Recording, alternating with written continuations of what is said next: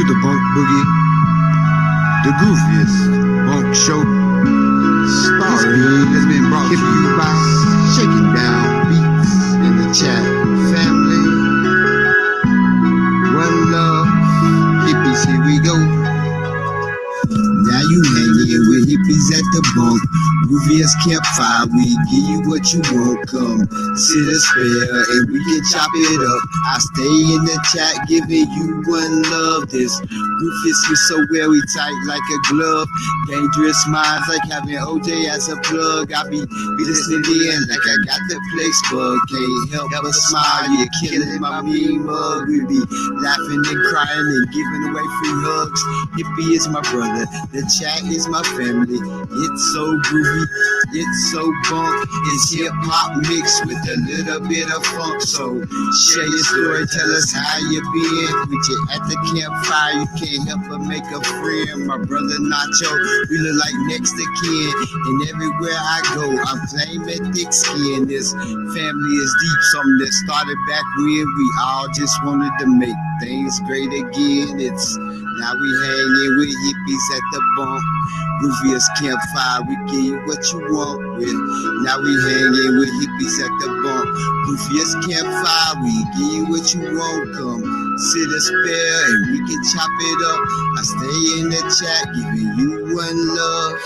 Now you hanging with hippies at the bunk. Goofiest campfire, we give you what you want. Talk about what you talk about when you with your friends. You trolls didn't see, we let you in.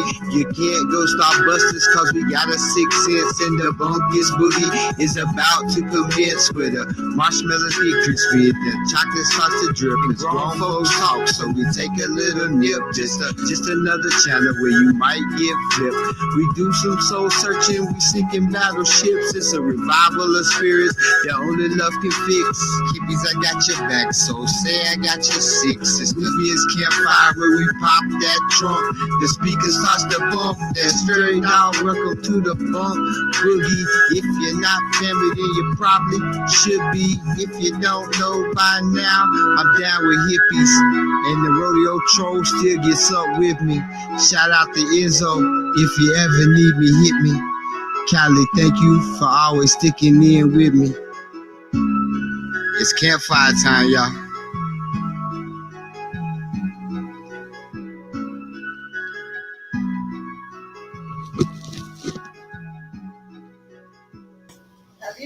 Yo, what is good? The wife was just asking me a question.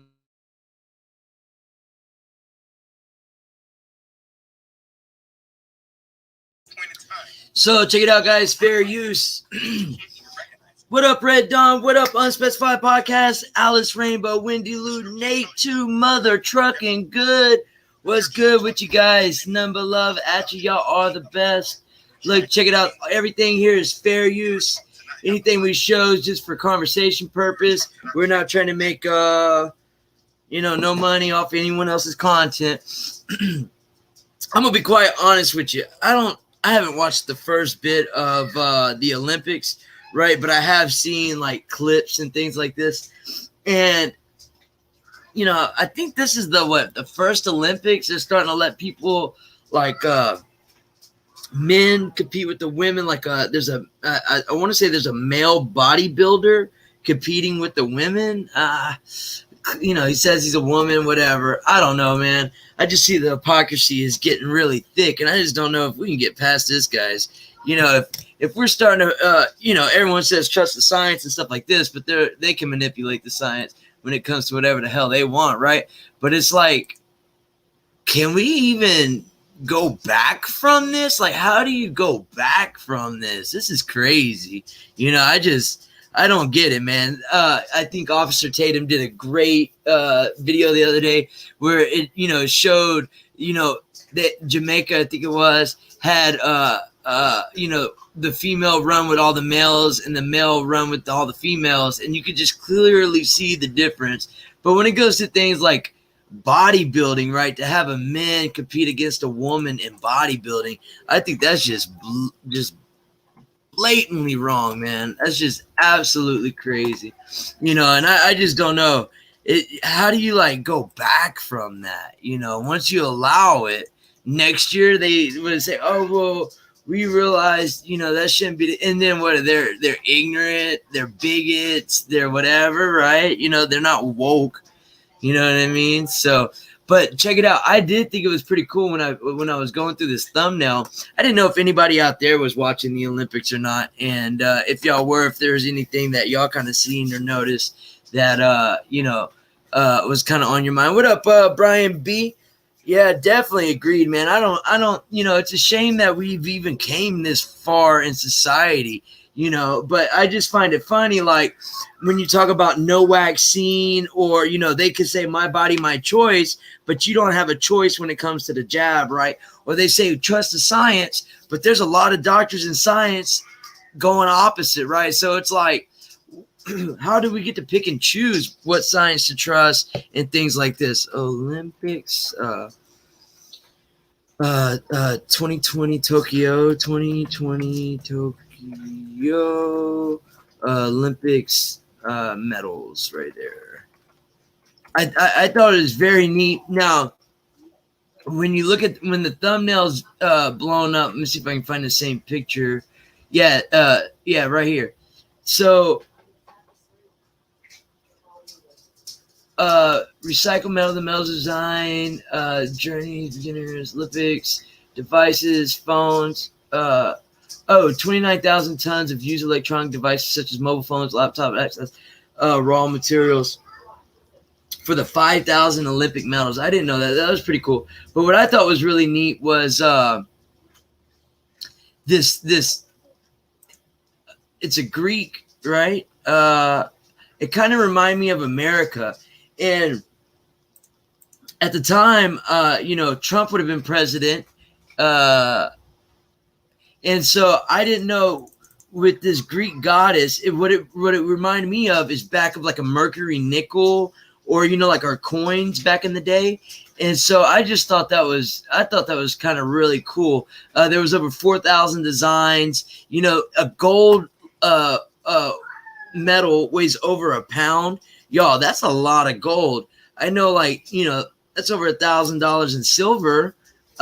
So you can only imagine, you know, that's 20, 30,000. Let's just see how much exactly the silver, 556 grams. Let's see how much 556 grams would be of silver. I mean, of gold. How much is 556 grams of gold? Of gold. It's me gold, I should tell you. $30,000. What? So every time you win a gold medal, that's 30 G's right there. That's insane. That's amazing. It's amazing, man. And that's solid gold. That's all the way through. That's insane. Shoot. I'm about to make my kids start working for the Olympics. I'm just kidding. Yo, but hit this link right here in the chat. Let me know what you think about the Olympics.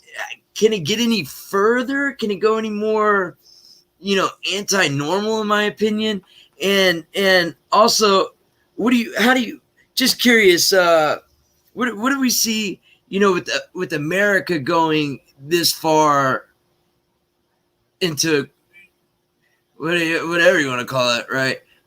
Clown world, la la land, whatever your word is for that. Can we go back? How do we go back? You know, I don't know. Just kind of a couple things have been on my mind, especially this Olympic stuff. I find it insane that they're allowing, like truly allowing on the Olympic stadium, men compete as women against women.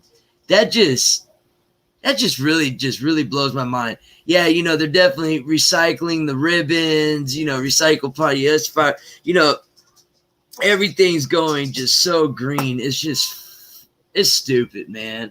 As someone that recycles everything, people say behind my shed reminds me of Sanford and Son. You know, as much as I try to do for the environment, bees, all this stuff, right? It's like, get over it already.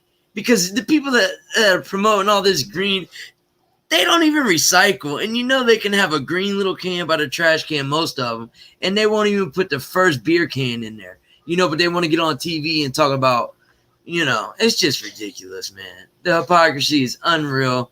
And then they say, I do want to say, though, I know most of y'all heard this, and I'm sure other people got their own opinions, but shout out to Simone, right? I do think it was cool for her to walk off stage. She tried so, you know, she's practiced so hard throughout her life. And because they don't want to judge her on her skill and talent, because she would obviously win, the judges says something like they're not even going to look at her stuff technically, you know, because no one else can do it. And I was just like, that's what an Olympian is to me, right? Someone that is just the apex of their class, someone that is just, ever since a child, most of these individuals, since a child, you know, have worked towards this. Maybe when they were young, they didn't realize they would be at the Olympics, but they were so into their craft, so into their sport, that shame on the judges and kudos to her. You know, like I said, I haven't even watched the opening ceremony, guys. I would love to, hey, maybe that's something we could do.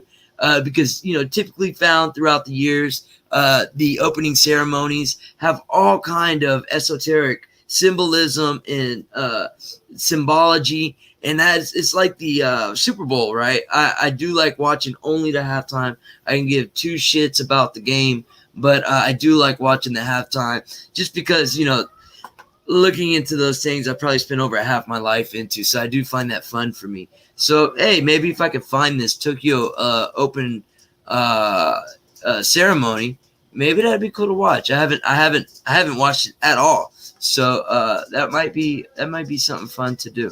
But yo, what up, Maurice Delks in the house? Raymond 11, what's good, brother? Top Spin, what's good? This is the chat. I mean, this is the link, guys. Go ahead and hit it. I know no one likes being the first person on, but I hope you do jump on. That tends to break the ice, you know what I mean? And then people tend not to be so StreamYard shy. So feel free to hit that link, man. And if you don't care about any of this and you don't want to talk about this, but there's something else that's on your mind, something else you kind of want to get off your chest, hit that link and let's hear about it, man. This is any topic, any person, get it off your chest. Let's talk about it. The website's coming along good, guys. What up, Bradley?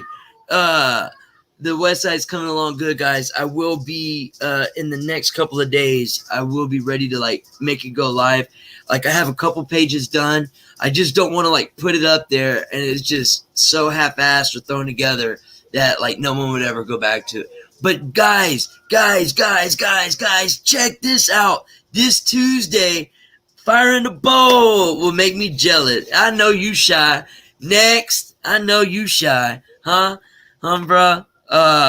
Check this out, guys. Next Tuesday, this coming up Tuesday on the 10th, I am fortunate enough to be asked about going on this.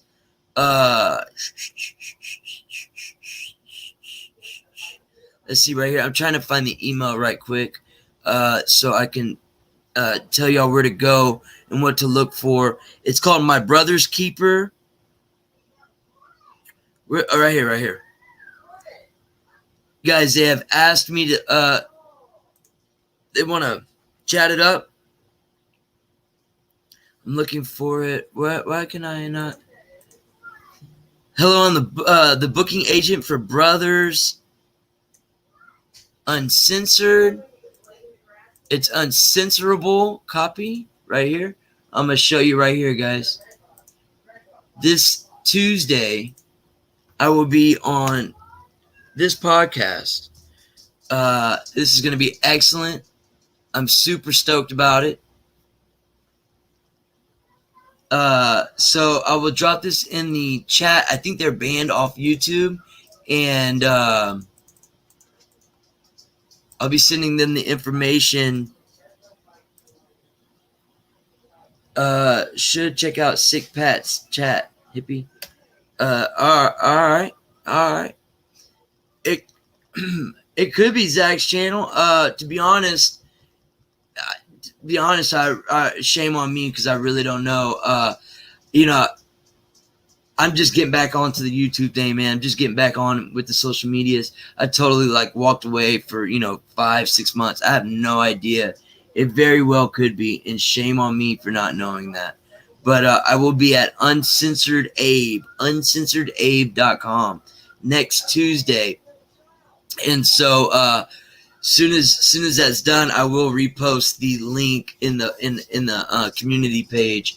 That way, if anybody wants to go check it out. But I'm super stoked. It's going to be at 5 p.m. Eastern, so that's pretty cool. 4 Central my time. So super excited about this. It's going to be great.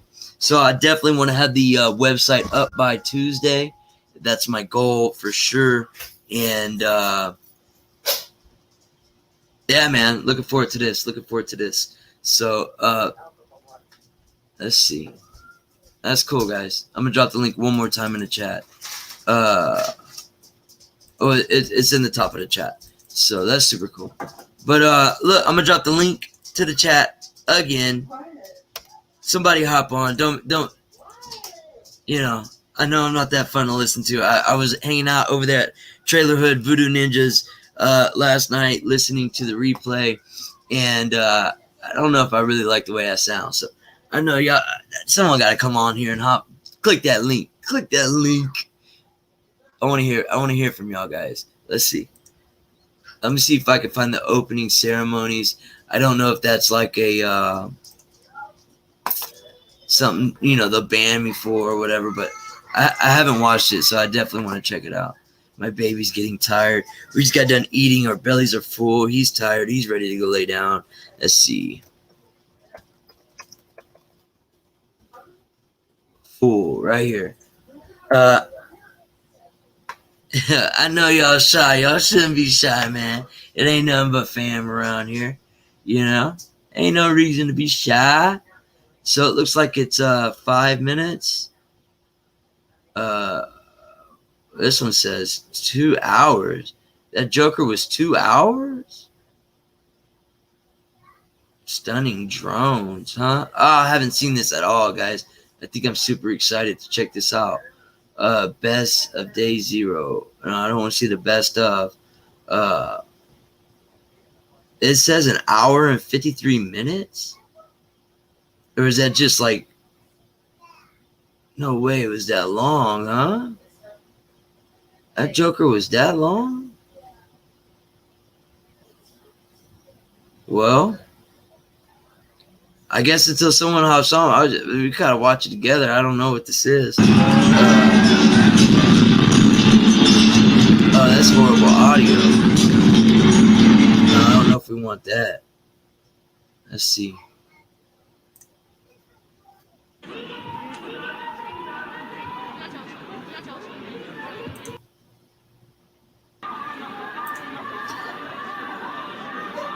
An ant?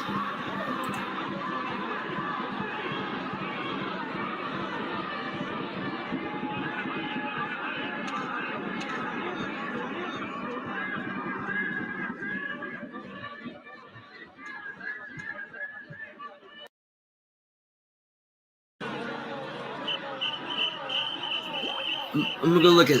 I'll be 2 seconds. I'll be right.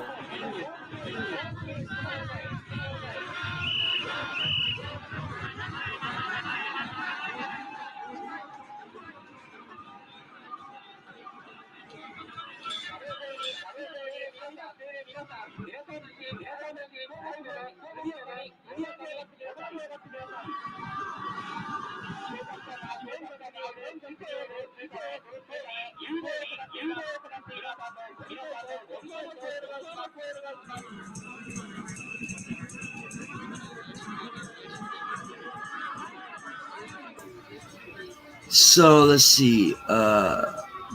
Fast forward this up a little bit.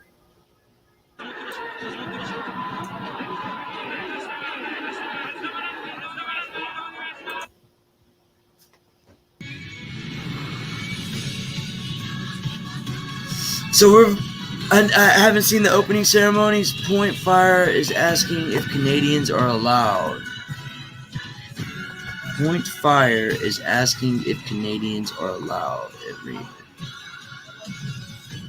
What up, family? 53511.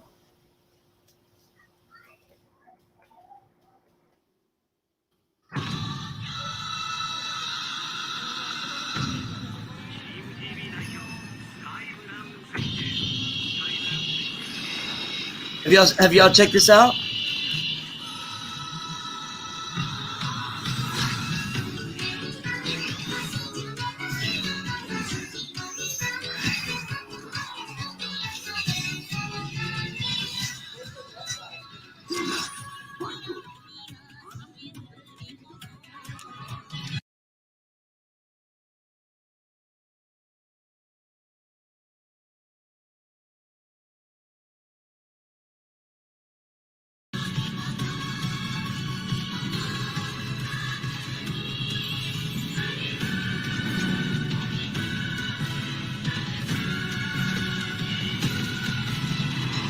Yo, if y'all want to hop on and say something, I'll totally stop watching this. If this is gonna be super long, I'm gonna fast forward through all the whatever. But look, I'm dropping a link in the chat. Boom, hit that. Come hop on and say what's up.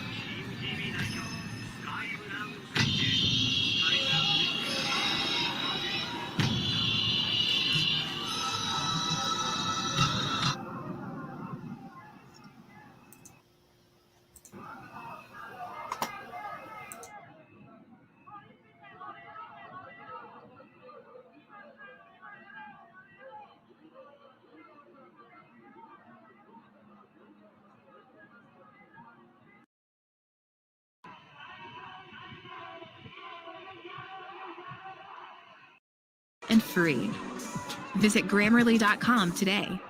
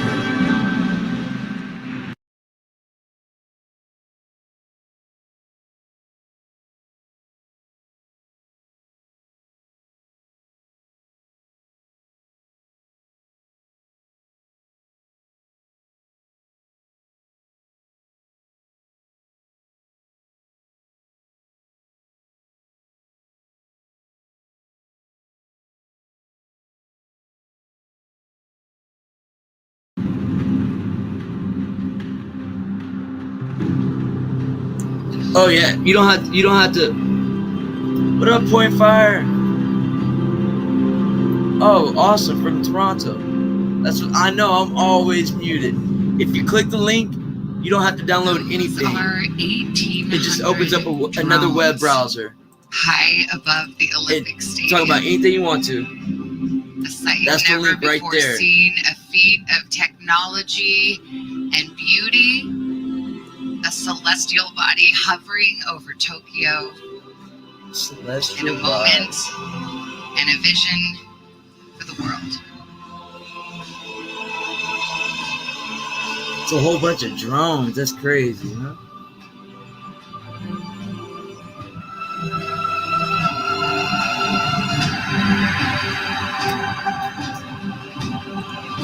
I haven't seen this at all.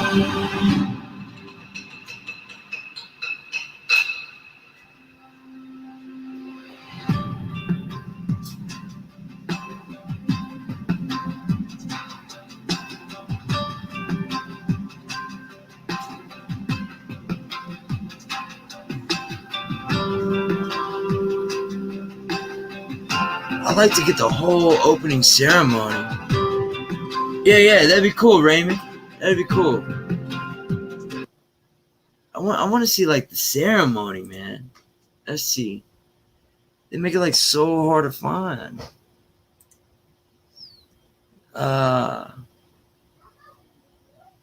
Opening ceremony, kick off the summer games. I might have to get that grainy, that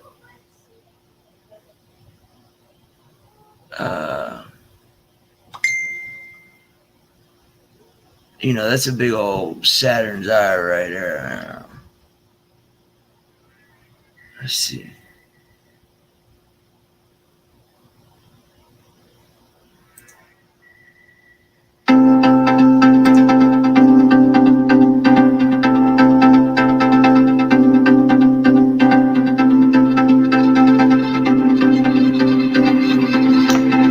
Definitely come hop on Points Fire all the way from Toronto, Canada. I mean Scarborough, Toronto. Come on, man.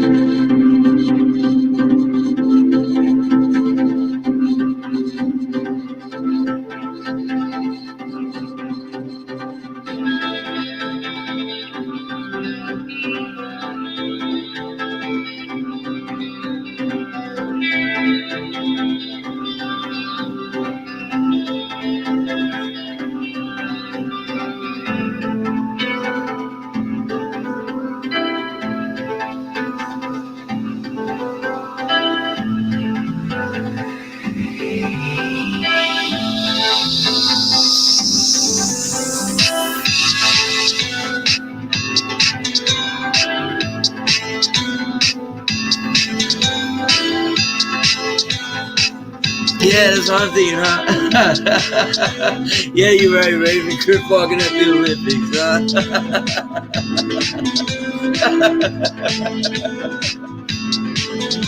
Yeah, you're right, man.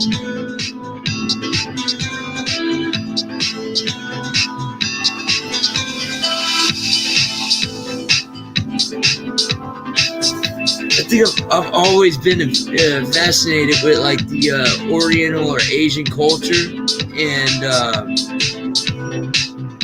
like I had these tattoos from like here up and my back, right, and it's all like Oriental and stuff. I don't know what it's been. It's always fascinating, like the old pagoda buildings, and I don't know, it's just amazing.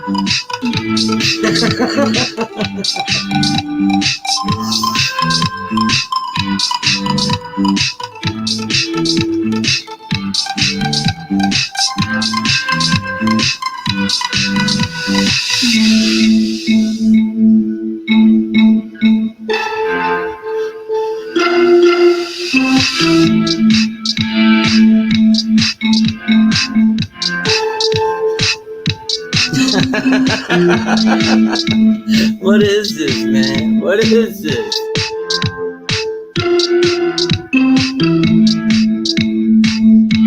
I would have delayed it too if it was going to be opening up like this. Shoot. They had a whole extra year to get this down, and look at it, man. What is this, man? Bunch of Christmas tree tassels. What is this?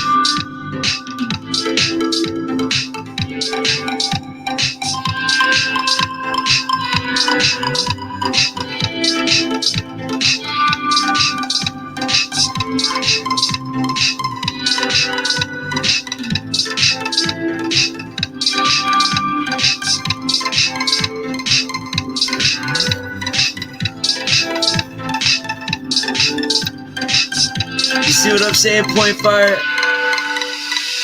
They are definitely weird, Bradley. They are definitely weird.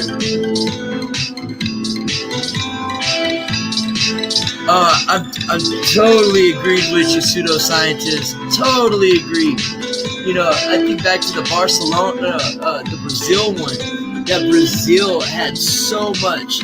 Yo, that Brazil ceremony, I'll keep it playing. I just want to turn it down a little bit. That Brazil ceremony, if y'all remember at the time, a lot of people haven't talked about this, but there was all this rumors about a one, which we all know, one world religion, right? But even the Pope had came out and was talking about combining Islam and Christianity. You know, the Pope in Rome, the Vatican, right? And so when you go back and watch the Brazil ceremony, you see the symbols of all religions going into one. It was a wild time, right? So I totally agree with you, pseudoscientists. We're not truly going to understand all the little bitty symbols that we're seeing, but it, you know, in a few years we'll definitely know, right?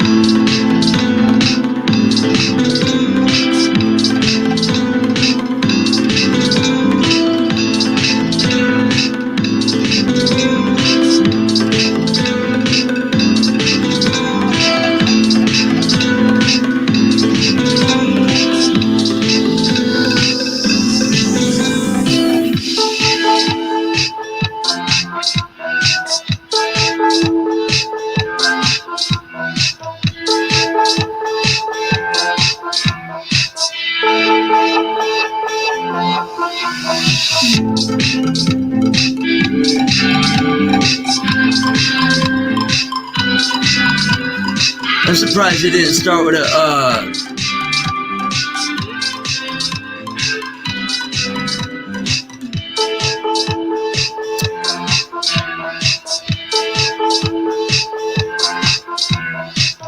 oh no, yeah, well, I cut my hair. I used to have, you know, all dreads. I got a dread mullet going on right now.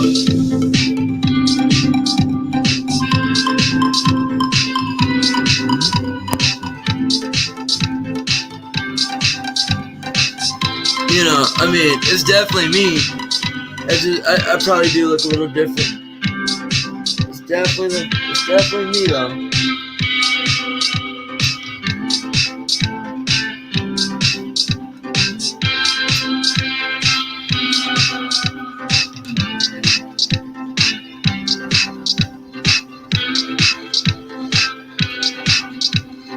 Oh yeah, they got to put their pyramids and everything. That's for sure.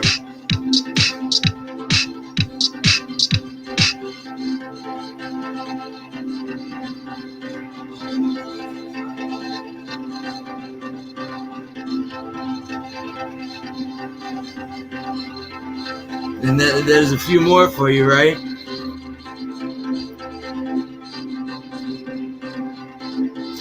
I'm still surprised they didn't start like with a black fist in the middle of everything. Where the propaganda and the program's going over here in America, which seems to be worldwide, you know, Australia and up in Europe, you know, everywhere you go, you see these damn fists. Surprised we ain't seen one of those yet.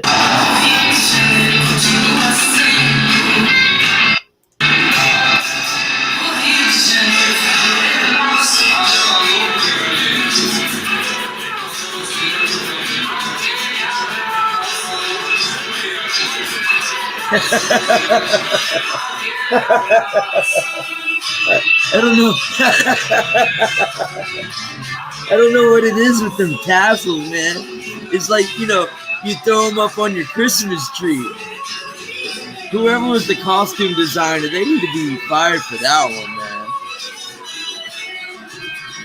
I'm turning down y'all's volume. My bad. It probably needs to be turned down, but I meant to turn down my volume. If y'all want me to turn it back up, just let me know.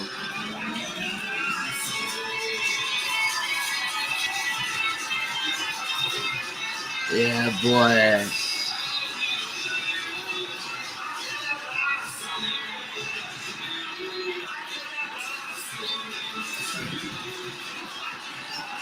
One, two, three, 4, 5, 6. I'd like to know exactly how many were there. What's half?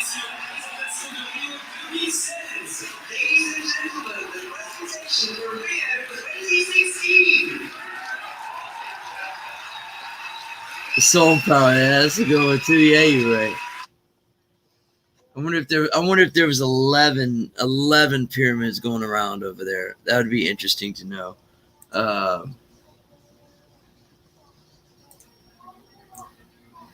Let's see.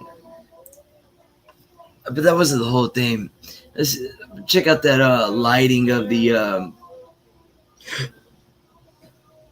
2000 Athens opening ceremony. Rio, yeah, 2016 Rio ceremony. That's right.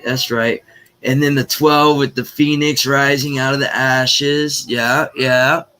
Down with the old system, in with the new. That was with Obama. Yeah. Fundamentally changing America and the world. Ushering this communist revolution. Let's see. Chrislam. Yeah. That all that was being Chrislam taught high school. Wow. Middle school. Wow. But that was in Rio. This was a lot of stuff that was going on at the time. I remember the Pope coming up and talking about the new religion.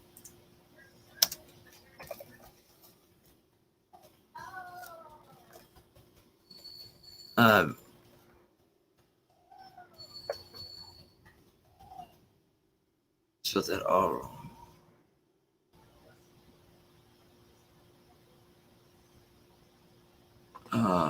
Anyways, I got way off topic.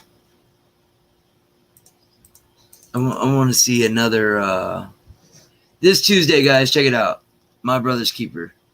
I mean, what is it? Uncensored Abe.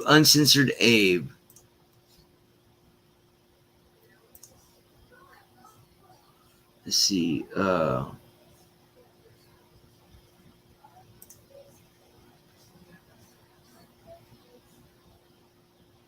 Here we go.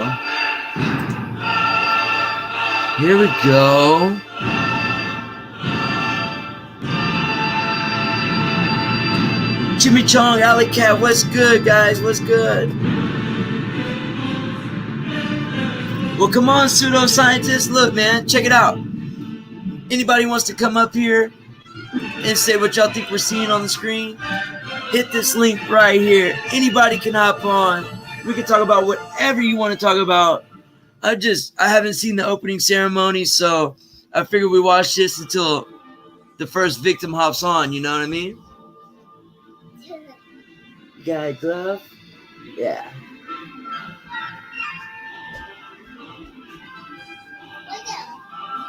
What are you doing?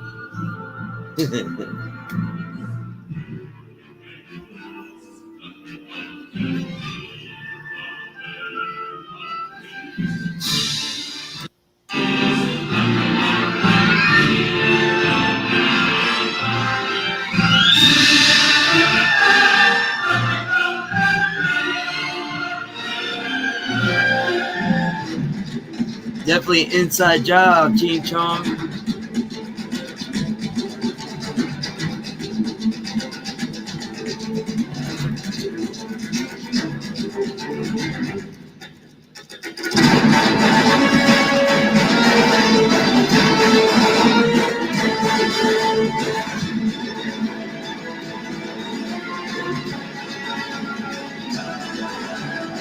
Yeah, headphones are definitely the best. Definitely the best if you had headphones. It'll work without, but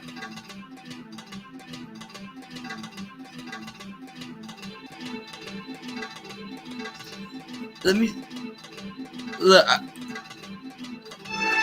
My bad, my bad, family. I got a miner happening in the background, mining crypto, so that might help that. I'm sorry, I forgot all about that. Some chocolate milk. I'm gonna make some chocolate milk for the kiddo.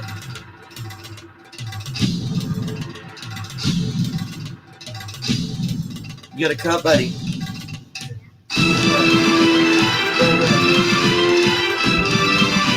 Where's it at?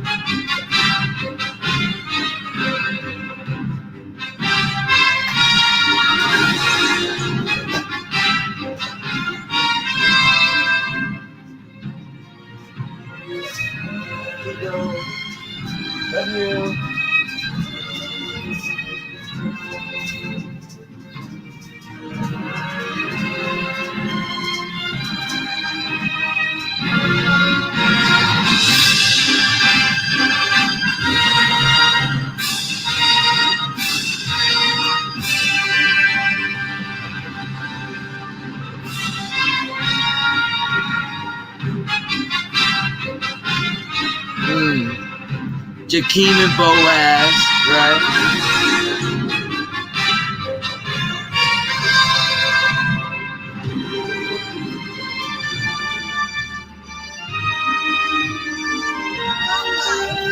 Unliked.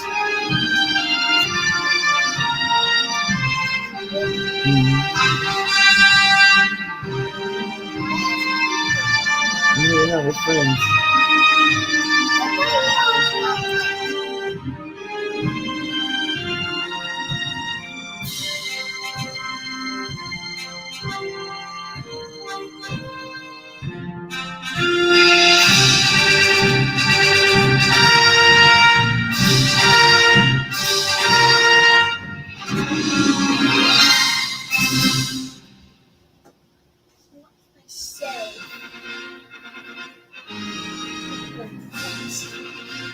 Pray for COVID, the free world. What is? Oh, I'm sorry. I gotta watch this, right? Oh God, how disgusting! I can imagine.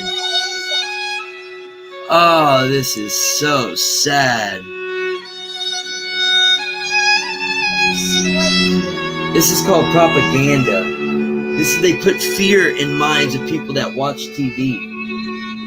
That's what that TV's made for. That's why y'all don't watch these kind of shows. That's why y'all watch kids playing games with YouTube and stuff. That's why y'all don't watch this stuff. Because none but propaganda is not good for you. That's why. It's scary for me. It's not really scary. But if you know what it is, it's scary. Right? Yeah. It's disgusting, man. January always brings a fear of creatures strong wings and salt and places yet to heal.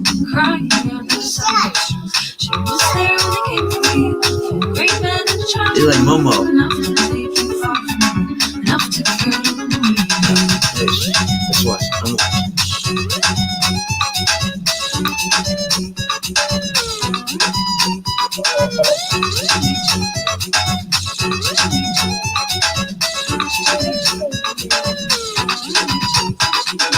Strange how a sound can change your feelings. Staring wide and dirty, breathing out. A howl, a call came. Sound seeking, and I could hear was wrong.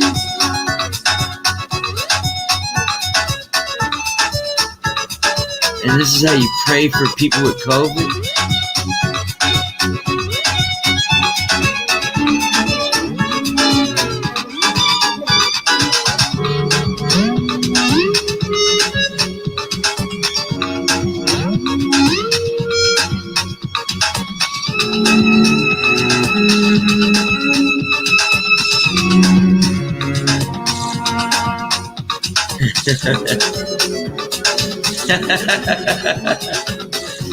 Definitely COVID.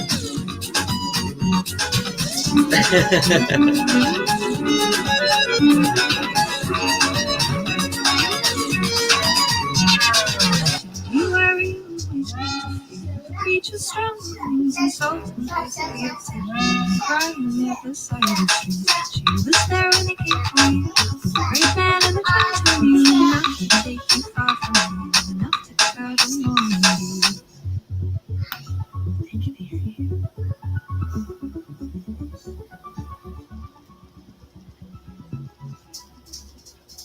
Oh, that's so disgusting, man. Oh, you see, that's how we should all look, right? Like our creator intended us to look, not hiding his image, right? No war. Was this all in Tokyo?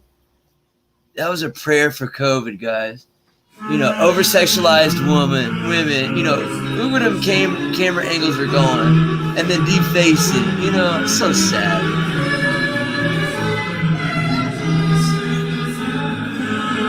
Those women wearing a face mask. Face masks are disgusting.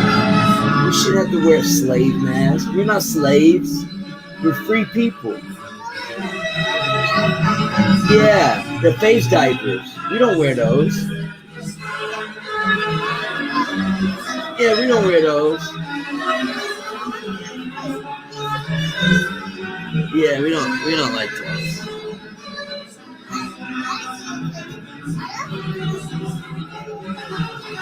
Oh.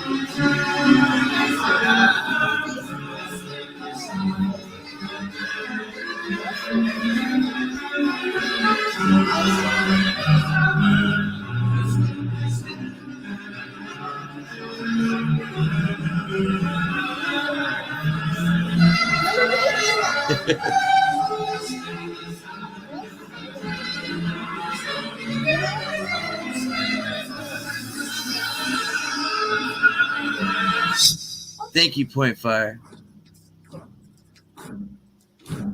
I think they're trying to play this off as like Nazis, in my opinion. Like I'm getting this Nazi vibe, but really they're foreshadowing the Chinese wanting global enslavement. They want to dominate all of humanity, right? But we'll blame it on the boogeyman, white supremacy, so we can't see the real enemy that's facing us, right?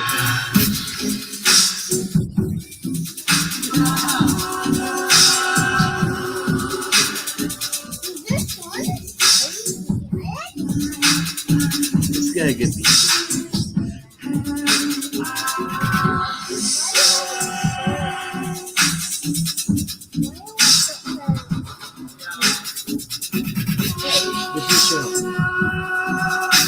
Didn't sit by me.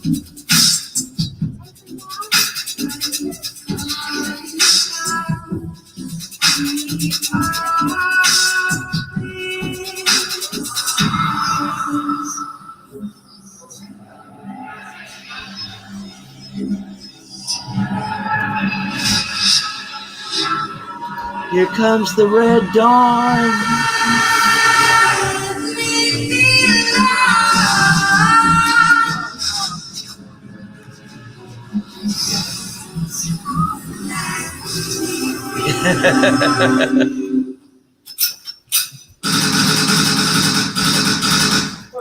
What's up, Wendy?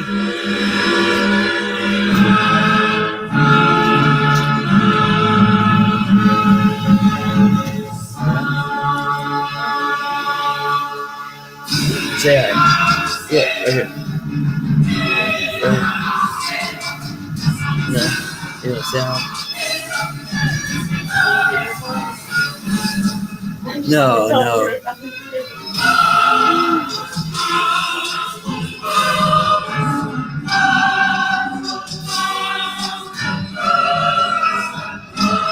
Love greatness. What's up?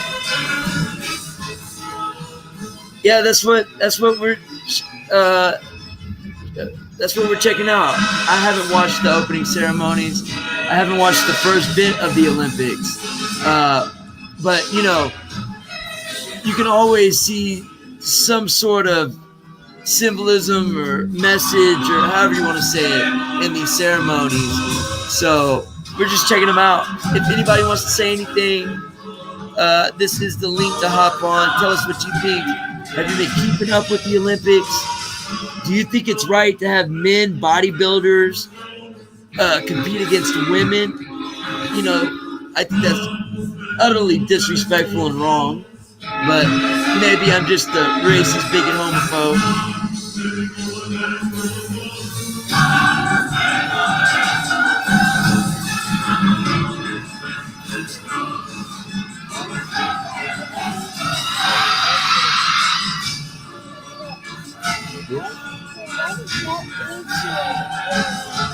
It's just for the background. See the picture? It's just for that. Mm-hmm. That's not war. No war. No war. You should only do this because I like it. My earth is bleeding. There's something different going on out there. Next. Yo, what up, Scrimshaw Rose? Thanks for stopping by. This is the first time in many years I haven't watched the Olympics. Not one single event. That's what I'm saying. Typically I watch it. I think this might be the first time I've never watched it at all. At all, nothing. I saw the first information I heard about this Olympics was Simone walking off, in which I applaud her for that. I thought that was awesome of her. But then you hear all these twists about it, and it's like, okay, I'm not applauding her for that. I'm applauding her because she worked her entire life, and the judges don't want to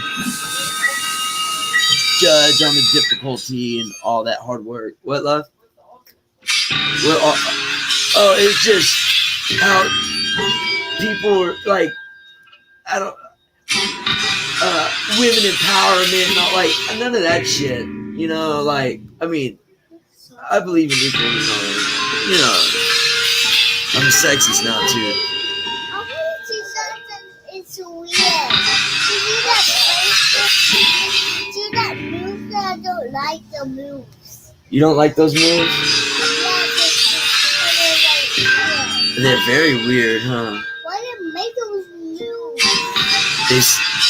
They're making a statement. I know it's silly. So, yeah, Mom's watching the show.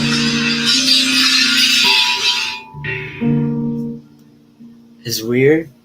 I feel like it's kind of evil, like demonic, like the music. What do you think about the music? It's bad.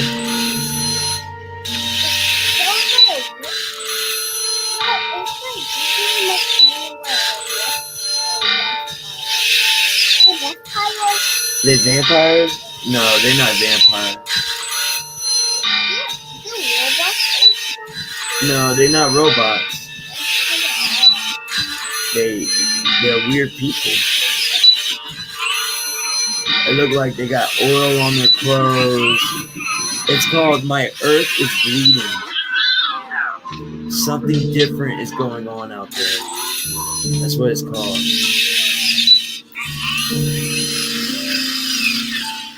Yeah. I think it's the genocide that the elites are enforcing on everybody is what's probably different going on out there.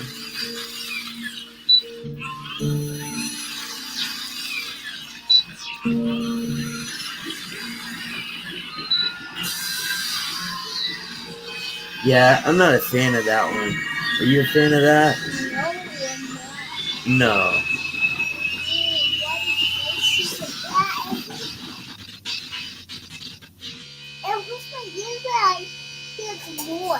It hurt your ears? No, I like the noise. Yeah. That noise in the fan. Oh, I didn't like that one at all. Ugh. Not me. No, not me either.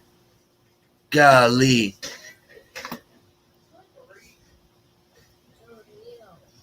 It looks like That's a good way to see that. That's an interesting way. Yo, Moose Man's in the house. What up, Moose Man? They're dead. Be right back for get coffee. Scrimshaw thinks it was kind of cool. Love Greatness says the black flips were cool.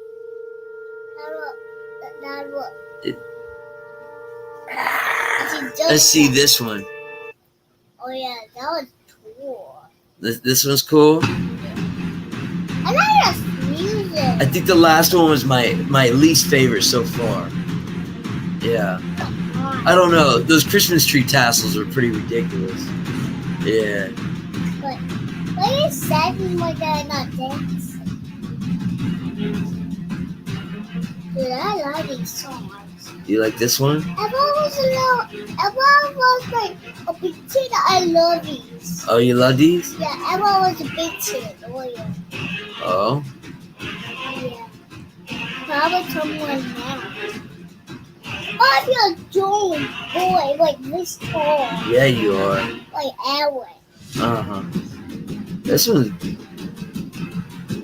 This one's good.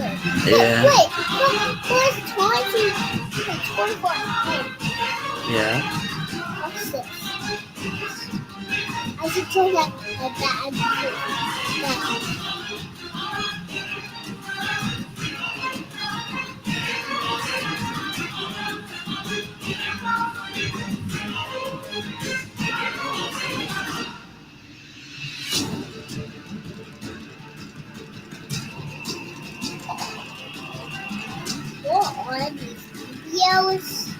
This was at the Olympics that's going on. It happens every 4 years, and they alternate every 2. Every 4 years would be the summer, and every 4 years would be the winter. But it's every 2 years. And they do an opening ceremony and a closing ceremony, and they practice for a long time to do these dances and stuff. I like the outfits. Yeah, summer, they're designed to play with the brain, with the flashing and stuff. It's playing right now, the brain. It's rotten.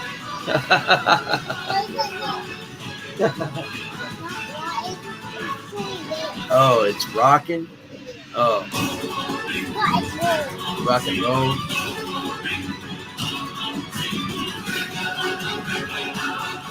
I don't know why this outfit is reminding me of Princess Diana. I don't know, like the pearls and the blue, but for some reason, it's like Princess Diana. I don't know. That's weird how it's doing that to me. Yeah, that would be silly. Yeah. That was definitely different. Later, family 53511. Hope all's well. Absolutely.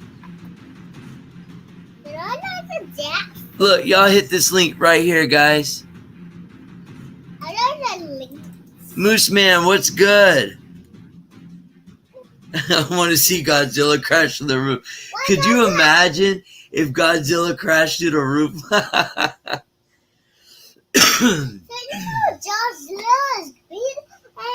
And he walks into buildings. Yeah. And the building. But they're super scared. Over here where these people are, they're super scared of Godzilla. Like for real scared of Godzilla. They think he's real. Yeah, like super real. Like for real. See, we watched the No War one. Let's see what this one is. Hi, I'm Scott Kelly, a former NASA I astronaut. don't like that one. Yeah. This one? Oh, well, we're going to find out. Dude, why? What is this? What is he? He's my field. Yeah. Oh, this is not one. This is not one. Why? I tricked y'all. I'm sorry. Let's see. Money. Ceremony. Should I jump? Should I jump?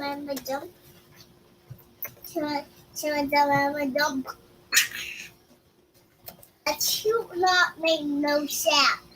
Let's watch some more. Watch.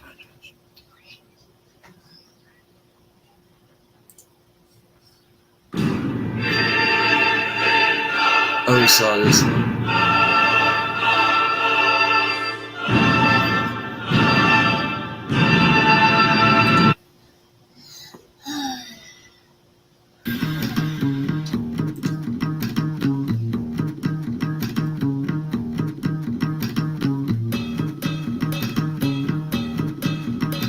Is this real?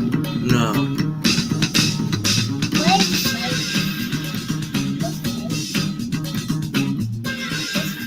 Oh.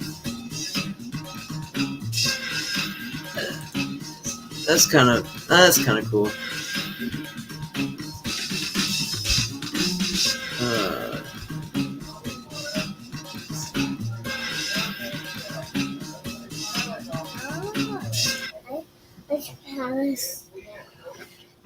Mesdames et messieurs, la flamme olympique. The Olympic flame has made its way to the stadium in Tokyo.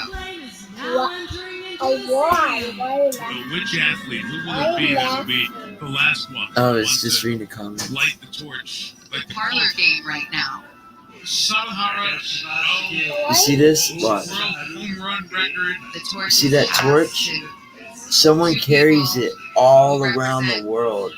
and they pass it to someone else, and they pass it to someone else. Sushita Okako, You did break my face the honor away. of the next portion of the torch relay. We'll see at least one more handoff. And this is You see how they hand it off? That goes all the way around the world. who represent regions devastated by Oh, for real? Japan's 3/11 earthquake and tsunami disaster.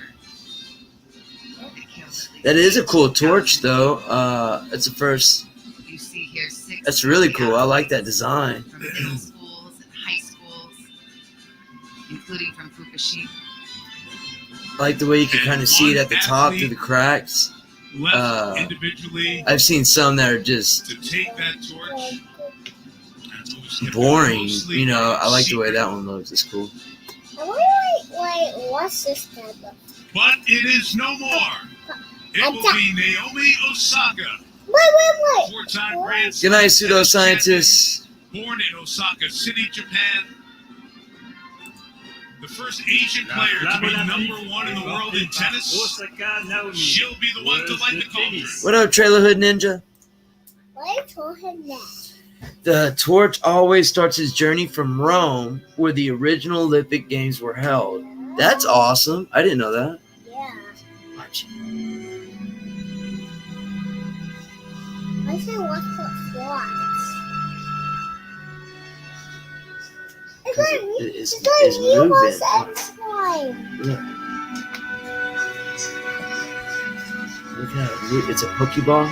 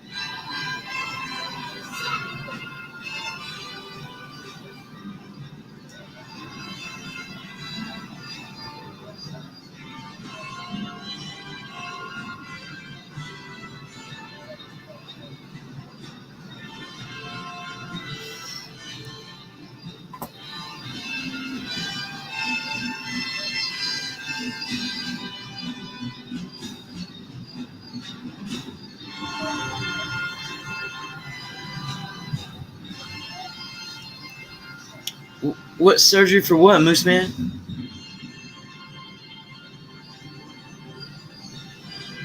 Gotta love the two, right? He's like, why do you think it had to be like 2 pyramids? I mean, they could have been a little bit more original than just the 2 pyramids, right?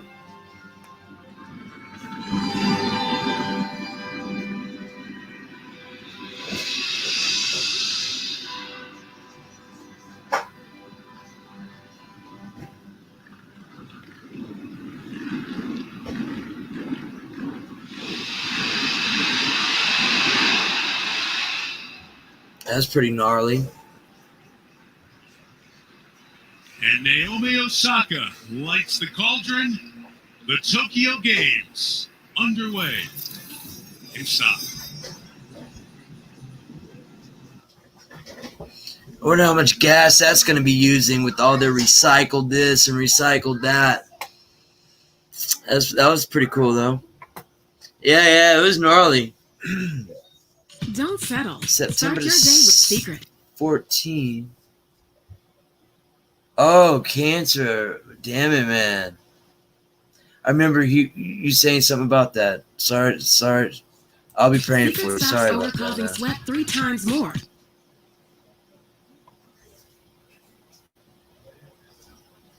Yep. Guys, look. Yeah, we're all gonna be keeping Moose Man in our prayers. That's for sure. Look, I'm gonna drop the link again. Y'all come. Don't be shy. Hop up here. Say hi. You don't have to show your face.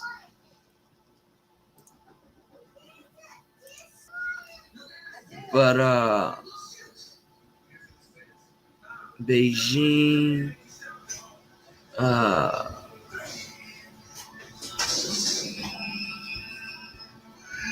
It's pretty loud. It's pretty loud. Let's see. Is there one we haven't watched yet? I like to see it all the way through, you know?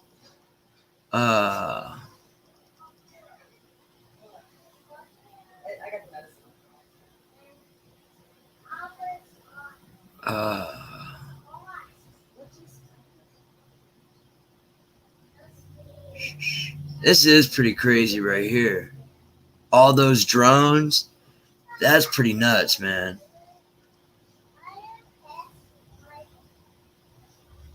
Yeah, this was Hong Kong. Y'all remember Hong Kong with all the mini drones right here? This is the one before, you know, the red dragons coming upon us.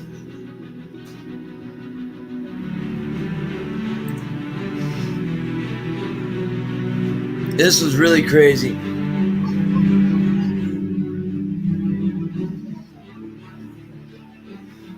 This is the previous Olympics.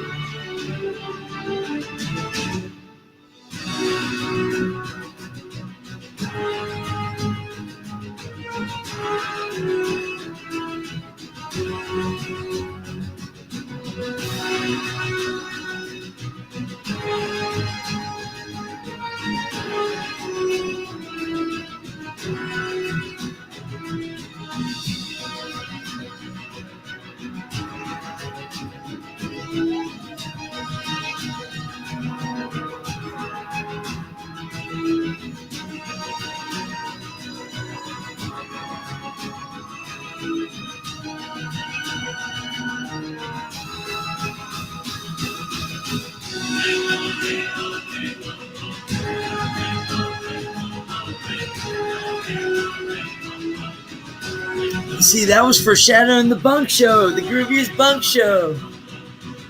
With the campfire. That was cool though. Yeah, this was I think this was really the last one I watched. I think I was watching this.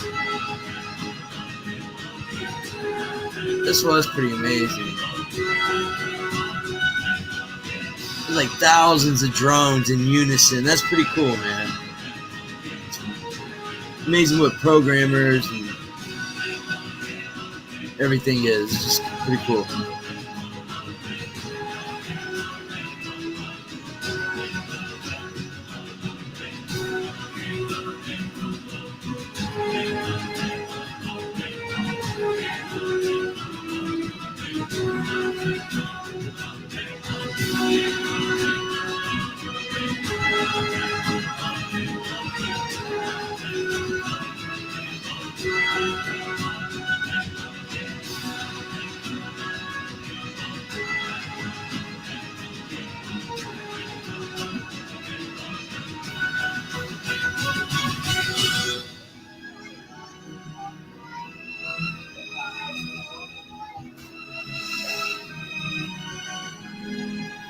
I don't think I've ever seen that parade. I might have to watch that later. I forget exactly how many drones there were, but I think there was like so many drones. But this is the one. This is this year's drones. We'll compare, see which one we like better.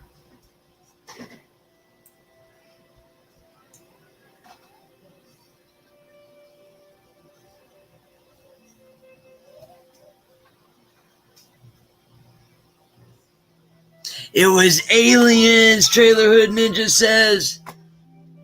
Hey, point fire. A lot of people think when you say drones at 9/11, bruh, look, let me drop this in the chat real quick. No, let's just do this real quick. No, I'm not going to ruin this. In 4 minutes, I'm going to blow y'all's mind, and I'm going to drop it in the chat. Michael Aquino, former NSA top-ranked military official, started the Temple of Set, sick motherfucker, and I'm glad he's dead. They called him the astral, what do they call him? The astral plane assassin. Bruh.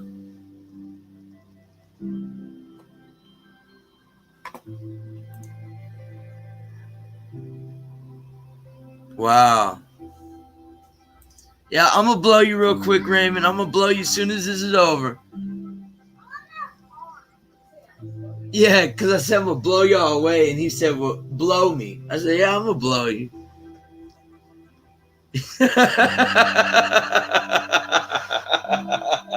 The wife is like, what the fuck are y'all really doing in there? I'm going to make me a drink real quick. I'm going to make me a drink.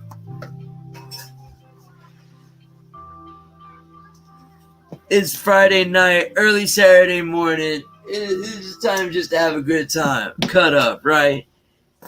The world's crazy it is, that's enough. We can't just make a laugh, man. You know what I mean? Y'all feel free to hop on, though. Hit that link.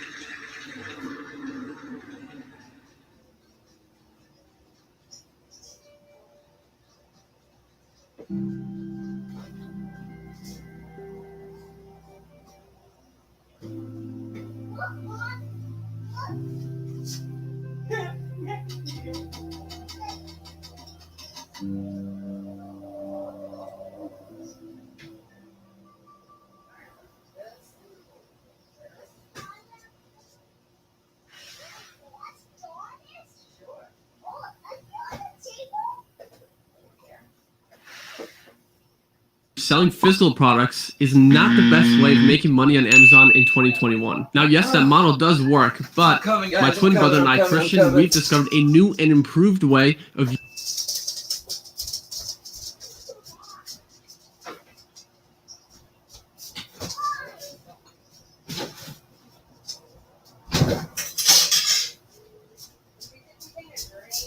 what you want to drink?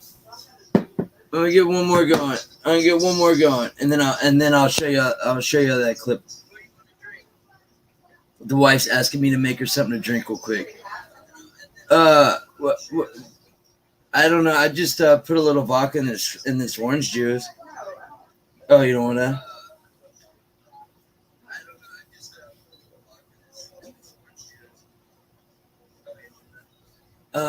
What is there? All right. I'm gonna check out this fencing real quick. Well, Lee Kiefer has already made history for American fencing. Now the only question is, what color will her medal be? It is the gold medal bout of women's individual foil between 27-year-old Lee Kiefer of Lexington, Kentucky, and Ina Dereglazova, fencing for the Russian Olympic Committee.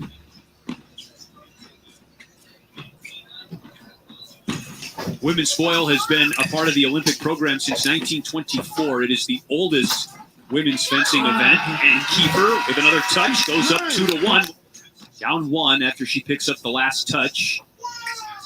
Still 2 minutes remaining in the first of 3 periods.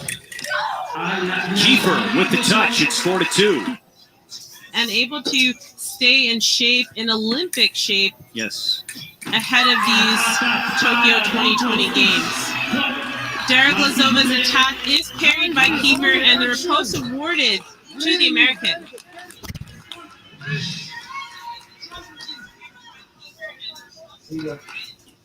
Touch is only recorded with the tip of the blade in foil. Kiefer thinks that touch is hers, and it is 8-7. The referee called the action in favor of Dereglazova, but it was a 1 light, and that's why you see Kiefer questioning the referee's call, even though it is her point. Closing seconds now. What up, top spin? And it is Lee Kiefer, the 27-year-old, who takes an 8-7 lead through the end of the first period with a gold medal on the line. Kiefer by 1 second. What are you talking about, Ruth, man? Kiefer has been so precise today in her fencing, making a really strong, cases to amaze me that people won't believe the real truth and facts, but will gobble up internet bullshit like it's filet mignon. I don't know. Drinking coffee, screenshot. What's up, Luciano? Her feet and get out of the way. She kind of gets stuck. Wendy Lou says, I'm surprised they don't have mask over their mask. Yeah, you're right. Master of technique, I like that though, man. I'd take me one of those. This bout is far from over, and the point there awarded to Dereglazova. She's down 1. I do it too. Still plenty of time left in the second period. Time not a factor. The 15-touch limit is. And the point goes to Kiefer, 13-12. Her coach, Amgad Kazbak, Kiefer has not trailed in this bout. All right. Y'all put y'all's tinfoil hat on, right? I think this is what Moose Man was talking about, how it's crazy. Kiefer needs 1 touch for a gold medal. Right here. She is on the brink of history. Amgad, her coach from Kentucky, feels it. This is the Basis Project, guys. With Miles Johnston. If you're a conspiracy, if you like to look at theories of conspiracies, you're probably no stranger to the Basis Project. Here is where you can find individuals who say they've been abducted. Some will say that they're aliens from other planets. And then you'll run across people like Michael Aquino. Michael Aquino is this guy right here real quick. Before we show the clip, I would just want to show y'all who he is.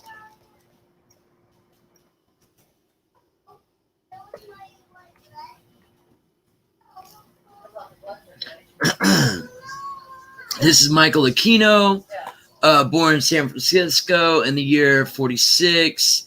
He died at 74. He was high in the military. He was once the head guy of the NSA, the head general of the NSA. People who also search his name also search Antoine LaVey and so on and so forth. He did create the Temple of Set. He was involved in doodling those kids out there in San Francisco, which he got off, of course. Not only did he get off, but he got in high ranks of the military, the devil of the time. This dude's a pretty wicked, Satanist, right? They say that they called him the astral plane assassin, that he could go into the astral plane and assassinate people. That's one of the names that they gave him, right? But he still became to be a general in the military. So this is what he's got to say on the Basis Project about 9/11. Now, I know, Moose Man, like you say, it's funny how people can't believe the truth and will gobble up any bullshit on the internet. My thing is, I'll listen to anything once, right? I'll listen to anything once. And did they take it off? Basis Project number 73. Basis Project, Michael Aquino.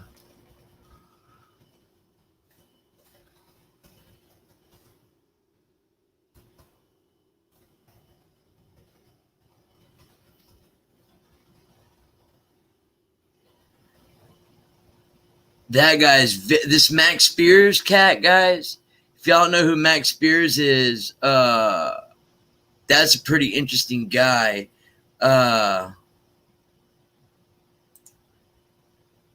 This is something else. Let me see if I can get it. This is to Dr. Queen on his wife. You are a lieutenant colonel in the United States Army. Correct. Now, and how does the Army feel about you being head of the Temple of Set? The Army has known about my religion for the entire span of my Army career, which began in 1968. And there was a reasonable amount of curiosity, as there has been all the way along, with what exactly is this strange and unusual thing. And I've talked about it in much the same way that I've talked here today on your show about it. And other than that, the Army has paid very little attention to it, the same as it would to anybody who is, say, a follower of Hinduism or of Buddhism or any other slightly unusual religion today. So you just go about your Army duties and it's fine and okay? Yeah. I was a follower of the Satanist Church in Chicago here. On Walpurgis I was the head acolyte for that specific ceremony.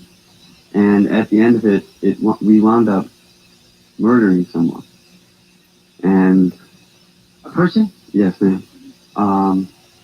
It wasn't anybody that I knew, and I reported it. But once I reported it and decided that to quit the Satanist Church, I started receiving threatening phone calls.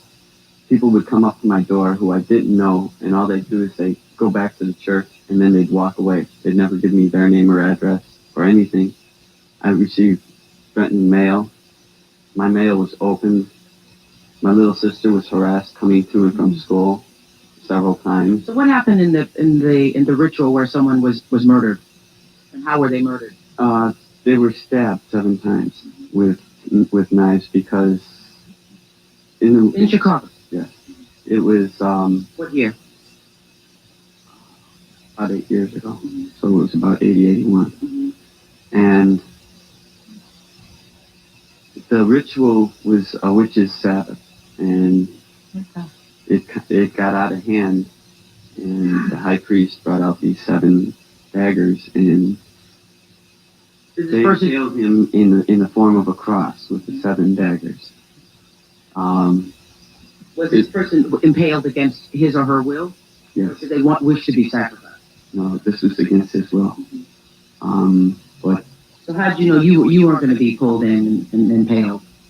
That's why that's one of the reasons why I got out of the church. And the other reason why I got out of the church was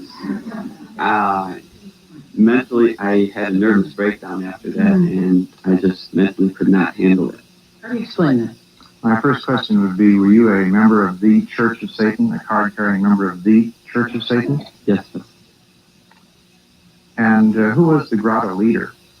I don't remember his name. You don't remember the name of a person who involved you in murder? Not anymore, no. Were you Like I prosecuted? said, I had a nervous breakdown, and I have partial amnesia, specifically about that night. You remember the event I really itself? remember about that night itself is that I walked in, I got my acolyte robes on, and the next thing I remember seeing was this guy laying on the table with 7 daggers sticking out of his chest. Did you participate in the stabbing of the guy? I don't remember. You have made several statements that don't fit with the Church of Satan. For example, there is only one high priest. There is not a local one. We do not have any ritual. Only one high priest. Is that you? That for the Church of Satan was Anton LaVey. Now, it has no rituals called a witch's Sabbath, per se. Per se. Certainly does not have any ritual murder activities. Let's see if this is it. This is not what I wanted to show y'all. At all. This went to the left field. First degree member of the Church of Satan is referred. Let's see this one, guys. Let's see right here. This dude's fucking sick. Intelligence agencies have infiltrated and created some satanic groups. With the resurgence of these groups, beginning in 1966, This I can't find it on the particularly with Basis the birth Project. of the Church of Satan, But, founded by Anton LaVey. LaVey Satanists studied for criminology 9/11 in San truth. Francisco and worked in the San Francisco Police Department crime lab. I want to He see if also this worked says as an anything about informant it. for Interpol. Prior to the Church of Satan, LaVey ran a group called the Magic Circle. LaVey's most famous associate is the National Security Agency General Michael Aquino. At the time of his membership in LaVey's think group, this is gonna talk about it. Aquino was an Army specialist in intelligence and psychological warfare. I sure have In not, Raymond. I'm going to 1973, check that out. he became the executive officer of the 306th Psychological Operations Battalion, contemporary with his founding of the Church of Set. During the 1960s, he was prominent in the Church of Satan and a close friend of Anton LaVey, until he started his own Church of Set. A police intelligence report dated July 1st, 1981 reads, quote, "The Church of Set is a group of hundreds of members that operates on a national level. Michael Aquino is the official head and rules through a council of 9 who are in fact his lieutenants," unquote. At least 2 members of the Council of 9 at that time were members of Army intelligence. In the late 1980s, Aquino was accused by the San Francisco Police Department of being involved in a satanic child molestation ring centered on the daycare at the Presidio military base where Aquino was stationed at the time. Probable victims numbered at 68, many of whom had contracted venereal disease. 22 families filed $66 million in claims against the Army, claiming that criminal charges against Michael Aquino were dropped due to pressure from the Army. It is important to remember that General Aquino is first and foremost a military intelligence officer with over 4 years' experience in counterinsurgency operations and an expert in psychological warfare. General Aquino's psychological warfare campaign has started or infiltrated cults and other closed systems as part of a concerted effort to control large numbers of people and to destabilize the centers of constitutional and legal authority, both here in the United States and in other nations. Well, again, just This is to reintroduce myself, my name is listen Michael to this shit, Aquino. guys. I am a retired colonel in the Psychological Operations Branch of the I United think they States scrubbed Army. this episode. This shit's And fucking crazy. hold the degree of Doctor of Philosophy in Political Science from the University of California. And I also have had considerable experience in the realms of initiatory occultism, you might say, and religion and metaphysics. As one of the highest members of the original Church of Satan and later on the founding high priest of the International Temple of Set. So those are sort of the big benchmarks. But what I can be most useful, I think, to your audience and to you is to try and get beyond all these labels and simply get to the root of the issue that confronts all of us. We live in a very confusing world, obviously, and it gets more confusing every day. And of course, the big question is, where do we go for the truth of all of this, and what can we make of ourselves? How are we supposed to grapple with this? How are we supposed to behave intelligently so that we aren't just simply running in circles like ants in an anthill that's just been kicked? That people are sort of kicked around by television and newscasters and told, well, you believe this or believe that. There are any number of illustrations. Take something like 9/11. Take something like the moon landing. When we look at these big super propaganda events like the moon landings or 9/11, things like that, this is all nonsense. It's all consumer-driven nonsense for one or another public relations thing. I mean, the notion that it was an Arab attack is completely ludicrous. It was a CIA and Mossad operation with some participation in it also by MI6. It had one purpose and one purpose only, which was to make American citizenry angry enough so that the United States would go and spill its blood on behalf of Israel to balkanize as many of the Arab countries surrounding Israel as possible. And that was the whole point of it. In this case, the 4 planes were simply taken over. And to make a long story short, they were all flown to a almost completely disused air base in Massachusetts called Westover Air Base, where they were landed. The base had been cleared of all its residual personnel the day before. The base has large, oversized hangars, big enough to put 757s in, because the base was originally constructed for the C-5A Galaxy, the hugest military transports around. So the 4 planes were flown there. Selected members of the crews from them and selected passengers were then offloaded from the planes and used to make the quote-unquote cell phone calls. Then the calls themselves were all within a few moments of each other, which was possible when you brought all the 4 planes down there together.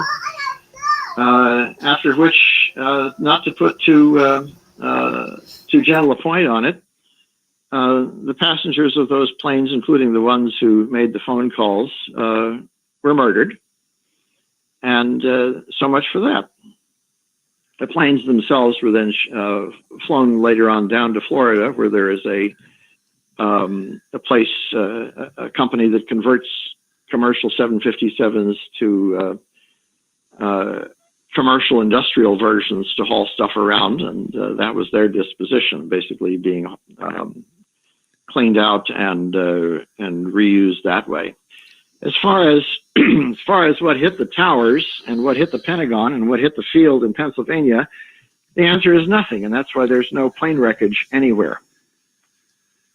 You don't find any pieces of tails or engines or any of that at any of those locations, which you normally would. If a 757 hits something, pieces fly all over the place. There are seats, there are pieces of human beings, there are a lot of very strong structures besides just the aluminum body of the plane, engines, plastic nose. The turbines. The engines, yes. Yeah. So there'd be a big mess, and there was no mess anywhere. There's a blank field in Pennsylvania. Nothing hit the Pentagon at all, and nothing actually hit either one of the Twin Towers in New York City. A piece of film later surfaced. The piece of film has been analyzed, showing a plane moving towards one of the towers. If there's a very detailed analysis of it that's been done, which people can find on YouTube, which shows that it's computer-generated graphics, even to the point where it actually shows the nose of the stupid plane emerging from the other side. Well, yeah, exactly. Which is a little ridiculous. You saw on television what you were told to see and what you were shown to see. Here is a photograph. Here is a piece of footage, film footage, showing this plane hitting this building. And it was the same piece of footage, and it was shown over and over again And it was pre-created before 9/11 to be shown to you. And I believe that the BBC actually, somewhat amusingly, showed a clip of it before one of the towers was actually hit.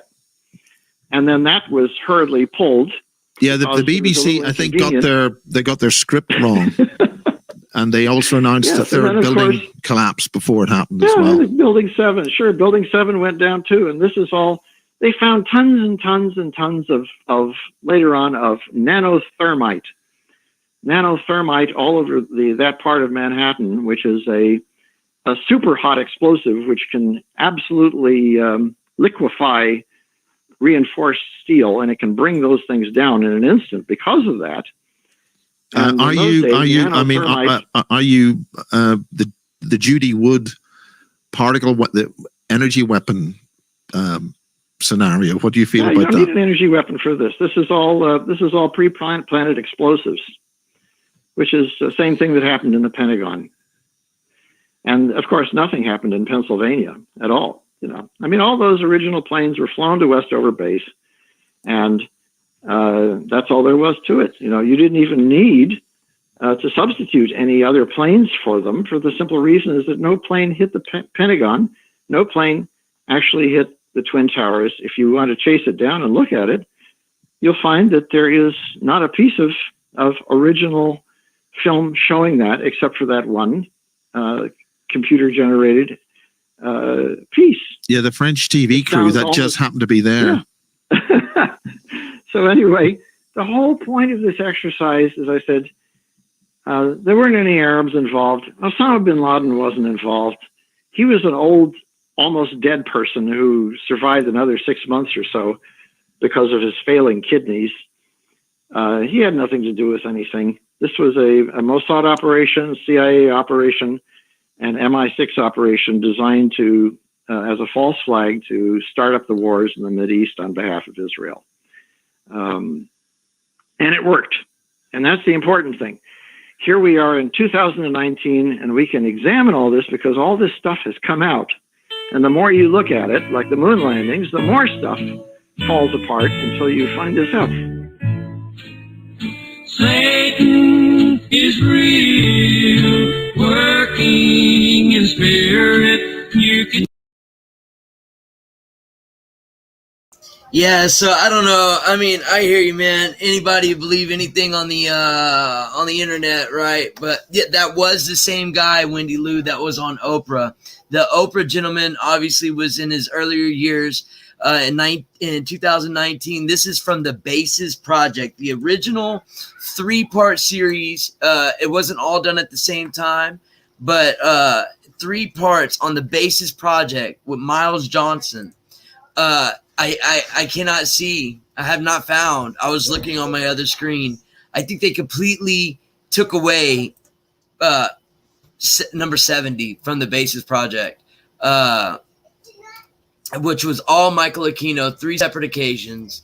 And each time, this guy was the master behind of a lot of the propaganda, the MK Ultra on a worldwide level. Like what you heard him say with the 9/11, it was a project, an experiment, an exercise.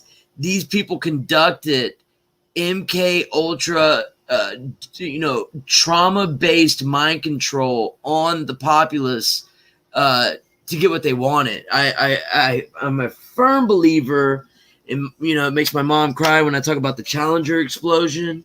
All this was done 9/11, the Challenger, all these, what was the other one? JFK. I think obviously JFK was a real death. However, now, because of Trump and the document dump in 2019, I believe, that's when it was undeniable that he had got shot multiple times from over the overpass. It was a government inside job because only officials were allowed on overpasses that day.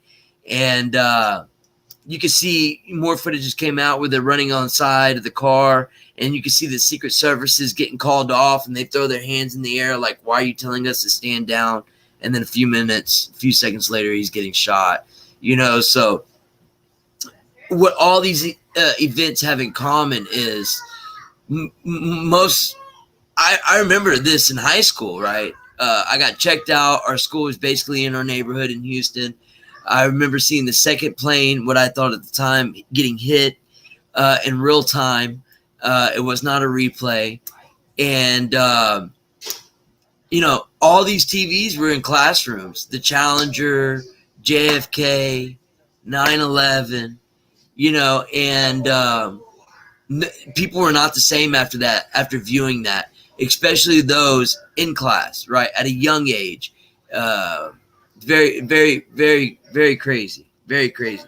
But Michael Aquino is definitely interesting, to say the least. But yeah, I definitely like the Basis Project. I think every show is a little bit nutty sometimes. It's actually been a long while since I listened to Miles Johnson. But, you know, they got some crazy stories. This cat here, Max Spears, guys, if y'all don't know anything about Max Spears and y'all like theories, Max Spears is, yeah, I understand you were in the Air Force, and I'm not, look, I wasn't in the Air Force. I understand you were. But, I mean, this dude was the head general of the NSA. This dude was in the military, you know, what, 40 years. So that would be like discrediting you being, in my opinion, not being disrespectful, but it's like, you know, why would I discredit you, Moose Man? And why would I discredit him?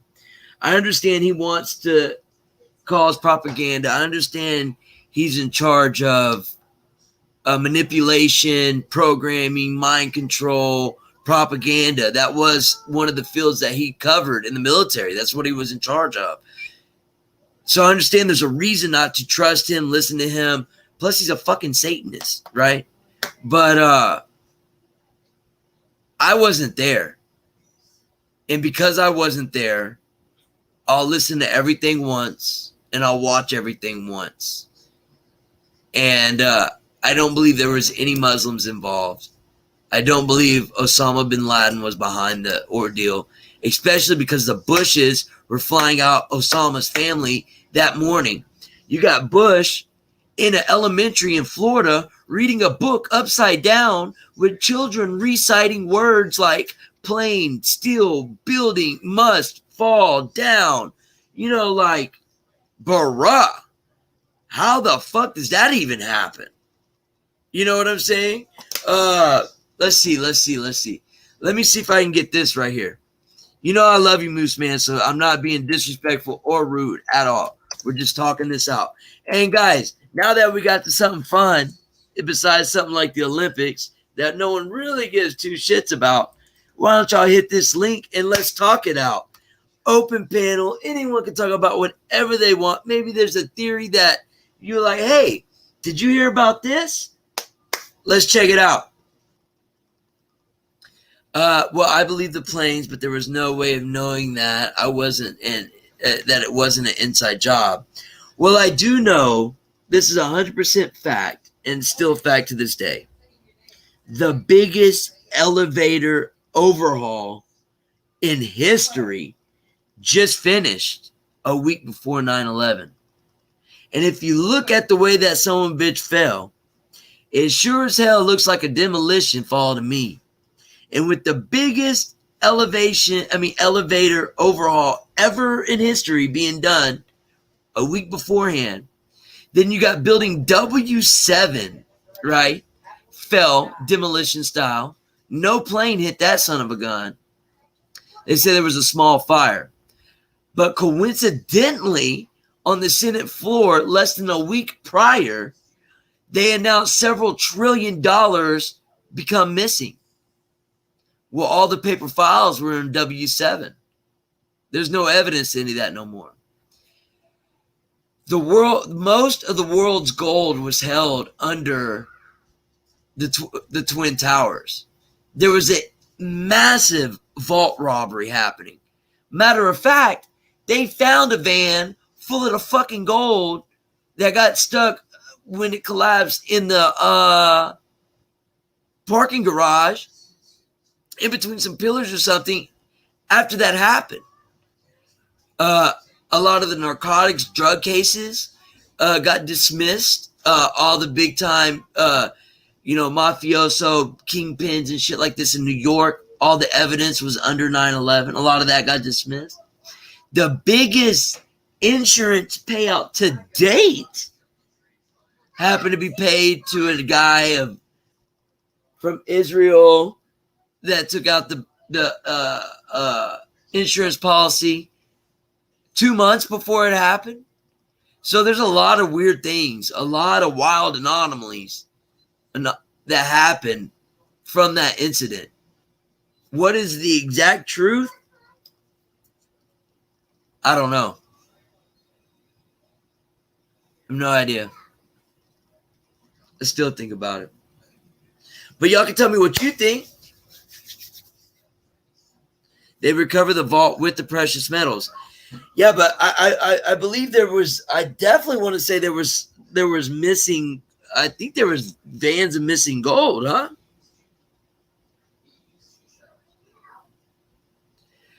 Sean Stryker, that video I was watching, I was heavy into Basis Project in the year 2019. And I watched it and when it got uploaded. Like I was, if you go back to some of my earlier like original campfire, I'm outside building a fire and we're just bullshitting, I would talk about Michael Aquino. I've been not infatuated, that's the wrong word. But Michael Aquino, I've been very interested in that individual for a long time. For a long time. I never at all was any sort of, y'all, check this joker out. They recover gold and silver in the rubble. Yeah, that's what I'm saying. Wow, I didn't know that, Ray C. Ray C says, and most importantly on that date, fucking Slayer released God Hates Us All. I had no idea. That's right. Tower 7 did house Enron files. That's right. I'm sorry to hear that. Yeah, no. I'm not saying those people didn't die. A lot of people die, man. And I feel sorry for all the hate, all the pain, all the, because of 9/11, I hate, not no longer, but because of 9/11, I hated Muslims for a decade, bruh. None had never, ever done anything wrong to me. But because of 9/11, solely because 9/11, I hated Muslims for over a decade. I no longer do. You as you grow, you realize. But straight up, bro, never had a problem with a Muslim in my life. But come 9/11, didn't like him at all. Isn't that crazy? That's crazy. But no, I'm saying it was an inside job. Sorry. And Sean Stryker's no stranger. He bought that album that morning. Yeah, exactly, Wendy Lou. Same with the jab, right? So convoluted. Exactly. Oh, it's 100% inside job. All we had to do is go to Event 201. But strangely enough, guys, this individual right here, this guy right here, guys, this guy blows my mind. You could go to the Grid Keeper on YouTube. The Grid Keeper on YouTube. This guy right here blows my mind. I'm gonna drop it in the chat if y'all want to check it out later. I'll play a minute of it right here. This is Tim Tony Stark Refat. Tim Refat, guys.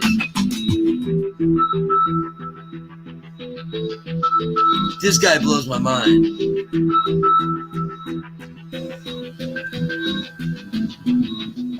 Wee bit blustery. Too blustery? Well, we'll live with it. Oh, gotcha. Let's just check. We're gonna have Duncan interviewing, or are you gonna interview, or? Well, I was going to interview. Yeah. It's very noisy. Too noisy. You hold that. Yeah. That's the important one. Testing. 1, 2, 3. Yeah. And that works. I'm not a pheasant plucker. I'm a pheasant plucker's son, and I'll be plucking pheasants till the pheasant plucker comes. Tim Refat. Is that correct? Most certainly. Yeah. Or Tony Stark Refat. Welcome to the Basis Project. It's great to see you in England. You're not always here. First of all, why should anybody pay attention to what a very esteemed gentleman has to say about motor cars? About motor cars? Yeah.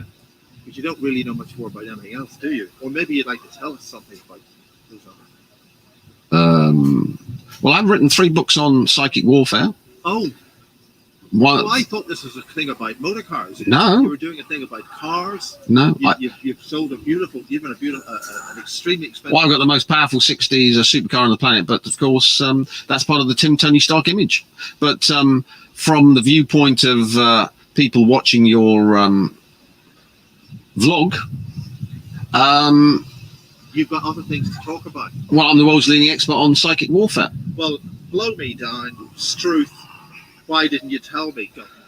Because I'm a denoticed. You're not like denoticed. I'm not allowed to talk. Yeah, the sun, the mail, the mirror. Right. So I'd be in the papers constantly because I've been on Jeff Rentz's show for since 1997. August I started with a 3-hour show on Rents.com, psychic guys. warfare. Check that shit out. shit My first book published by Random House, the psychic warfare, the history and science, etc., was coming out. And I was just promoting my knowledge of psychic warfare. Since then, I've been constantly evolving it to the point where I'm centuries ahead of the state-sponsored psychic warfare programs. So I've written 3 books on psychic warfare. I have one of my sites called psychicwarfare.com, and I'm constantly evolving psychic warfare, which used to be in the 70s open with Uri Geller and the DIA and the CIA and the Stanford Research Institute with their Stargate program. And before that, they had the Jedi program. And before that, they had the Montauk project, where they were connecting psychics up to... That's what Stranger Things is all about, the Montauk project. The Sage Radar, which is the basis for the, I think, the Netflix series, which is Stranger Things or something? That's all true. That all happened. In terms of the Montauk stuff, Duncan, our namesake here, Duncan Cameron. Yeah. It's so open now that the Sun had a double page spread on the Montauk, and it wasn't doing the normal Sun taking the Mickey. It was actually, this is fact, and they were talking about monsters of the id and all of that stuff. What has happened since the 70s is that hard scientists like myself, I got a degree in chemistry way back in the 70s, decided that if there was any basis in psychic phenomena, then we should develop the hard science, the field equations to explain it. So what I did on the website was to go through all the old Russian research and the American research. The Russians never stopped them. So in the 80s under Andropov, Yuri Andropov, who was the head of the... This guy's very interesting, guys. He says he's a rogue mage for the Lord Rothschild, right? Yeah, Lord Rothschild. He is the mage that went rogue and left the Rothschild. He used to live at the castle with them. And so when you go to this website, now I just want to say this first and foremost. Anytime he gets to talking about this, He will always say that he made a pact, and he puts it this way. It's not me saying this. This is his terms. This is not me saying this.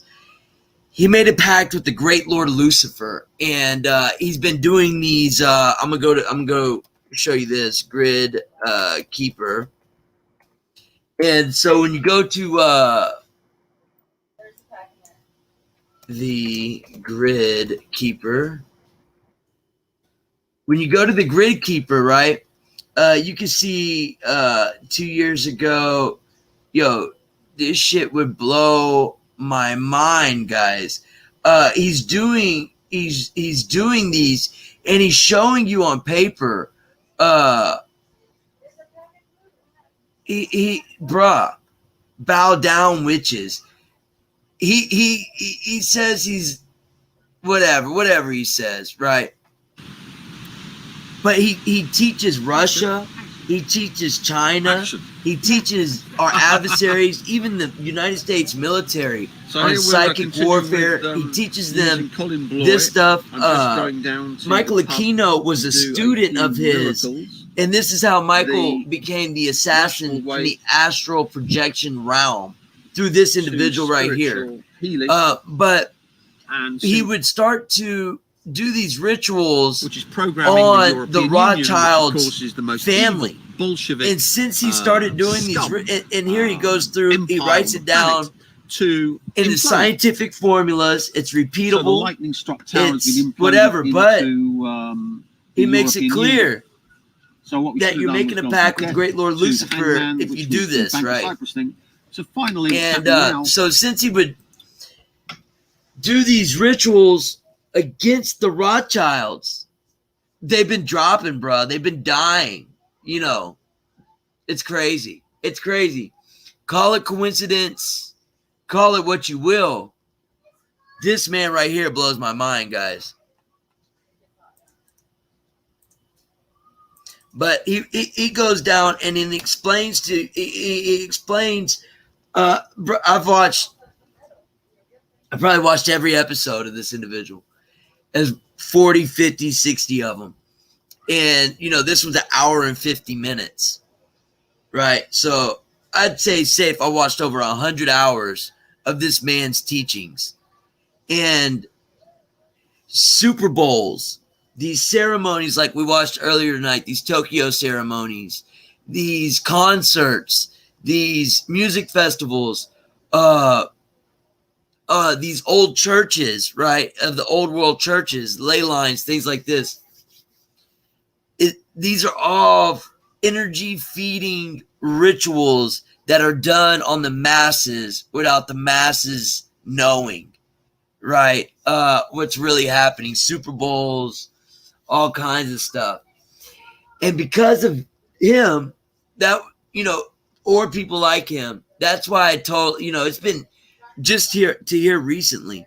You know, I've watched a few movies recently. If anybody hasn't watched a good movie in a while, I suggest Shadow in the Clouds. Shadow in the Clouds is an amazing movie.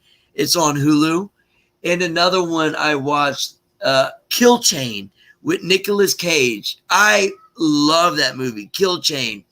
It was, you know, not a gangster movie like The Gangster, but like, you know, like a gangster movie, I guess, full action packed.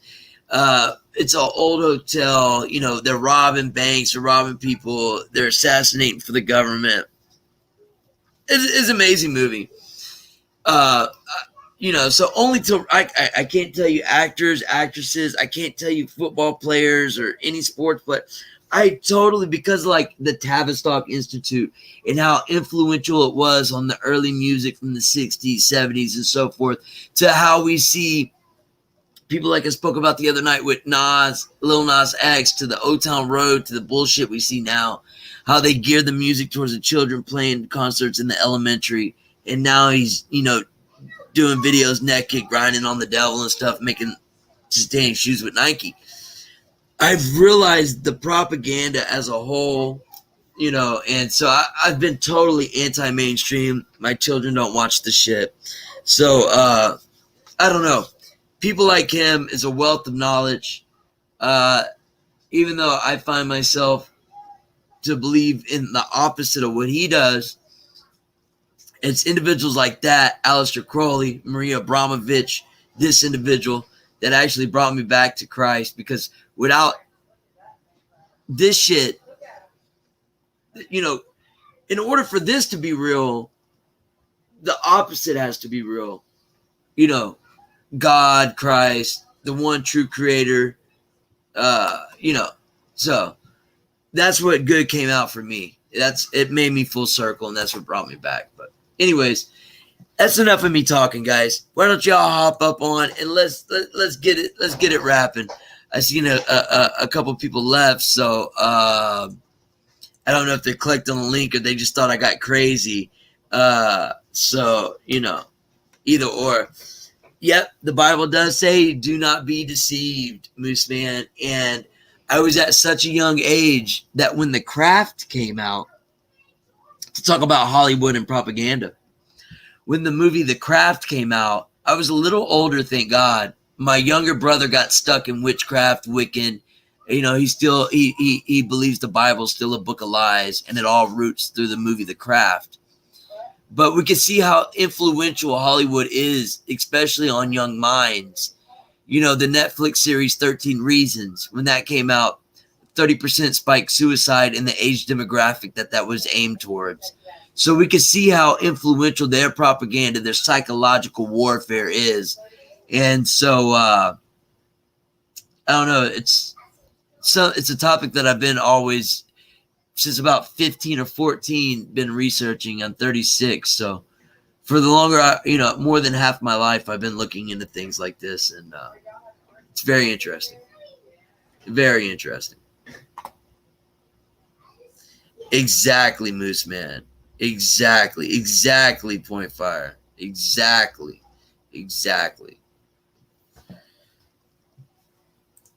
Yep. I totally agree.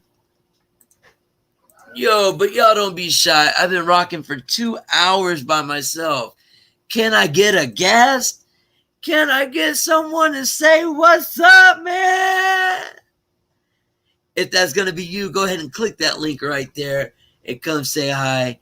It's 1:30 in the morning my time. So, I go to at least 2.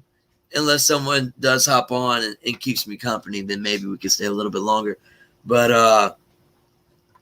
I'm all over the place tonight, guys. I'm all over the place tonight. This guy's very interesting. That I do know. Like you heard MI5 raided his house several times.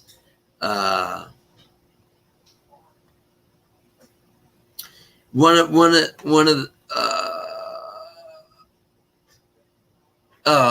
this Max Spears cat. This Max Spears cat. If y'all know who he is, yo, they got this super soldier, bruh. The Moose. The Moose is in the house. What's up, brother? How you doing? Well, I hope this works. I don't know what I've got for bandwidth tonight, but good to see you, Sean. And I'm not doing real well, but I'm trying to stay forward and stay focused. I'm battling cancer. How's that going?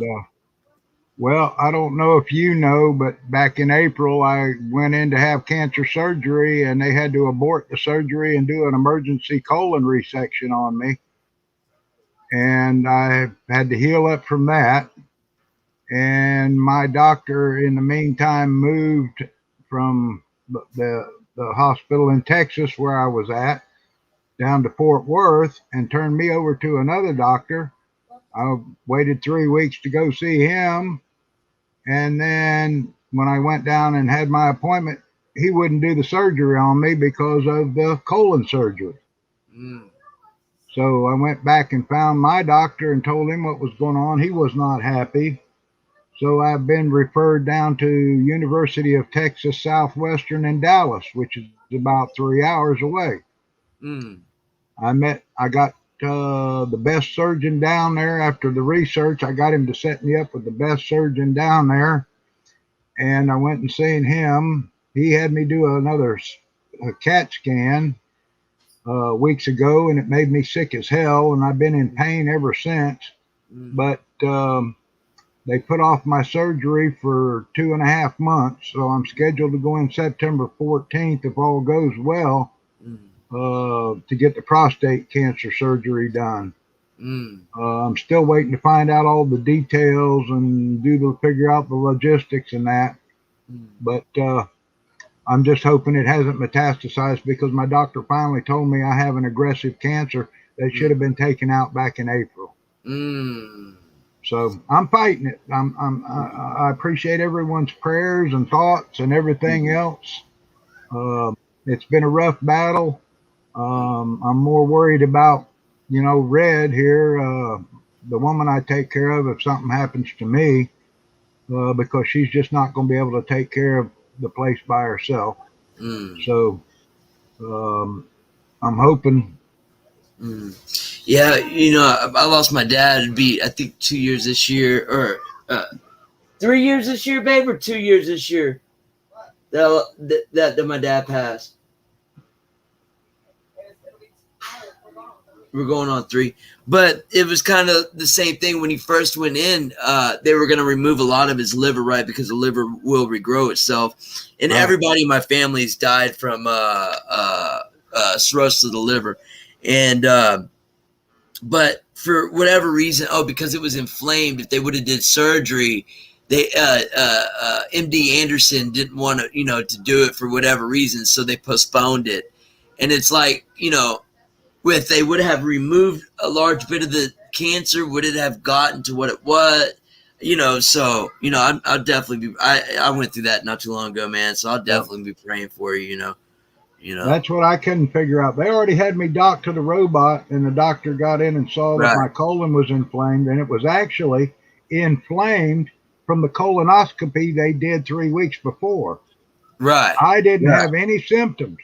I had no symptoms. I had no fever. I had no high white blood cell count. I had no pain.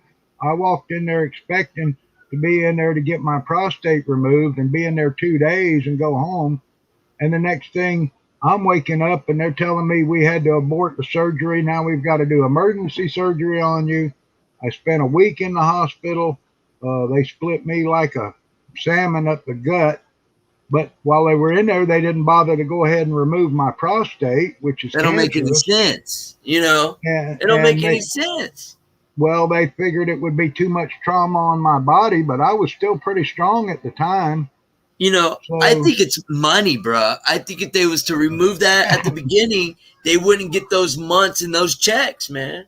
Well, I don't know, but I did get a bill a week ago from the hospital saying that Medicare hadn't paid and I owed them $109,000. Like, really? Right. Right. You better call the Medicare Humana people that handles my case and get the money from them, because I sure as hell don't have it. That's right. I'm at what they call 75% below poverty level on Social Security. It's not social and it's not security. It's a pittance after working all my life, and working in the things that I did and working for the government and all that. I make $9,000 a year on Social Security after they take out money for my health care. That's a shame, man. It's a big scam. You dedicated. You spend you spend a majority of your life for this country. And it's a shame, man. That's a shame. Right.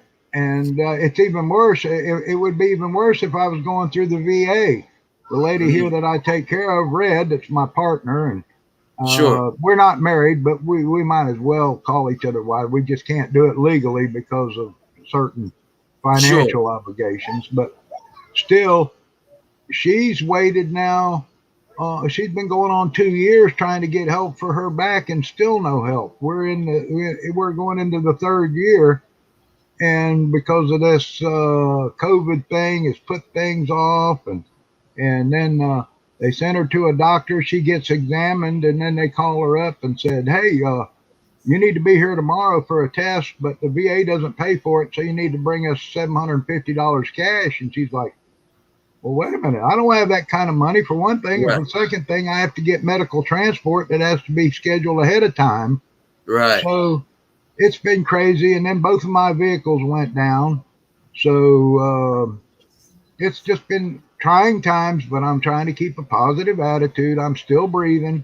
The doctors won't give me any pain medicine here, my local doctors. So I'm back on kratom now. Now the FDA is trying to get kratom banned globally.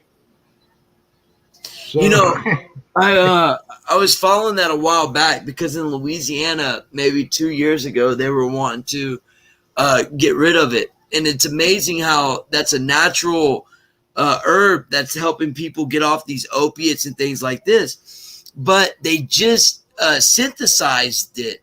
And since they synthesized it, now they're pushing to get rid of it off the shelf. You see, because Big Pharma has it synthesized, they can make the man-made version now. So it's a shame, man. There's no money in cures, you know, and it's sad because people like to suffer.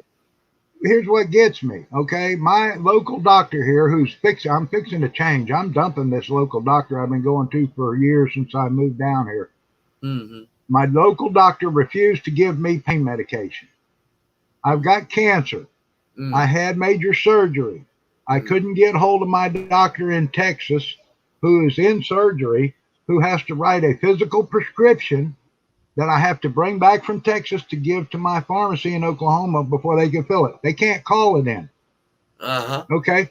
I don't have transportation to get to Texas. I hitched a ride in to go see my doctor, hoping she would give me pain pills. You know what she tells me? Go to the emergency room and see if they'll help you.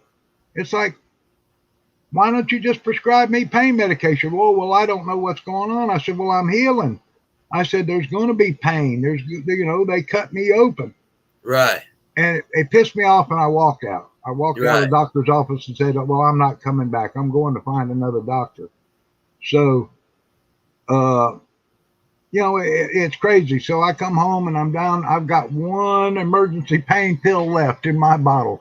I'm down to one little pain pill for all emergency, but I'm back on the kratom now just to try it so I can get up. It's not a constant pain, but if I get out and go shopping, which I have to go take the lady shopping and I have to walk around and help her out and reach stuff on the high shelf, pretty soon I'm hurting. Right. So I'm trying to maintain what quality of life I can. And then if I turn in my sleep, it wakes me up from the pain. So it's just crazy that here they won't give it to you because of the people that abuse the opioids, which most of that is heroin and fentanyl on the street. Excuse me, it's not pills. You know, why don't they go after the manufacturers of like Oxycontin? They make a surplus of something like 2 billion Oxycontins extra. So why are these corporations? I hate to say corporations because I'm not against corporations as a whole, but why are these people not being punished? But yet the man, in Louisiana, you got a Soma that's not even or a narcotic in some states, or a Lorcet that's not even a narcotic in some states. You got a pain pill or a Soma or whatever in your pocket, you lose your right to bear arms. You lose your right to vote for one. On top of jails and all this, and it's go after the manufacturers. Go after the people running the dope by the thousands. Been there. It took us a year, better than a year, to get Red back on pain medication. She's got 4 destroyed discs in her back. She's got nerve damage. It runs down into her lower section in her leg. She lives in pain. She needs pain management, pain medication. It took us over a year for them to finally get her back on hydrocodones, which I take hydrocodones. They ease the pain. They don't take away the pain.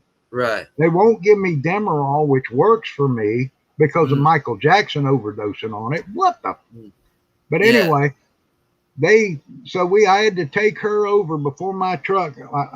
I blew the rear end on my truck, taking her to the VA to get blood and urine tests. So they were supposed to test for drugs to make sure she was taking them and not selling them. They called us a week later and said, oh, we forgot to test your urine for the drugs, so you got to come back, which is a 90-mile round trip, and pee in the cup again to make sure you're taking your hydrocodone before we will renew your prescription. Unreal. Unreal, man. I mean, this whole medical thing is the biggest bunch of horse crap I have ever seen. Yeah. And all I'm trying to do is stay alive. All I'm trying to do, you know, is keep going. I've got 9 acres here I got to take care of. The world don't stop just because I get sick. You know? That's right. That's right. And hey, so what was originally on your mind? What were you thinking about some of what I was showing? Well, sadly, there's big disinformation campaigns put out there by the CIA and the government to distract everybody. I agree. And people gobble up the bullshit. I mean, okay, if you're going to go on and you're going to state something, show me your proof. Show me your proof. Now, like I said, these people that saying planes didn't hit the building at 911, I'm going to call them a liar to their face because I have friends that were there that I witnessed it. They saw the planes. They saw the numbers on the planes. They were there. I had firefighters there. I have a friend that's a firefighter there that lost a bunch of his friends that were in the building when it collapsed when they were trying to rescue people. These people that say that the planes didn't cause the building collapse have no idea what they're talking about because they don't understand mechanical structure, structural engineering, and the strength of steel, and that it only takes 600 to 800 degrees before tempered steel loses its strength and starts failing. And when you've got combined stuff in offices, you've got a wind effect on flame with jet fuel, you're well exceeding 2,500 degrees. I'm sorry.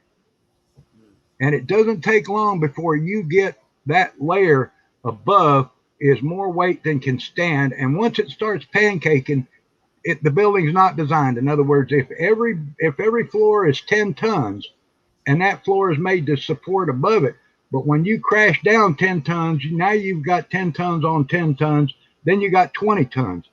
It's the same thing that happened with the building in Miami, only that was mainly done because of the base failing, because of salt water intrusion and rusting rebar and concrete and stuff. That's a different scenario. I heard people say, oh, it blew up. No, it didn't. That building was structurally failing, and they knew about it 3 years ago, and they had planned $9 million worth of repairs, but they hadn't started it yet. And they were actually starting to work on the roof, which meant they were hauling materials up to the roof, which in Florida on buildings like that, they put asphalt and rock. Weighs a lot. So anyway, I mean, it's stuff like that. But here's what happens, and I'm going to tell you, people, watch very carefully on the internet. And this is because I worked with the CIA. I know how they do it. Sure. They will get some guy that looks like he's got credentials to put something out there. I don't care what PhD or MA, BA, BS, whatever. They'll get him to make a web page and put this out there. You'll have 1,000 freaking websites will copy and paste the same damn information. So it spreads out all over, and people say, oh, it's all on all these websites. But if you source it back, it goes back to one spot that was copied. Correct. And if that was disinformation, you've got another 1,000 websites putting out disinformation. And that's been their plan. I learned that at the CIA back in the 70s. This is how they do things. When I worked with the CIA agent, I was there. I watched the Iran-Contra stuff. I watched the drugs coming into Homestead Air Force Base in Florida. And I can tell you honestly that Joe Biden, right here, I'll sit here on the screen, Joe Biden was one of the biggest cocaine customers in Washington, D.C. Yeah. He was one. That's where the planes were flying. Yeah. That's where the planes were flying when they left Homestead Air Force Base. When they changed pilots, paid off the pilot that brought it across. It came in under DEA and Coast Guard escort. I watched the planes. I watched it land. I watched it refuel. I watched it repilot, and I watched it file a flight plan to Washington, D.C. with my partner because we were observing it as outside source. He was CIA. He couldn't legally work in country, but I worked under him, and I could get away with it. So I knew what was going on. We knew what was going on. I knew who was transporting the stuff out of Florida. That whole company is gone now, but it was under mafia control. I was there. I saw all this stuff. But Biden was one of the biggest cocaine customers after he got in there, and all that cocaine was going to Washington, D.C. Right. Now, I will also tell you now that I also uncovered, working undercover, that our DEA is the biggest sham there ever was. The DEA in America controls the drugs. Absolutely. That's why we have so much heroin and fentanyl and cocaine on the streets of America, because if our customs agents were doing their jobs like they are normally doing, which are pretty good guys, there's no way that much shit would come into our country. When you start adding up, if there was just a kilo in every major city in the United States, you realize how many hundreds of tons of drugs that would be? Do the math, people. Do the math. Yeah, no, man. I'm not. I lived that outlaw life, a decade ago. That's who I was, right? When my kids got old enough, I put that shit to the stops. And trust me, I've seen some things and done some things. And you're right. At the top of it all, bruh, it's all controlled by the elected officials, without a doubt. And George Bush was in the middle of the heroin smuggling back during the Vietnam War with the CIA. They were smuggling tons of heroin out of Southeast Asia.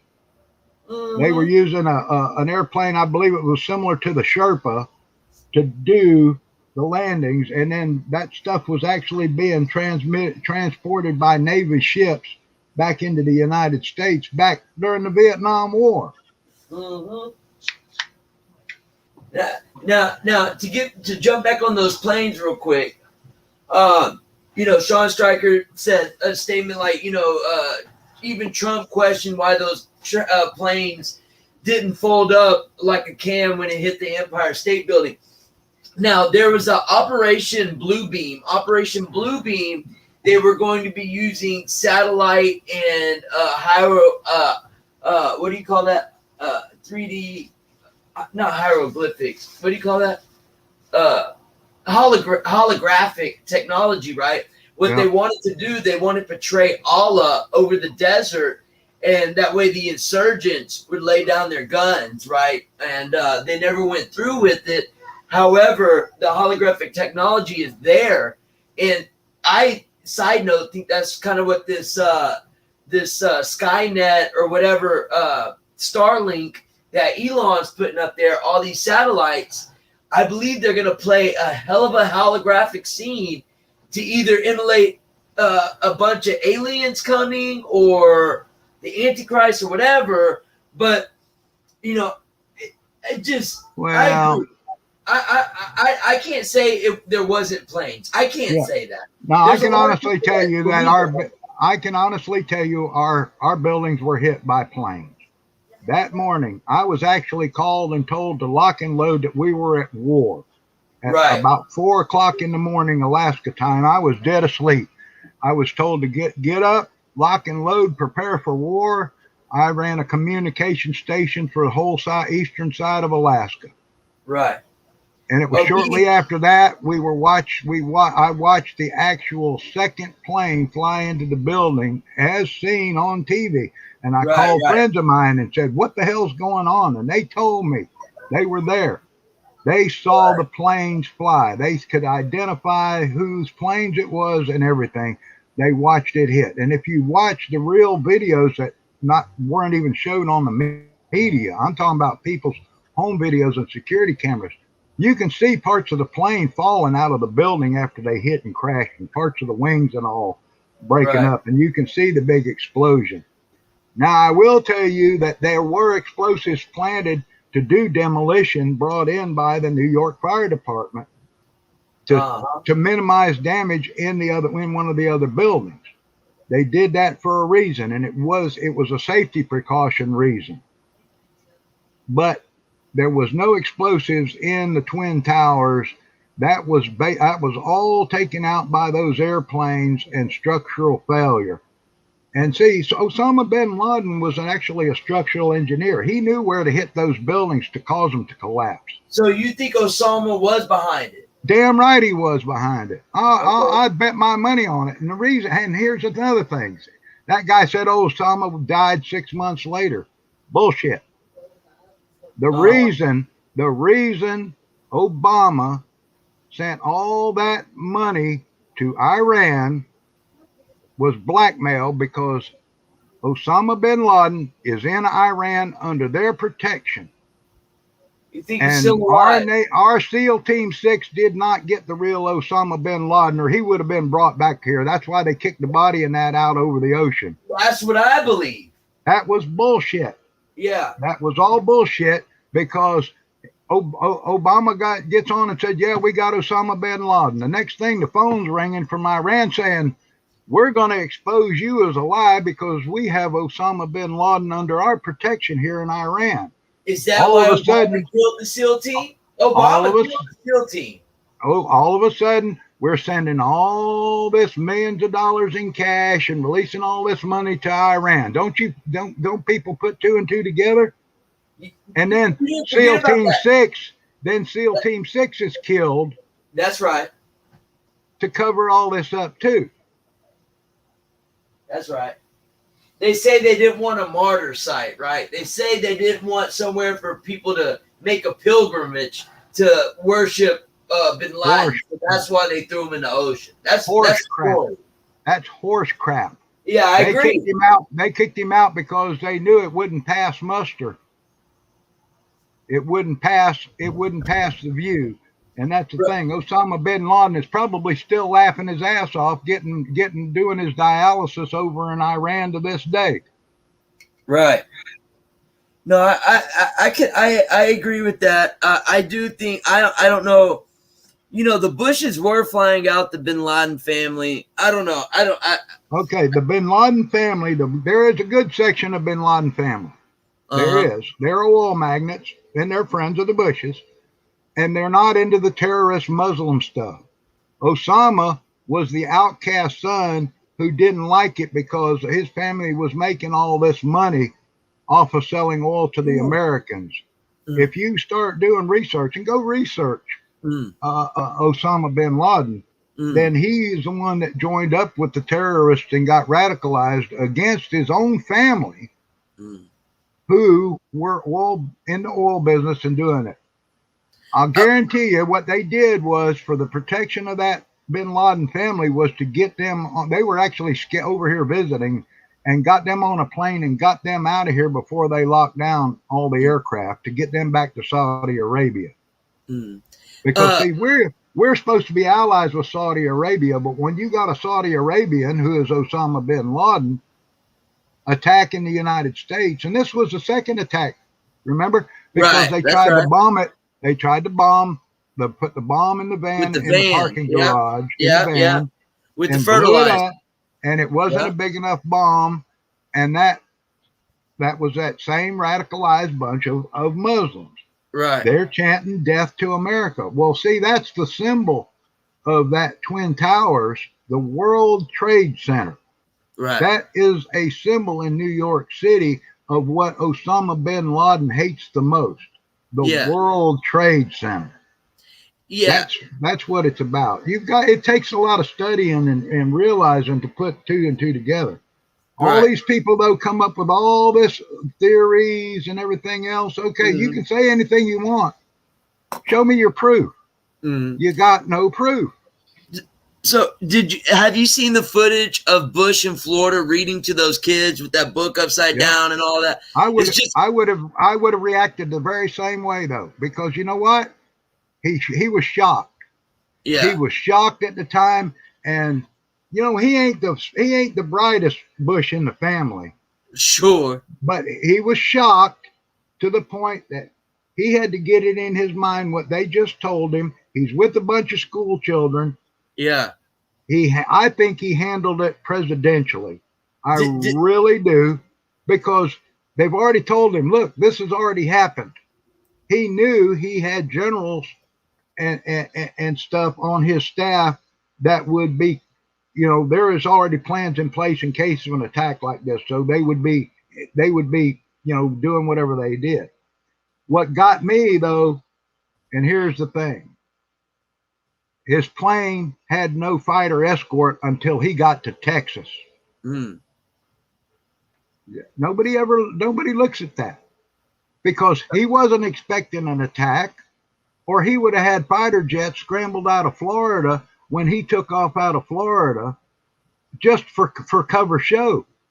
He didn't have any escort till he got to, they had to activate Texas Air National Guard or something to get escort planes. He flew a path over the Gulf of Mexico to get to Texas, where they could land and refuel and get some fighter escort because of this. Okay, before we continue going, Sean Stryker made a point that I wanted to bring up and ask you, because you, like you said, you got the phone call saying we're at war. Right. Sean Stryker says that if you go to WikiLeaks, Russia got intel claiming tactical nukes were used on frame of towers being Russian. Okay, I remember all mainstream media that when I was 16 years old, I saw at my house the second plane hit, right? Yeah. So that's why I have a hard time saying this is holographic stuff. However, I think I've seen some evidence that it's hard for me to say, to rule it out 100%. We differ there. That's fine. But mainstream media was running for about a good 4 to 6 hours about these briefcase nukes that came up missing.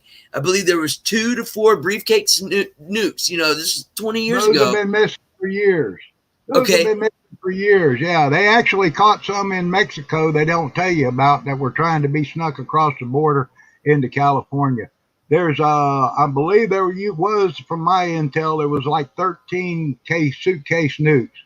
But if there had been a nuclear blast, let me tell you what, you would have had not those buildings going down. You would have had about a 2-mile radius of that suitcase nuke going on. Right. I agree. There to this day. I agree with that. There was no nukes. Now, I agree. There was a New York Fire Department truck, and I got this from my buddy that is a New York firefighter. He's still a friend of mine today. I don't get to talk to him very often. We kind of keep it hush-hush between us, just once in a while contact. He was there during 9/11, and they did bring in explosives to take down that extra building because of trying to control the damage and what was happening with the building. They did do part of a controlled explosion on the other building. They did, but they brought in New York Fire Department. They brought in explosives and a quick explosives team, and they just set charges as fast as they could and got everybody out of the way when they did that.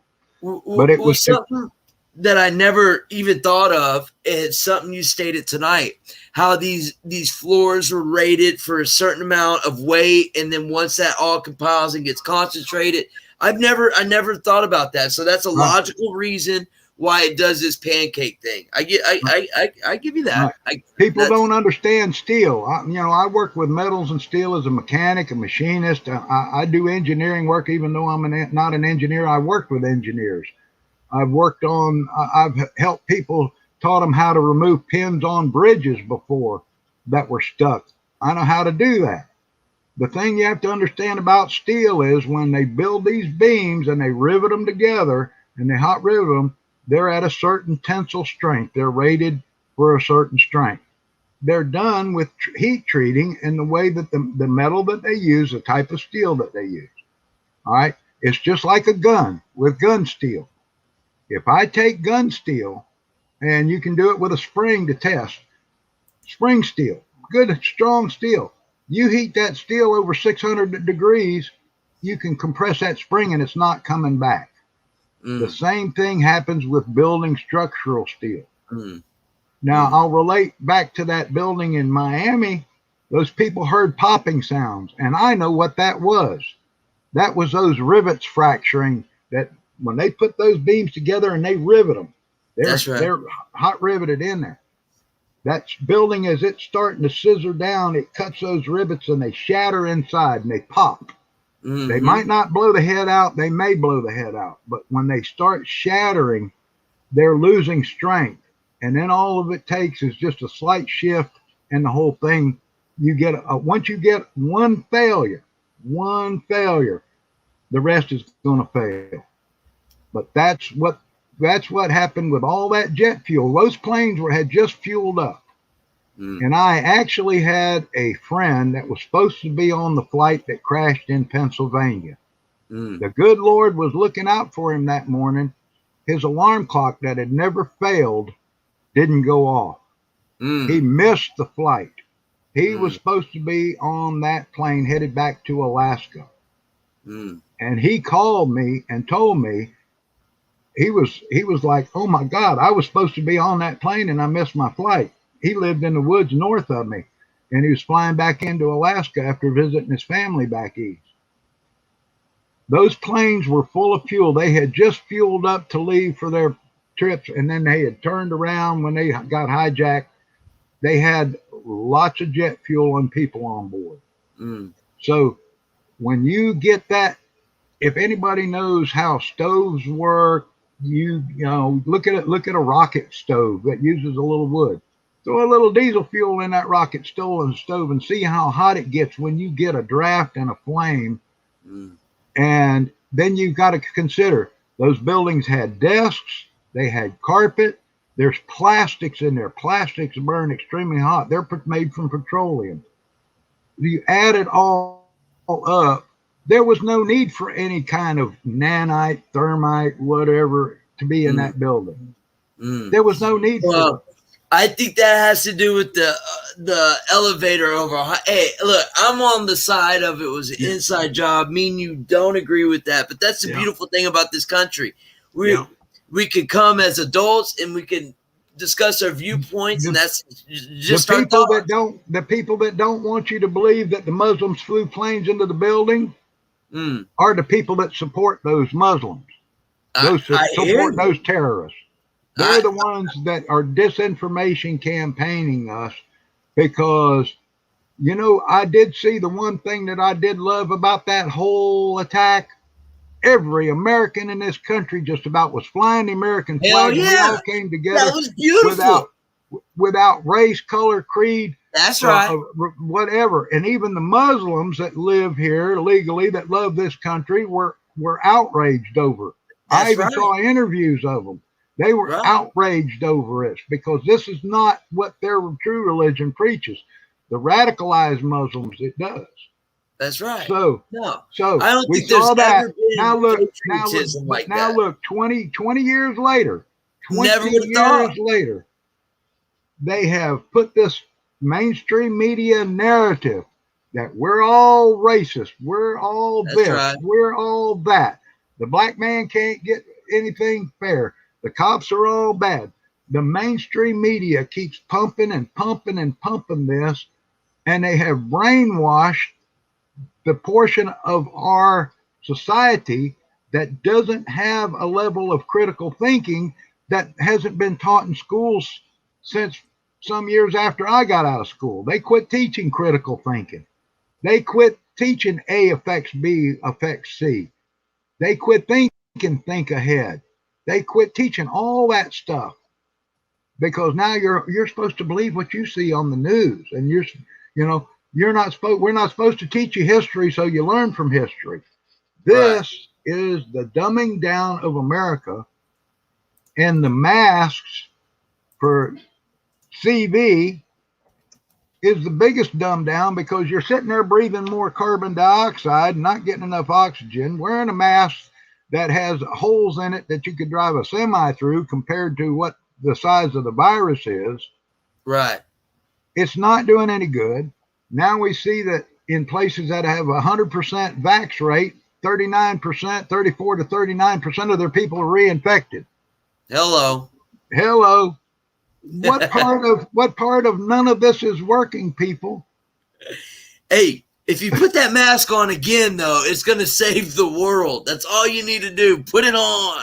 And I'm always said, listen, if that virus can escape a Wuhan laboratory where they're wearing level 4 biosuits, which are the full suit with filtered air, you get the scrub down and everything else. If that virus can escape that lab, you think your little Minnie Mouse mask is going to do shit for you? Right. I've got swampland in Alaska for sale cheap and bridges for sale cheap in Alaska, if you believe that shit. Right. It's amazing to me how many people have fallen for this hook, line, and sinker. Right. I got this pulled up. I wanna play, because we were talking about Bush reading the kids' books. I want to play. They're reciting these spelling words, and tell me how crazy these spelling words are for that day. I got it pulled up right here.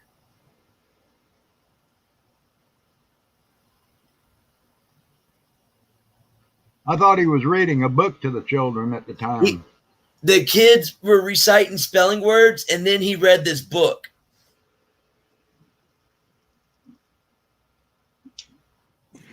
Emma E. Booker Elementary School was the center of much preparation and anticipation Tuesday morning in readiness for the arrival of a very special guest. President George W. Bush Jr. was expected to premiere his National Reading Initiative at the local 5-star school, where reading ability has improved over the last 3 years. He chose Emma E. Booker Elementary for its exemplary direct instructional reading program, where a teacher delivers the basic skills and components for reading comprehension that children need to be successful readers. However, Emma E. Booker Elementary became a part of history for a very different reason. Before the program could begin, at 8:42 a.m., the South Tower of the World Trade Center in New York City was struck by a commercial airliner hijacked from Boston's Logan International Airport. Approximately 18 minutes later, a second domestic jet airliner took dead aim at the North Tower of the World Trade Center and disintegrated on impact. The unfolding crisis would overshadow any celebration of reading achievement and forever change the happy face of that day.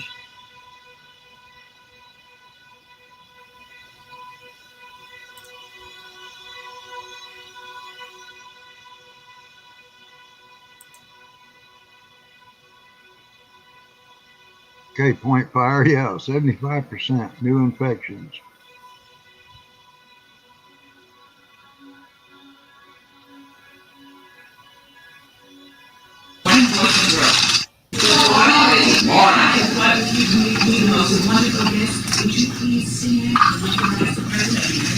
Good morning. Good morning. I'd also like to meet the Secretary of Education and Lieutenant Governor Florida. We met, didn't we? Good to meet you. Hi. Great to meet everybody. Eric, what are you doing? Eric? Good to meet you. You okay?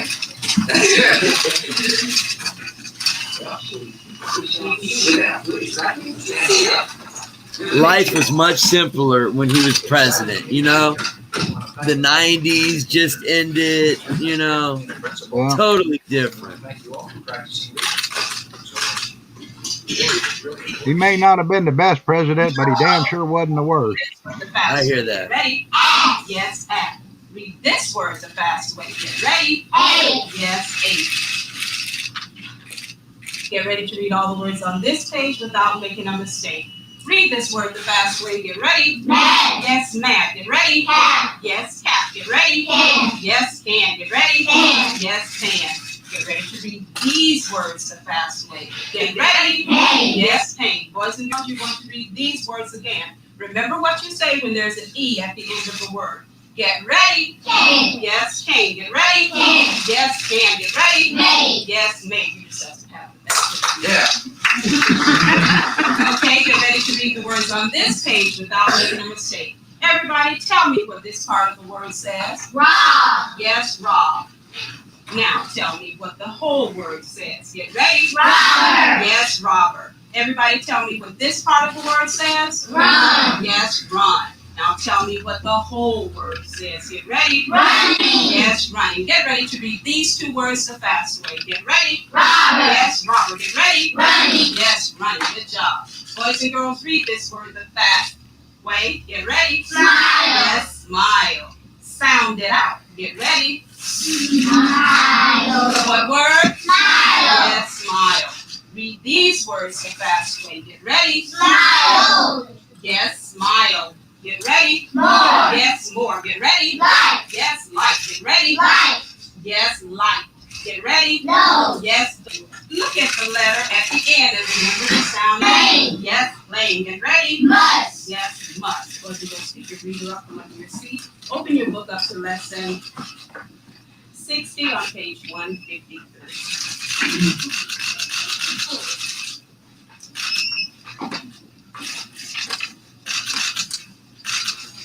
At the count of 3, everyone should be on page 153. If the yellow paper is going to bother you, drop it. Do you see his expression change? Yeah, Everybody touch the title of your story. Fingers under the title. Get ready to read He's like, I'm not sure what to do here. Right. Thank you. He's thinking. And he doesn't want to scare the children. Right. Because this is a big deal. You know, this is a big initiative he was launching. Cats go. Fingers under the first word of the story. Get ready to read the story the fast way. Yeah. Get ready. Go. Go on. She likes to go running with her leg. Go on. I'm trying to. She plays with her tail. Try it again. Get ready for the beginning of that sentence. Get ready. She plays with her goat in her house. Go on. I'm trying to find. I think. See, right now he's oblivious to what them kids are doing in that book. He is oblivious. If you look at his facial features, his brain is going 1,000,000 miles a second as to what his presidential decision should be made. Right. At that point. And I'm sure, we don't exactly know what he was told. Right. What was whispered in his ear. We don't know the exact words that were used. Sure. See, but when the camera earlier, when they were doing these spelling words, and you could see where it was like clipped out and faded to another, dude, they had these words that were like plane, must, hit, steal. It was like, fucking no way these kids are reciting the words that just happened, and then this man gets told that the planes hit the Twin Towers. I really think they cut those words out. But there's footage of them saying that. That's fucking crazy. Yo, what's up, Luciano? How you doing? Not much. I'm kind of bored, so I'm looking to fill in the void with something, but I'll go ahead and listen up in the show as to what's being talked about. But damn it, is that George Bush? That is George Bush, man. We're kind of just reminiscing about 9/11 and all the theories out there. Yeah, and ironically, I saw a link provided by MSNBC about that shit just now. Really? Yeah. When you came to click on the show, they don't want Joe Biden honoring 9/11 and all that stuff. Yeah, good for the American people to stand up for themselves again, because I'm tired of the elites burning this country to the ground. So much American diplomacy is being lost on the behalf of them. Right? No, I agree. Well, only from our leadership. Only from our leadership. Yep. And so the problem is, I think if you want to look at the root cause of political polarization, it's because we as a society fail to hold our leaders accountable for anything. We just look them up as some sort of god or goddess, some sort of religious figure. Yeah, well, some people do. A lot of us don't. Yeah. We need to remind them again who they serve. They serve us. They work the corporation, and we're the stockholders, and they work at our will. And we have the right to revoke our consent to be governed by them, which I have. I have revoked my consent to be governed by any of these bozos up there now that call our leaders, and there's only 575 of them or so, give or take, over millions of us. Yeah, okay. Mm-hmm. See, everyone wants to be Power busy fighting numbers. an imaginary cultural war, but the real war is that right there. I mean, like I said, refusing the right, refusing. I'm sorry, but refusing this consent to be governed, if you will. Like you said it very well. Hippie, how long was it from the time he got notified until he said he had to go? In that time stamp, in that time stream. Okay. Okay, You he got notified at 5 minutes. That's when he got notified. At the 5 minute mark. Okay. Where does he get up and have to go? What's behind the word said? Comma. And what does that comma mean? Go on. What's behind the word said? About 8 minute mark. Nice and loud, Chris voices. Wait. So.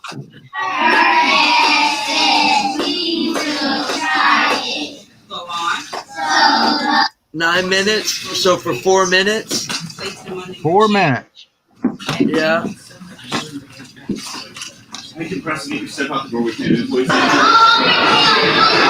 Yeah, 4 minute mark, it looks like.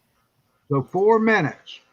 That's really not a long time in the grand scheme of things, because I imagine they had to get his plane, tell his plane get ready to make an emergency takeoff, and that's going to take some time. He didn't want to alarm the children. I mean, I can physically see that, being the president of the United States, not jumping up and saying, "Oh my God, we've been attacked," and scaring everybody, handling it diplomatically. So I guess he does his speech right here. Ladies and gentlemen, this is a difficult moment for America. I unfortunately will be going back to Washington after my remarks.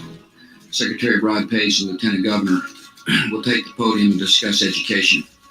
I do want to thank the folks here at the Booker Elementary School for their hospitality. Today we've had a national tragedy. 2 airplanes have crashed into the World Trade Center in an apparent terrorist attack on our country.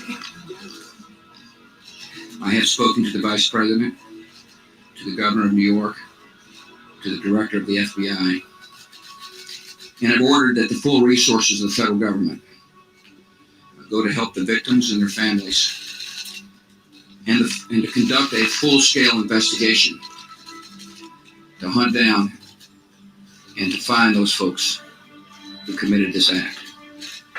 Terrorism against our nation will not stand.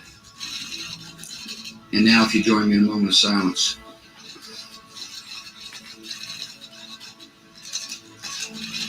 May God bless the victims, their families, and America. Thank you very much.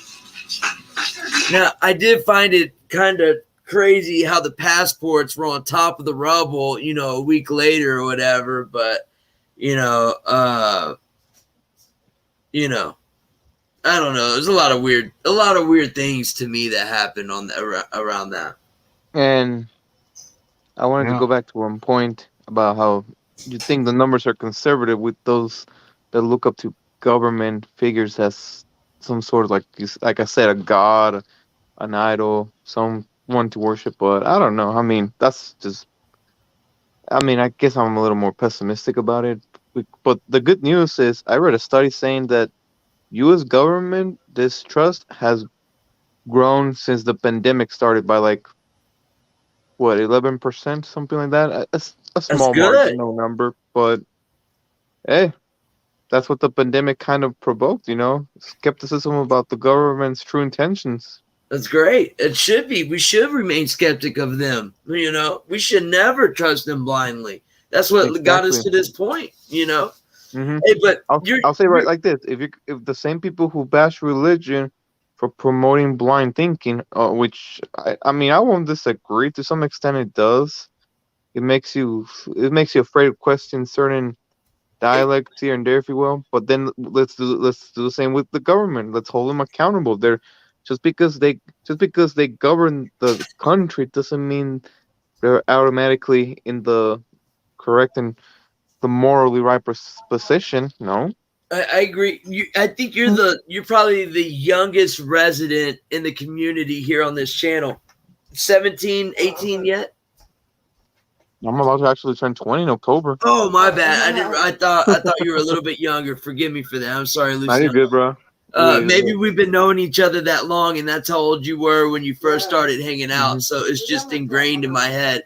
But no, when did Lucia said, "Oh, look at the freedoms we lost after 9/11. They hoodwinked us with the Patriot Act and much more." And look at all the surveillance mass surveillance that has grown since 9/11 too. How ironic. So being that you're 16 years younger than me, what's your thoughts on 9/11? Since that's kind of what we're talking about right now. Well, he wasn't here. He wasn't born yet. He wasn't born. I was born a month after 9/11. So. A month after 9/11. Wow. Wow. Yeah. That's crazy. Well, how do you see it happening? What's your thoughts on it? I mean, I only know.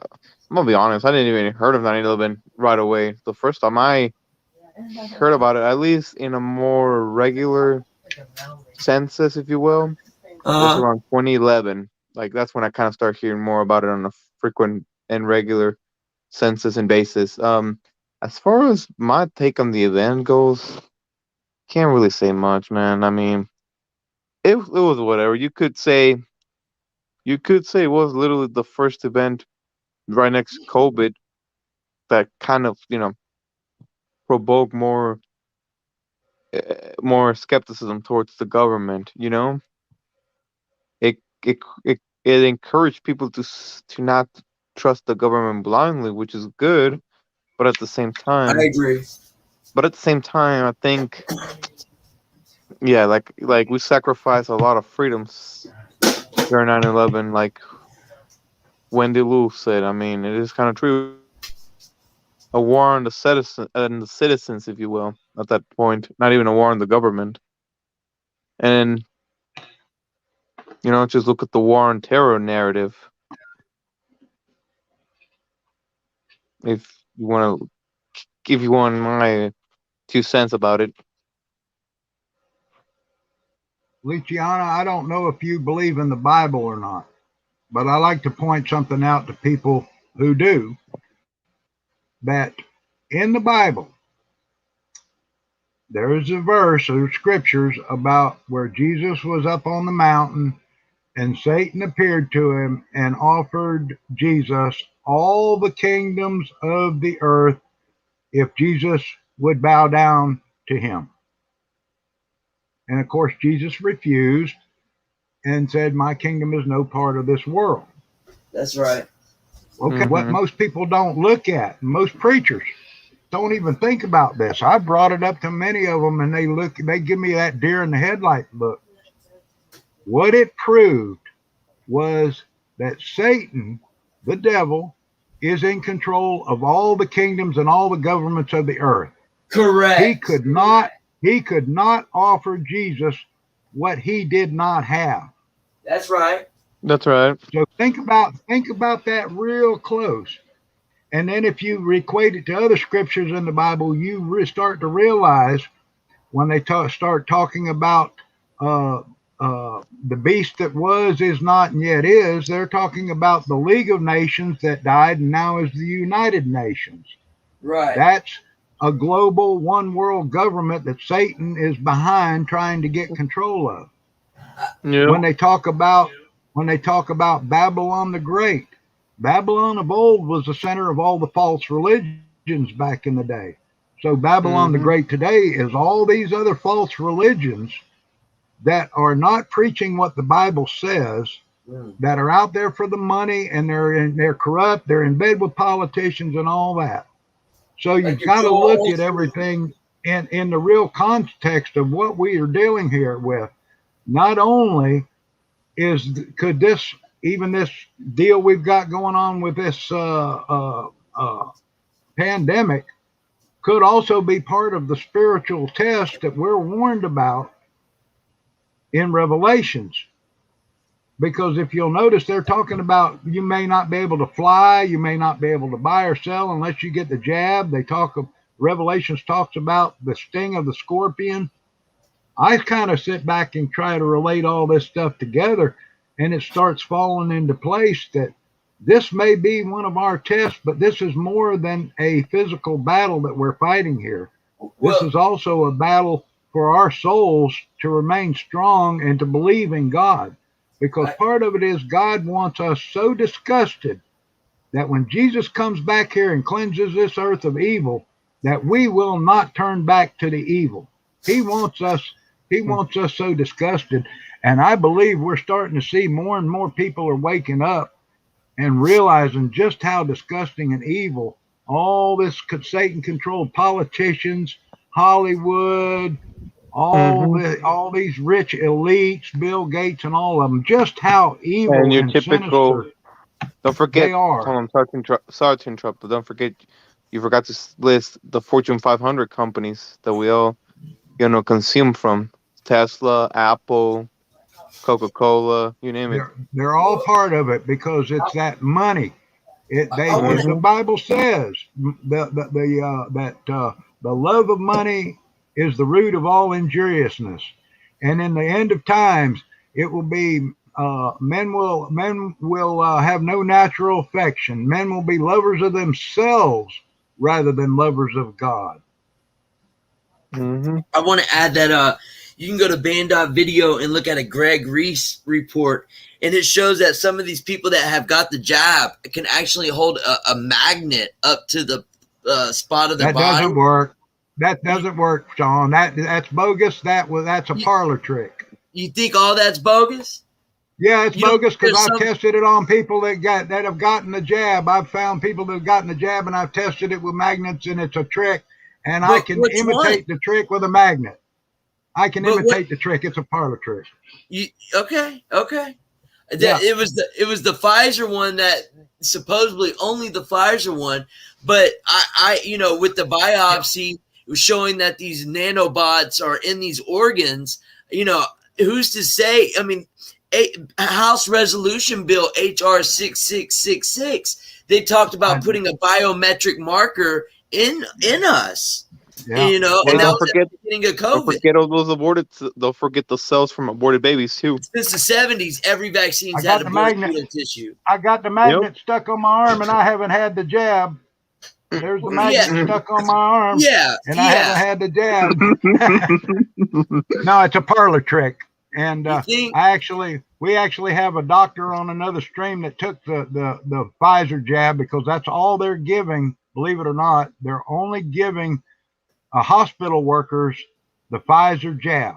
Now that's kind of strange in itself, but he tested it with a magnet just to make sure, and there's no magnetic in the Pfizer jab either. So that's again, this is a disinformation campaign that makes people think this is going on, and it's bullshit. It's like, you might as well watch David Copperfield. You want to see some amazing magic? Watch that motherfucker. Yeah. Well, I think he works with the devil. Hey, my mom, I'm gonna tell you all right now. My mom got the second dose, and she's not feeling good at all. Like, it's been already 3 days. Like, some vaccines. Now I understand some vaccines take the soreness takes a while to linger. Yeah, but come on now. Like, what made you think a second dose is? And they already admitted that even if you're vaccinated, like you can actually forget being contagious. You are contagion and contaminating still other people who are not vaccinated. So, like, what the fuck is this paradox? So, hold on, is the vaccine effective or is it not effective?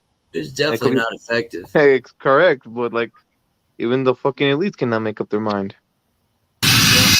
There's nothing in that vaccine to make a magnet stick to it. I mean, there's no liquid chemical iron that's going to stick to you, and there's nothing in that tiny needle that they're using, because if you actually saw what the lithium tracker looks like. It's about the size of a grain of rice, and you would know if you had it in you.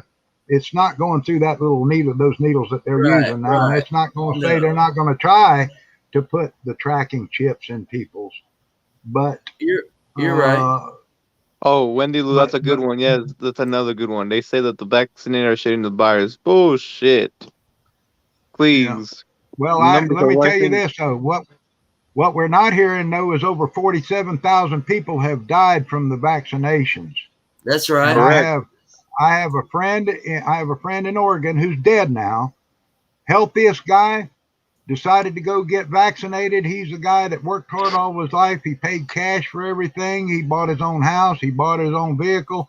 He was out doing construction work. He made lots of money. He went and got the vaccine. He got the second dose. 3 days later, he started bad. He went to the doctors, and they told him to go ahead and get his will ready because he was dying, and there was nothing they could do about it. And he said, "What the hell am I dying from?" The vaccine, they told him. The vaccine was killing him. He went out, made up a will and everything else. 3 days later, he's in the hospital on a ventilator, and he died 2 days later. Yeah. That's what I look. Not even my original quote. What's his name? Shit. I'm already losing the names of so many political YouTube commentators. But anyways, he said it best. COVID is a game of eugenics.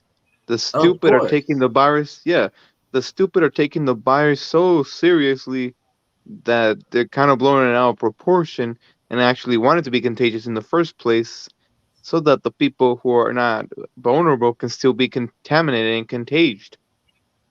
Right. Now we're starting to see the Delta variant coming, and we're seeing the Lambda variant coming. This is because the virus is going to mutate, and especially in people that have been vaccinated, because the virus will mutate because of that. And this is what people don't seem to understand. I've got actually the natural immunity. I had COVID. Red got it from the VA. I took care of her. A week later, I got it. Tested positive. Went through it. I never ran a fever, but I lost my sense of taste, my sense of smell. I had a headache. I had the nasal stuff. I combated it with zinc and vitamin C and other vitamins and stuff. Now I have the natural antibodies in my body that if I didn't have cancer, the Red Cross told me my blood would be worth about $900 a pint because of those antibodies. But get this, if you've had the vaccination, you can no longer donate blood. Oh, wow. What the hell is that going to do to the blood supply in the United States if everybody was vaccinated and they can no longer use vaccinated blood? Think about that. I mean, there are things you're not hearing on the news that I research. And seven of those cases of death occurred in Costa Rica, which is arguably one of the countries with the most advanced healthcare in the world. Right. Let that sink in. Right. I had another lady friend that took it, second dose of vaccine. She keeled over and died. They said, "Oh, we didn't know she had a lung condition." Well, she didn't have it until the vaccine killed her. Right. So, and women are losing. They're having not abortions, miscarriages. Women are having miscarriages now. 400% that are getting vaccinated, they're having miscarriages 400% more than unvaccinated women. That tells me there's something wrong somewhere. I know my family's already peer pressuring me to get the vaccine, but I keep telling them, let me get my physical first. I haven't had my physical in like a year because, well, COVID, of course. My physical should be by October of this year or November, something like November. And let me test for COVID. If I test positive, you know what? Okay, but I'm only gonna do one dose. I'm not doing multiple doses. Fuck that noise. This is a little 4-minute. This might get me banned, but I want to play a quick little second of it. An experimental mRNA cocktail that rewires your cells at the genetic level. everyone is supposed to get it. All negative comments are censored. Those who question it are shamed and attacked in the public. And all this for a manufactured pandemic created via headlines, pop culture talking points, government shutdowns. On a certain level, the whole thing is undeniably a psychological test. With all these blatant red flags, are you so compliant that you are willing to submit and take the shot? Or are you driven by an independent instinct to survive? The normal, healthy response would be to question this. Now we have reports of people dying after getting the vaccine. Painful side effects are becoming normalized. And there are other side effects being reported, strange ones. Several people have been claiming that magnets are sticking to the injection point on their arm after getting the COVID vaccine. Is there something metallic inside the vaccine that's strong enough to hold a small magnet? Vaccines come with inserts loaded with small print, known famously for some listing autism as an adverse reaction. The inserts for the COVID vaccine are intentionally blank, so we have to search outside of the box. A quick search will find reports on manipulative magnetic nanomedicine as the future of COVID therapy and super paramagnetic nanoparticle delivery of DNA vaccine. The first gap both the transhumanists and techno-tyrants need to bridge is the interface, the controversial chip.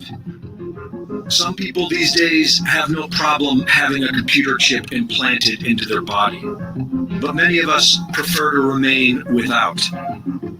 Are the magnets responding to some sort of fluid metal computer nanochip? Who knows? The trials are happening now, the public being used as lab rats. Some people are also claiming that the vaccinated are giving off high EMF waves, above 400 for the vaccinated, at least 10 times higher than the unvaccinated. What does that even mean? Similar to how thousands of women have claimed that having contact with the vaccinated has resulted in having problems with their menstrual cycles, some are now claiming that having contact with the vaccinated has caused mysterious rashes on their skin. The one I thing would not be surprised if that's what the rashes came from on me. to the vaccine. Rashes are an allergic reaction. Yeah, because I had a rash attack like a week ago at my job. Really? Yeah. That's why I can't take a lot of. I'm allergic to a lot of different drugs, and from sulfa, codeine, penicillin, tetracycline, erythromycin. I'm allergic to a lot of those kind of drugs, and that's what they do. They break you out in hives. They make you itch. They give you a difficulty in breathing. Some of them will make you foam at the mouth. Some of them will give you super bad headaches and tremors. And that's what we're seeing with these vaccines, though. Not everybody is alike. And people have different responses. And like drugs that may work on you, hippie, may not work on me because my doctor said I have the immune system of a child. I have a very powerful immune system. And like a drug that would make you sleepy will speed me up. Or a drug that will speed you up will make me sleepy. I mean, it's just like Benadryl. They gave me Benadryl one time and it bounced me off the wall when it should have put me to sleep. It works completely opposite. And my doctor did tests on me up in Alaska. And I've never felt morphine, man. Never in my life have I ever felt morphine. And what people probably would die on, I've never morphine, felt. I'll sit and talk mathematics and do math with you on morphine. Yeah, I've never felt that shit, man. It does take the pain away, but it doesn't make me goony goo like it does a bunch of other people. Right. But I'm gonna try and cover up. I have the medical vaccine exemption card. Certified.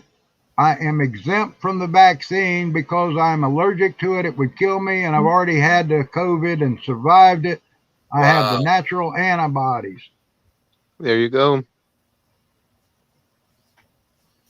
I've noticed also my clean freak tendencies have been going away. Maybe there's something in me telling me I've been indoctrinated, at least as part of this generation, because different generations do have different outlooks on hygiene practices. But like this generation is so preachy about hygiene, and don't get me wrong, I'm from practicing basic hygiene, but sometimes I do think we overdo it.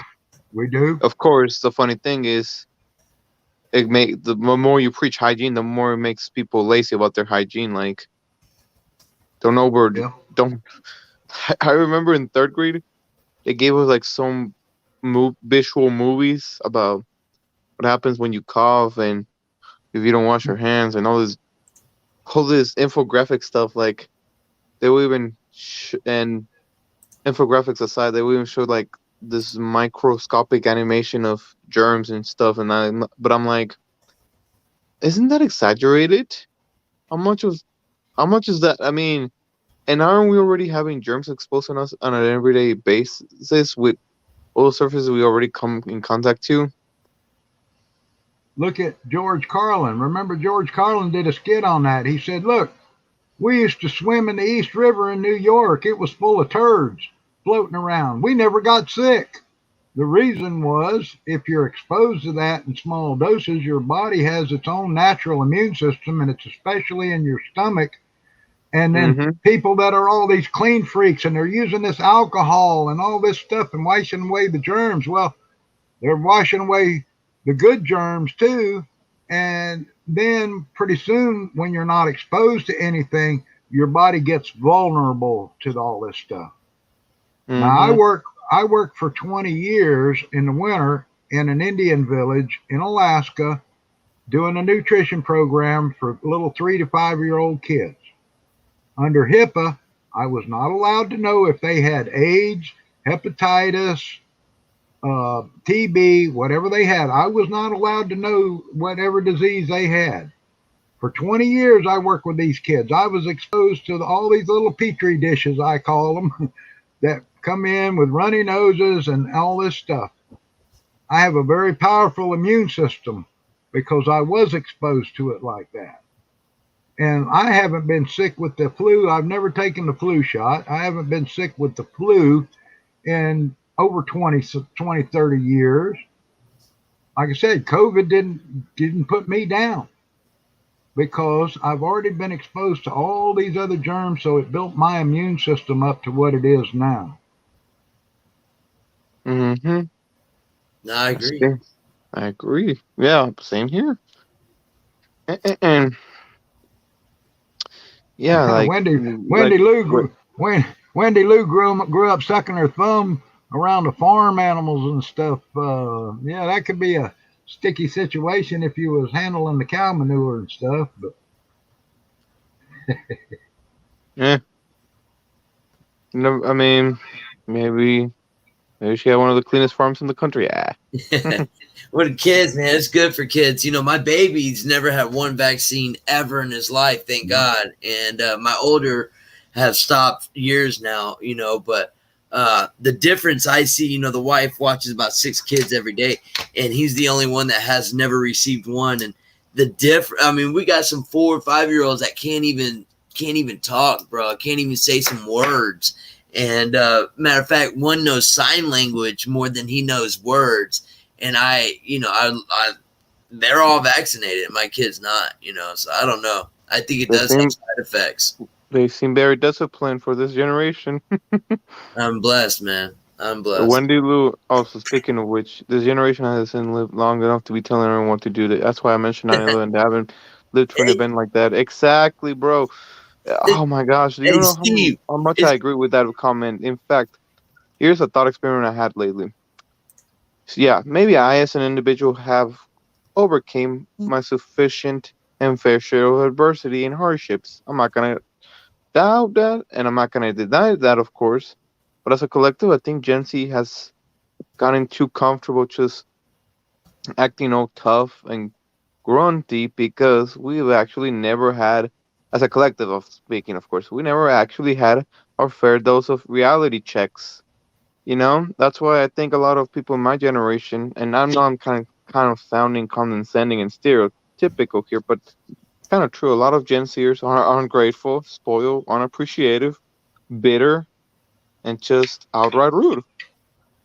You know, but once they get their fair share of reality checks, I'm sure their tough guy mentalities will go down the drain.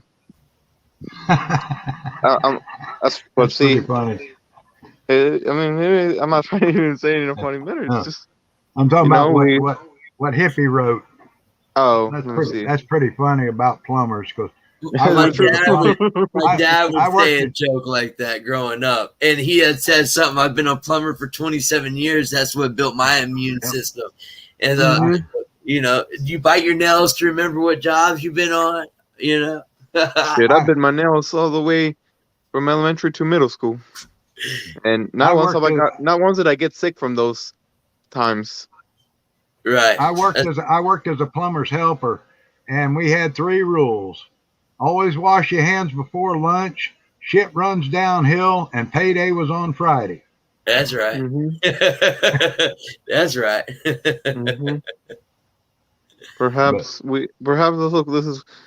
also COVID reinforces it a bit. You have this entitled and spoiled society that's telling others what to do when, okay, first off, is COVID really your biggest curveball in life? Really? Okay. So now all of a sudden you think you lived through the hard times just because of COVID? Give me a break. That's the thing. Viruses come and go. We faced what? Malaria, the Zika, the bird flu, the swine flu, the Spanish flu, tuberculosis. I mean, did you all hear about that guy who actually is a Spanish flu survivor, and he got tested positive for COVID, and he still survived that shit? I'm like, damn. I mean, we've had all these flus and stuff that's way deadlier. Now we're talking about Ebola again, and with the Nile virus and all this other stuff. I mean, good God, we live in a world of germs and viruses and everything else, but I've never seen anything like what they're doing now, offering $1 million lottery tickets if you get the jab, get a free rifle if you get the jab, get a $200 or $500 bonus at your job to get the jab. Why the hell are they pushing an untested experimental vaccine on so many Americans is beyond me, and why so many Americans are taking it without questioning it is beyond me too. Have people just absolutely lost their minds, or are they all sheep? And also, where's the logical consistency? So, children under 12, why are they not encouraged to wear masks, or why are they not getting vaccinated? But everyone over 12 is somehow not even bruh, what? Right. But you still got to wear the mask after you're vaccinated, and you got to wear it around your kids in your house and all this. Even after you're vaccinated, you got to wear the mask.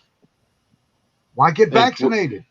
And I'm definitely not out for kids wearing masks, but I'm just pointing out the logical consistency, and definitely don't want seeing kids wear a mask. If anything, to me, that's child torture or child abuse, because you're literally fucking, and I'm sorry for the cussing, but it grinds my gears. You're literally, depriving your child of oxygen. You're literally I can't breathe. You're literally dismissing their healthy brain development. Oxygen That's is an exactly integral part of the brain. Dumbing people down, Luciano. You're right. That's what I said. It's dumbing people down by depriving their brains of oxygen. You lose brain cells, so it's actually in effect a dumbing down. Yep, and children are more vulnerable to this because their brains are so small. Right.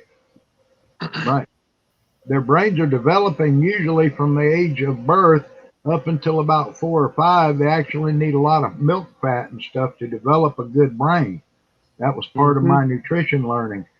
But after that, you still need to keep good nutrition.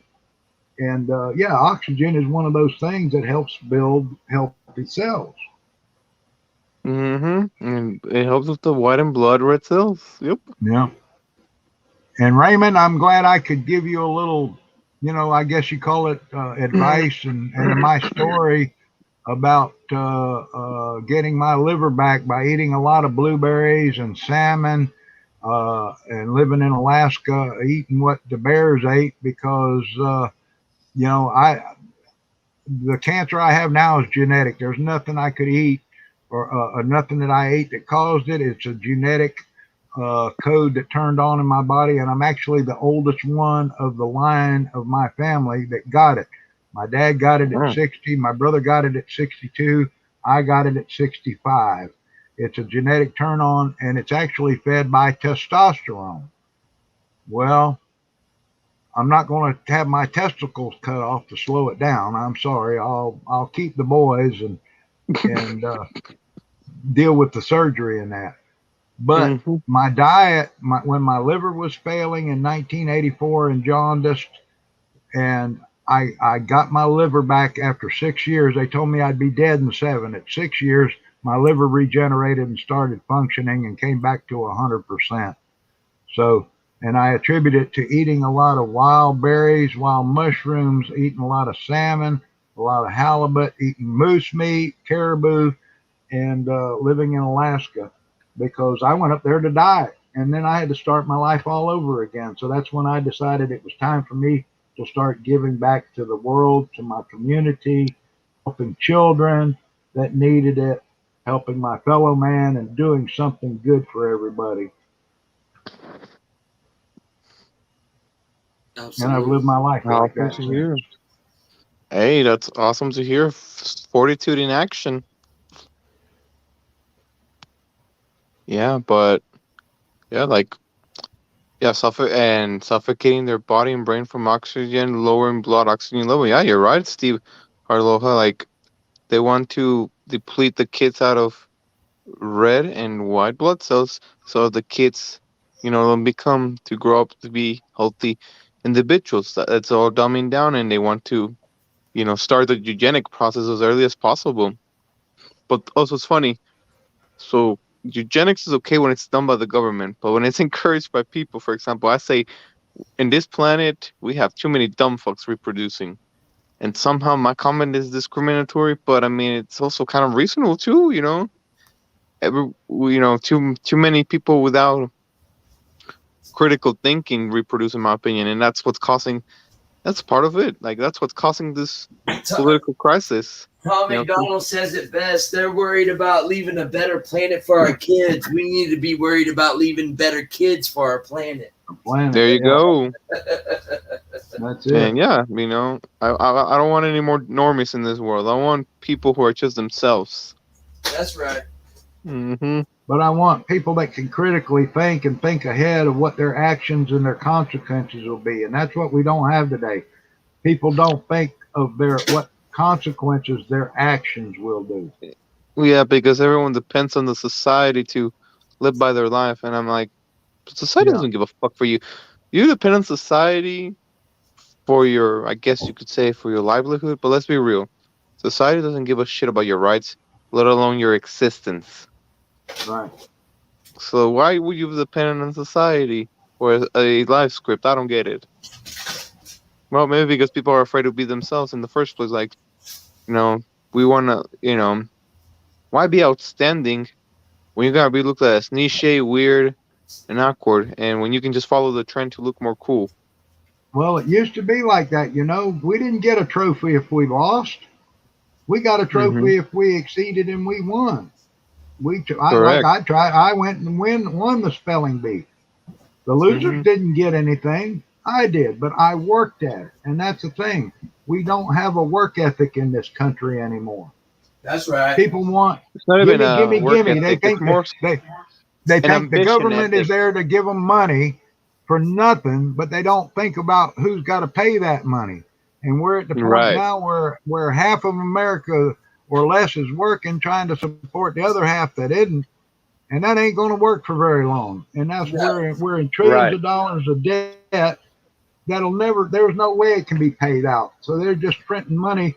And when people finally wake up one day and realize it's worthless paper, it's worthless script, and they start throwing it in the street, that's the day that shit hits the fan. And I would like to add, it's not so much a work ethic, it's an ambition ethic that people nowadays lack. And I get why. I mean, we've been so overly gifted as a society that we don't even appreciate basic things anymore. Right. Right. And I mean, look at all these kids nowadays. Their parents buy them these, what? How much is an iPhone? I don't even know because I can't afford one. But they buy them $500 Nike shoes. They buy them $600. Bro, that's what I be saying. Jackets and stuff. I never got that shit. I was lucky to get a $10 pair of kids sneakers if I was lucky before school started, and I better take care of them through the year, or Mom would kick my ass because we couldn't afford that stuff. I had my share of kids, man. Not even I was that spoiled when I was little. I mostly got toys. That's pretty much it. Like most other kids, I never cared about fancy fashion. I never cared about electronics. Video games aside, but even video games, like they're a thing that come and go. Yeah, I was lucky. I made $1 a month, and that was 25 cents a week for taking out the garbage. And I was lucky because they didn't just make me do it; they paid me for okay, we'll pay you $1 just to show if you do something, you should get rewarded for it. When I wanted to buy a bicycle, I got me a lawnmower going and went around and mowed yards till I could buy me a bicycle.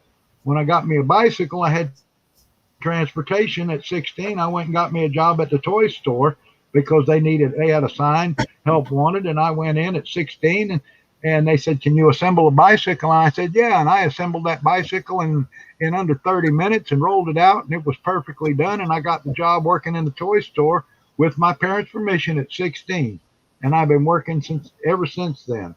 No job was ever below me.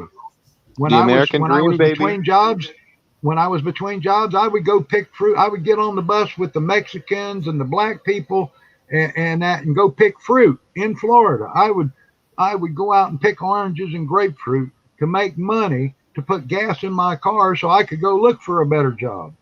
I wasn't afraid of hard work.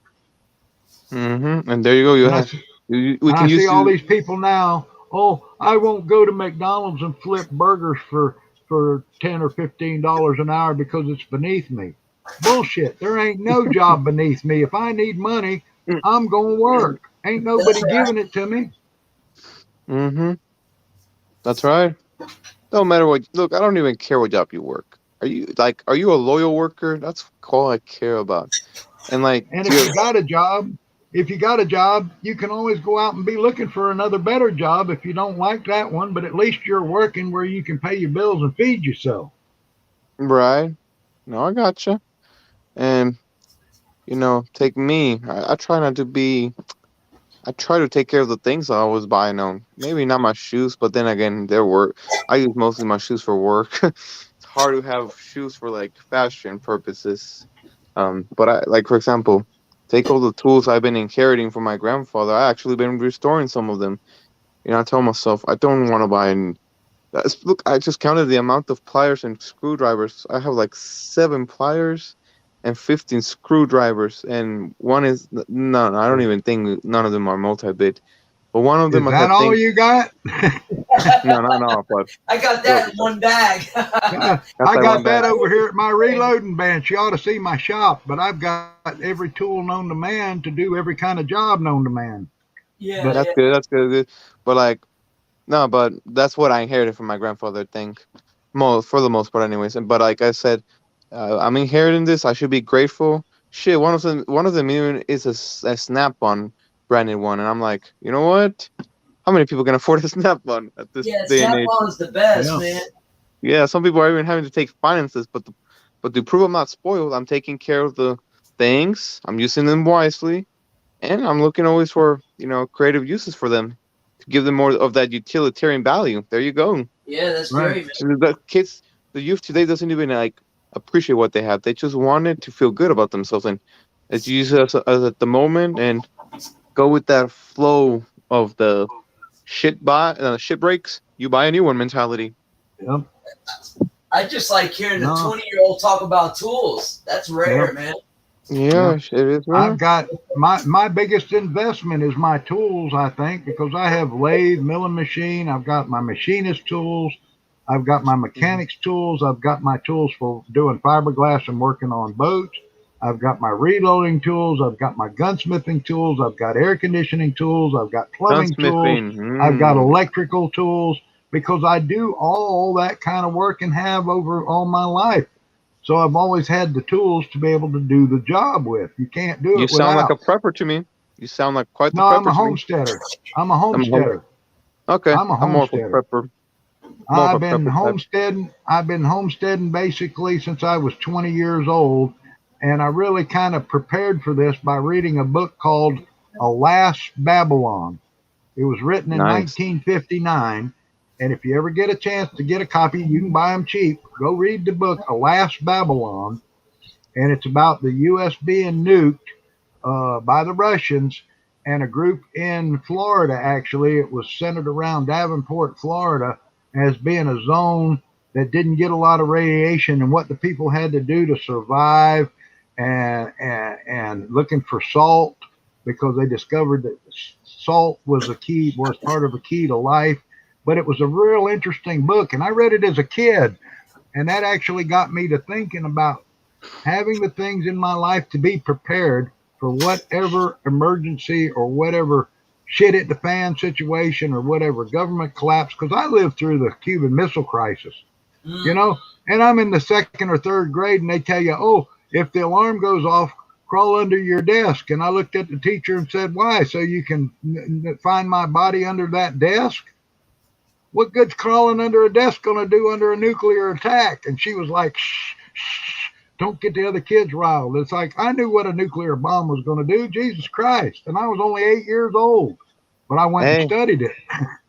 Hey, man, I'm impressed with your ethic there, homesteading. Yeah. I assume you grow your own food too, correct? Oh, yeah. Yeah. I have had big gardens in the past. I've grown a lot. We've got pretty bad soil down here in Oklahoma where I live, but in Alaska, I had heads of cabbage that were 3 feet in diameter. We had greens that were 6 feet tall. We grew potatoes that were bigger than softballs. I mean, and onions by the wheelbarrow full up there. And we put them away for the winter, and that's what we lived off of till we could replant in the spring again and grow all summer. And we had a greenhouse for tomatoes and squash and peppers. So, but yeah, I mean, and I've been canning food since I was about 20 years old, smoking fish, smoking meats, butchering deer, butchering moose, butchering caribou up in Alaska. I have all the meat prep equipment. I have the canners, the sealers, the vacuum sealers. I've got a smokehouse. I've learned how to do all this. Plus, I have books on what edible plants there are in my neighborhood. I have a pond I stock with fish, so I have a protein source. We buy a lot of rice that we keep because fish and rice, millions of Chinese can't be wrong. That's right. Down here in Louisiana, you eat rice with everything. Right. And hippie, man, I've been eating boudin sausage like it's going out of style. Well, as long as you put it on the pit, man, that's the best way. I've been putting it on the grill as much as possible, but I tried that boudin that you showed me that one night you was grilling. I said, I got to try that. Man, I buy a pack of that a week now. That's some good stuff, yeah. Oh, yeah, because I found out it's a sausage of life, and I need all the life I can get right now. That's good to hear. That's very awesome to hear, if anything. And all that, that's about be the only time I'll eat liver. I'm not a big fan of liver, but they do put that in there, I used to eat liver. I love liverwurst. Oh, I love good John Morrell liverwurst sandwiches. I got 2 blocks of it in there in the kitchen right now. And when I need a good iron boost, liverwurst gives it to you right quick like. So. But that boudin, when you put it on a pit, it gets real crispy. You know, Yeah. you can cook it other ways, but the pit to me is the best. I do it on my grill. Yeah, I grill it, and the only trouble is it wants to start blowing out like it's alive inside, and the guts start pooping out of it. I cooked some tonight. That's it right here. Well, I got some. I cooked some last night. I got one link of it left. Yeah, there you go. It's just rice. I wish they would put a thicker casing on it. It needs a thicker casing because the casing starts breaking and it starts pooching the good rice mix out of it all into the grill. And it's like, damn. Right. Put you a little aluminum foil under it or something. Yeah. Because it's just that smoke. You know, you just put it off to the side for that smoke to kind of tighten it up. Oh yeah, I try it different ways. I try low and high flame and stuff, and try to get that outside nice and crispy. And yeah, boy, one of us I guarantee. Yeah, I guarantee. What I do is when I start my pit, you know, because it takes a little while for your pit to get hot. So I'll line the outs all around my edge with the boudin. I keep it away from the flame, and it'll end up going for about 40 minutes. But by the time I take it off, you know, it's starting to pooch out. But it never cracks or anything, you know, and it's always crispy. Okay. Yeah. You know. But that is some good stuff. And that one brand with the little short links, I like it over the long links. I like the short link brand like you showed me. It's got a better flavor to it. I think so too, yeah. Yeah. Yeah. Oh yeah. Well, that's good. That's good to hear, man. I'm glad to hear that you got, you know, you got your grinds up, man. You know, you got your shit together. I love hearing this stuff, you know? Oh, yeah. The American dream in action, baby. And we go to the store, they have these specials. And I don't know if your store does it. We have a local store here. And then when like the tomatoes are really ripe and they've got new tomatoes coming in, they'll make a 10-pound bag of tomatoes for $1 or $2 and put it on the shelf, and bell peppers and jalapeno peppers. We buy all that stuff we can buy, and then we bring it home and we make our own salsa and jar it up and run it through the canner. And we got the big pressure canners, the All-Americans, got 2 of them. And we make our own salsa. We make our own jalapeno rings. We make our own jellies. We make our own stocks. If I go get fresh oysters, we'll bring them, shuck them, and we'll put them in mason jars and freeze them actually in the freezer. So we got fresh oysters in the freezer too. You could freeze a mason jar like that? Oh yeah, yeah. Mason jars are good for freezing too. You put your oysters in there and freeze them. I didn't know that. Oh yeah, yeah. Just leave enough headspace on the rooms on the top so it doesn't ice up and crack the jar. Right. Yeah. All right. Oh yeah. Glad to hear all this, man. It really like warms my heart up. But yeah.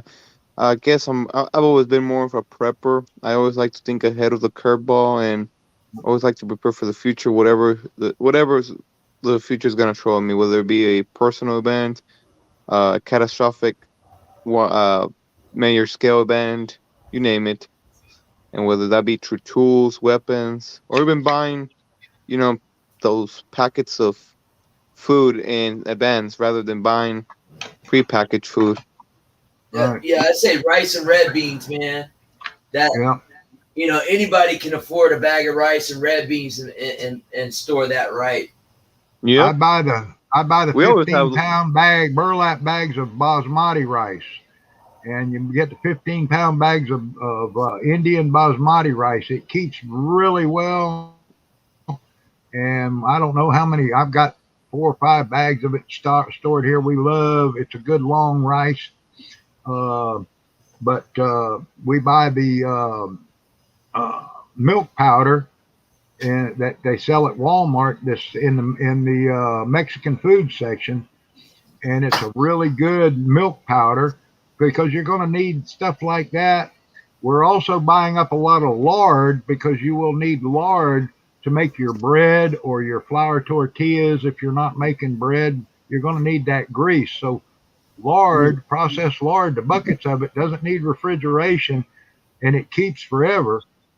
And the other thing I do is I go down to the feed store and I buy the 50-pound blocks of white salt that they have for salt licks. Yeah. It's perfect white salt. It's non-iodized. You can use it for canning. You can use it for tanning hides. You can use it for brines, for preserving fish. So you can buy the 50-pound blocks and store them in a drum, and they're only like $5.50 for 50 pounds of salt. Cheap. Wow. Yeah. Mm-hmm. No, but I get you, man. And we sometimes store rice here and there. We keep like probably about 12 bags at most. Not bad, not bad. And then we do get a I lot fill of up 5-gallon buckets and put a snap lid on them. We buy those 5-gallon. They call them meth buckets now from Home Depot, and with the lids, and put your stuff in there and push the air out of it, and then seal them up, and that's how we store our rice so nothing will get to it. Right. No, but either way, homesteading and prepping and basic survival, they're lost skills, and as a society, so we've been so used to others, doing our part. That's why the government grows bigger and bigger, because people are getting lazier and less self-sufficient. Well, and most people don't realize it's only been a little over 100 years ago. We didn't have phones. We didn't have internet. We didn't have radio. We had people living on farms. We didn't have the cars, right? You had a horse. Your family had a cow. You had a cow to milk, so your kids had milk. You could make your butter and your cheese. You grew your food, and you raised your pigs and your chickens and all that to live off of. You grew a garden. You would trade some of your stuff for when you needed flour and sugar, and rice and stuff like that you couldn't grow. You would trade your stuff.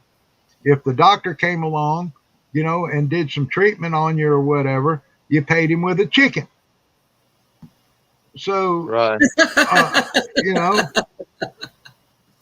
That's the way it used to be, but people don't realize that it's only been less than a little over 100 years that we didn't have all this modern day stuff. I mean, when I was a kid, you had the crank phone on the wall that you had to dial and get the operator. I'm old as and I dirt. bet the cars were harder to drive than what they are now. Shit, look at all the driver gadgets they're adding to make the cars driver friendly, which the cars I had back then that I bought for $750 and $500 are selling for $50,000 on the Meekum car auction now. Wow. My 67 Chevelle, my 55 Cadillac, my Pinto. I had a Pinto, but I had two 67 Chevelle SS 396s. They're $50,000 a piece now. I paid $750 for one and $500 for the other one. And they were beautiful, mint shape when I got rid of them. When I got married, my wife said we need a family car, so I traded off my 67s for a family car and a Pinto and some cash and stuff like that. Then 2 years later, I'm divorced. I ain't got no race cars anymore. I got no woman. She took the house. I got nothing. So, yeah. Yeah, but and then I gave a girl a 69 Charger. I gave a girlfriend a 69 Charger I paid $500 for. She left me and took the Charger, and now that same car at auction sells for about $75,000. No, but but it's true. At least look, the thing is, the more gadgets you add to all these modern cars, the less serious people take their driving. I've noticed, it disgages their reaction times. Unbelievable. That's why I want my first car to be a manual, and I want my car to actually have just basic ass infotainment. None of this touchscreen bullshit.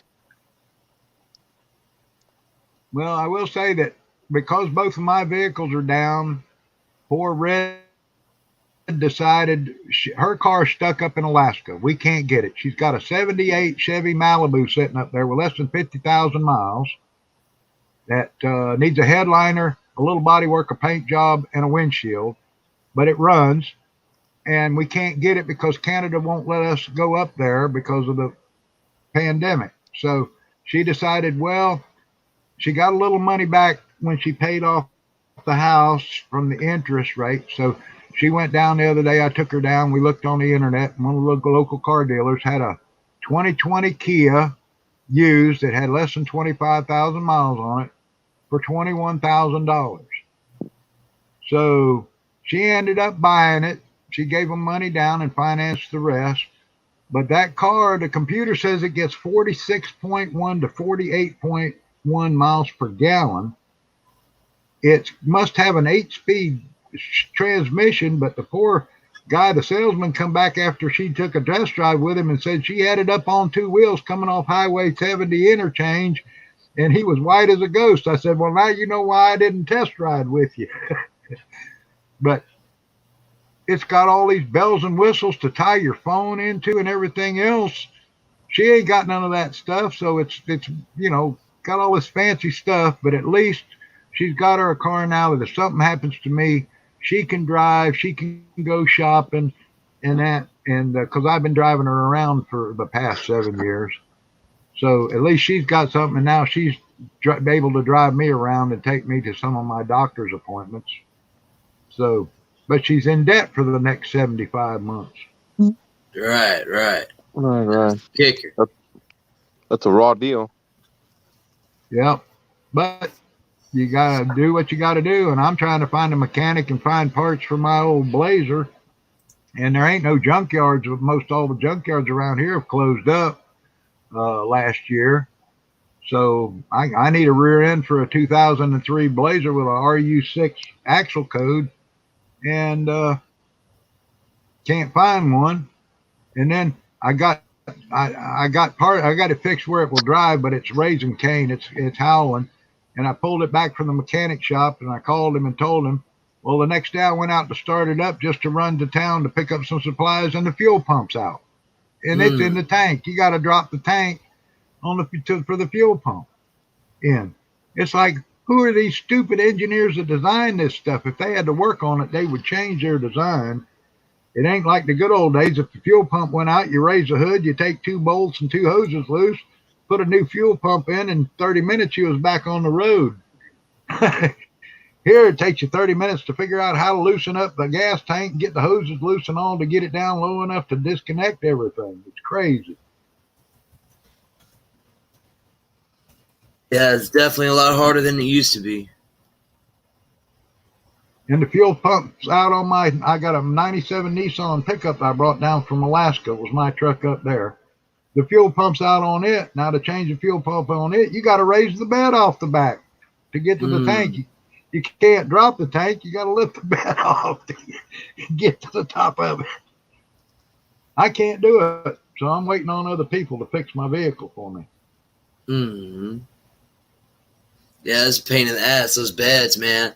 You know, we would put like 4-inch posts, just cut a couple up and undo those and just put one there and like that. It's hard to take it all the way off and then, you know, or 6x6, something like that. I seen them now. They just unbolt the bed and then they lift the front up and block it up and then get in there and disconnect it and pull it out, pop the new one in, put new hoses on, plug it up, drop the bed down, tighten the bolts, and you're good to go. So that's right. I got a friend that's supposed to do it, but every time he's supposed to come over here and get it, he gets busy because he's an engineer for 2 water plants here, and he's always having breaks in the line or something going on, or the government there to test the water and stuff. So I'm just waiting on other people, but it is what it is. Right. And I guess you found out now on YouTube, you can't show guns anymore. You can't show gun parts anymore. You can't show guns in holsters anymore. They have outlawed all that stuff. So on any live stream, so they're slowly eroding away at our freedom, and then your freedom of speech they're taking away and striking people too. So you got to kind of be careful sometimes what you say. And then they're doing copyright violations, which is the biggest bunch of horse shit I've ever seen. If you own the music, you bought it, or it's on YouTube, you should be able to show it on your YouTube channel without a copyright violation because you're not charging for it. There's no money being passed. You're using it for educational purposes. Right. A non-monetized channel gets copyrights. Tell me how that works. Yeah, that's bullcrap. You own the channel. If it's non-monetized, you own this channel. And YouTube's mantra was everyone has a voice. Mm-hmm. Now they've sold out to big tech. Well, they still haven't taken that down. It's still supposed to be everyone has a voice. And I know guys that have fought them and said, look, my channel's not monetized. You have no right to strike me. It's my channel. This is my property. And right now, I don't know if you know Hawks, the marijuana grower, Hawks Mustard Seeds. He's filed a big lawsuit because they took down in 15 years of his videos and stuff and educating people, and he doesn't have backup copies of it. It was all on YouTube, and they took 15 years of his information, and he's filed a big lawsuit against them because of it. Oh wow, no, I didn't hear about that. Wow. Neither did I. Wow. Hawk's a good dude too. I like Hawk. And but he's a big marijuana grower, and he makes the Rick Simpson oil to cure cancer with. And had I known I would have been going through this back in February or something, I would have flown to Oregon and gone and seen him and worked on his farm to get the cure for my cancer. It's amazing what they could produce with that plant, you know? Yep. There's a French company, a French scientific lab has now proven that they can extract the cannabidiol and inject it directly into tumors in brains and breast cancer, and it destroys them with no side effects. And there's videos on YouTube about this French company that's been researching marijuana and has come up with the cure for cancer by processing the plant out into a purified cannabidiol form. And Raymond 11. Constitution is pretty much dead. No, yeah, you're the right. Constitution ain't dead. It ain't dead yet till I'm dead. And me and the rest of the people, man. I don't call myself an oath keeper anymore because they gave that group a bad name. I call myself a defender of the Constitution that I swore an oath to. I'm an oath swearer. Same here. And I will not give up until the last breath leaves my body. I agree. Freedom of speech in America, man. You know, I never would have thought we would all be on eggshells about what we say. That's crazy. Mm-hmm. I asked somebody about going over to San Bruno, California, and picketing YouTube and Google and all them, and you know what they told me? They've got their own military force of guys in MRAPs and bulletproof vests carrying M16s that they will not allow you to sign protest in front of their buildings. They will arrest you or shoot you. One of the things that me and Brandon from justanotherchannel.com was talking about is in Austin, Facebook has a big corporate office there, and we were kicking around the idea of like handcuffing ourselves to the door. You know, I don't know. Well, you got to stay on public property. You can't do it on private property. That'll get you busted. But standing out front on public property, you should have the right to protest and put up signs. Yeah. But, and I was also gonna ask you the point from earlier, the reason. See, people like farmers, homesteaders, preppers, survivalists, you name it. These are the people that the left is scared of. They're like their worst nightmare because they refute the myth that independence cannot coexist with modern society. You know what? Well, I wholeheartedly agree that the less you fear these people, that like, yeah, you know, you just revoke the need for any further big government. Mm-hmm. Yeah, they don't want people self-sufficient, man. They don't. Correct. You don't need the big government, daddy. You don't. See, that's why a lot of basic skills such as auto repair, woodworking, or just basic general home maintenance are being lost to our generation because they want the people codependent on the government. Right. Mm-hmm. I build everything from guns to cannons to inventions to whatever, the trailers, restore boats, all that. I can do anything I put my mind to. And that's what they're scared of, because they can't affect this mind up here. They're not brainwashing me. They don't. They can't. No. They've already tried. They already tried. They can't brainwash me. Mm-hmm. And I turned my TV off. I have more fun watching my security cameras here and seeing real life outside than watching the TV and watching the news. They asked the Amish people here, why don't you people have COVID in your Amish community? They said, we don't watch TV. Right? Sounds good to me. For sure. Yeah. Well, I think I'm about to go to bed, guys. It's 3:30. Oh, I'm yeah, ready. it is. Yeah, I've already loaded up. I'm loading about 100 to 150 rounds of ammunition a night, and to keep myself busy since I can't get out in my shop and work. It's too hot to go out and build anything or work on anything. So I'm working in the house here. I got my reloader moved in. I figured, what the heck? I got nothing better to do, and rather than wait to load all the ammo, if shit hits the fan, I may not have time to. So I'm gonna load it now. That's right. You no can't go ammo wrong shortage with that. here. That's right. That's good. That's good. Yeah. My buddy told me a while back, right when COVID first started, a box of 59 millimeters, I think were like almost $100 at the pawn shop or something. Yep. Man. That's coming down right now. Academy Sports. If you're anywhere near an Academy Sports, they're reloaded with ammo right now, and they've been selling 9mm for about $16, $18 a box. They're the cheapest ones right now. You can find it online for about 22 or 23 plus shipping. I'm reloading it for about $3 a box. Right, right, for sure. Mm-hmm. Yeah. Well, hey, it was great seeing you again, brother. And now you're kind of updated on my health status. Like I said, September 14th, I hope to be in Dallas and having surgery. I should be home hopefully in a day or two after the surgery, recovering. It'll be a 3 to 9 month recovery period for me. But I want to beat this cancer, get it out of me, because I got too much shit to do. I ain't got time for this. Ain't no time for that shit. Ain't no time for this, brother. But, no, it's good to see you, man. It's good to see you with a smile, and I'll definitely be saying some prayers for you for sure.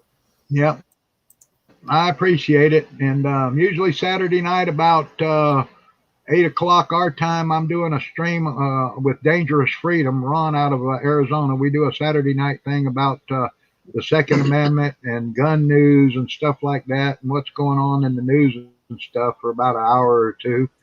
And a lot of the folks that come over here, come to your channel, come over there. We have a big crowd usually. And so I'm kind of helping him out with his stream doing that. And we were doing gun safety and gun training and stuff, but YouTube stopped us on all that because I'm trying to pass along my knowledge, to help other people learn and be safe out there. So no, that's good. That's good. Take 100% pride in that. You're there's a term for this, but intergenerational knowledge, I believe.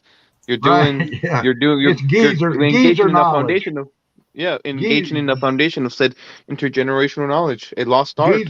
Geezer knowledge. I mean, I wished I could figure out a way to save my brain and download all the information in it, because somebody out there could make a lot of money and and live life well with the knowledge that's up here from everything that I've done and learned over my life. As I get older, though, I find it's harder and harder with all these brain cells to find the right one to remember something, but it's up there. It's just, it's the hard drive's full, almost full. But you got just hit up Elon and get that Neuralink, man. You might be able to load it to the cloud, Yeah. Well, I was hoping by now they'd have a way to transfer my brain into a young man's body where I could keep chasing the women too, but that ain't happening. Sure. But anyway, I want to wish everybody to take care. Keep your faith in God strong. Keep your powder dry. And by the way, study history. Remember back in 1775 and 1776, a bunch of colonists took on the largest military empire on the planet. We didn't take the fight to them. We sat back and we prepared and waited for them to come to us, and then we kicked their ass. There you go. Then we waited for them to camp out, and on a frozen night on Christmas Eve, George Washington crossed the river to kill them bastards. So just remember, learn from history what we have to do to survive and be ready. Let them bring it to us. Be ready when they do, and then we'll kick their ass and we'll get our country back. So be strong, keep the faith, keep your powder dry. Right on. Amen. Appreciate you, man. Good night, people. Take care. Love y'all. Love you too, man. We'll see Later. you around. Later, Luciano. Thanks for being here. No problem. Don't forget to hit that like button and subscribe to Hippie. Keep him going. That's right. Yep. Luciano, you got any last words of wisdom? I got a couple of questions now. Since I'm all about being a prepper, I want to know how to do it on a budget. Should I get into guns also for like preparing for civil unrest, or chaotic? I would civil say, wars? especially if you don't own any, I would say it's better as soon as you could get at least one, because who knows what the future holds? Who knows if there's going to be legislation? Moose Man's a hardcore believer that we're going to continue to have the Second Amendment and everything, which I hope there's going to be a lot of people like him that stand up and protect those rights. But at the same time, we don't know if there's going to be more strict gun laws, or they're going to try to make it harder to obtain these inanimate objects. So as soon as you can, I would probably pick one up. And I know in the state of Louisiana, it's totally legal to buy one from a neighbor, someone down the road. You don't have to do background checks. And as long as you remain responsible, if y'all each wrote a piece of paper, I, Luciano, bought this from so-and-so, serial numbers this on this date, and y'all both sign it. That way, say 5 years down the road, the ballistics say that gun caused a murder. Well, you got this document from who you bought it for, so you're not, guilty of that crime. So if you have to buy one from an individual, you want to make sure you at least got that. If it's notarized, even better.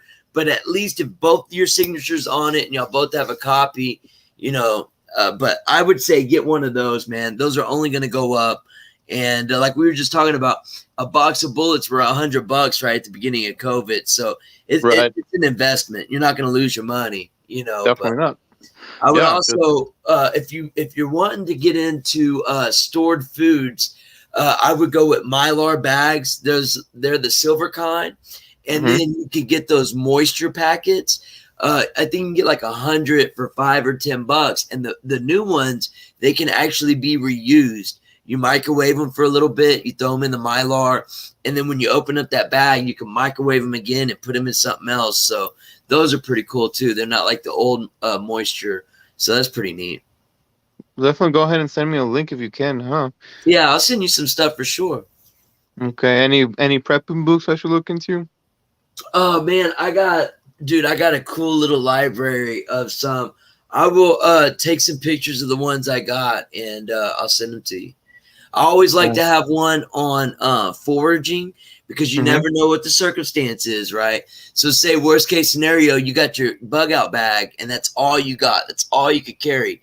A little bitty thin book on letting you know what kind of roots to eat, or what kind of berries or mushrooms or whatever can mean the life or death. So I always have this one foraging book. I'll have to send you that for sure.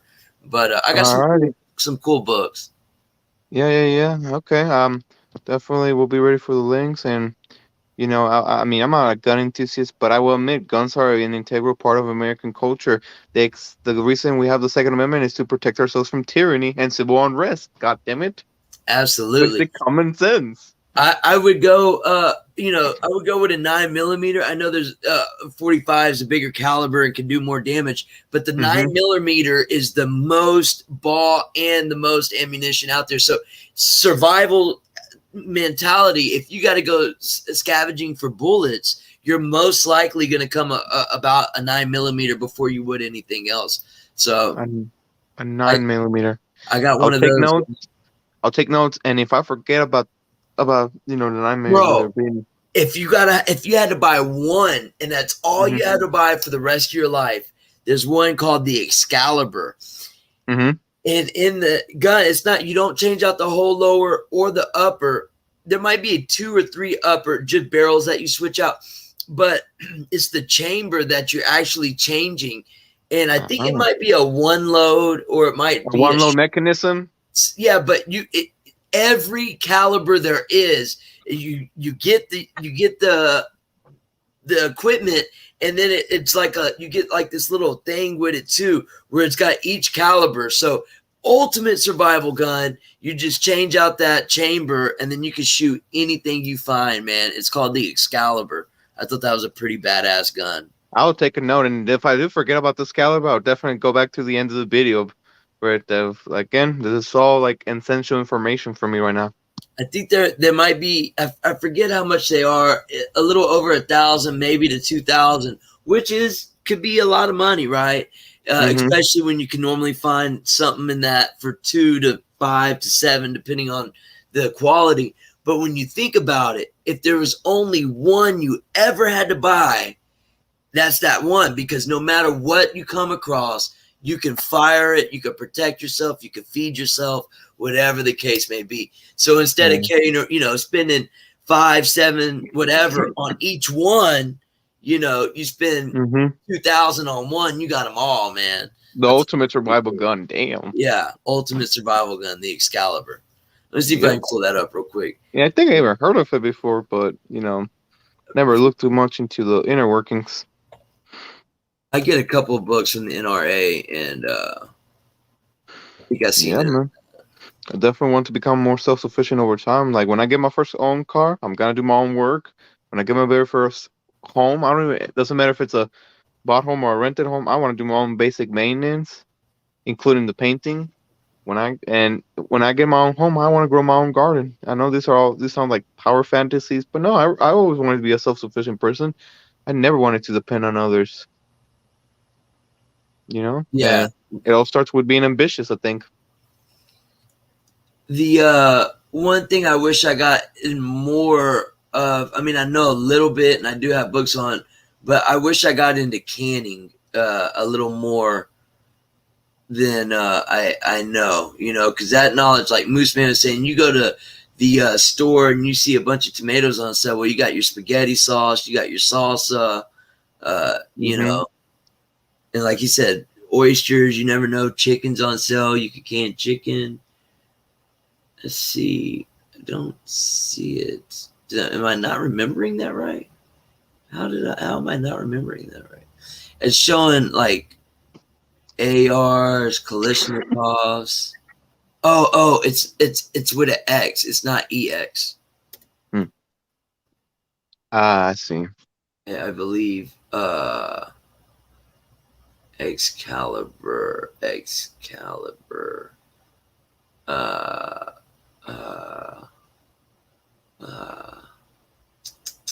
Have you seen the new Purge, by the way? No, I wanted to go check it out. I have not seen it. Oh, it was good. Yeah, it's good. Now, granted, this is my first Purge. I do recall seeing a bit of election year, but this is my first fully watched one. But I think the movie is more of a message rather than an entertainment movie. Oh, yeah. Well, I think a lot of movies are starting to go to that way. Yeah, for damn sure. Well, they've kind of been for a while, but so here's I found it. This is the logo. Okay, so this is you change out these pins. See this bag right here? So you change those out, and then you can fire any caliber bullet you come across, right? And so where was the logo at? But I remember it being a rifle. I don't remember it being a handgun.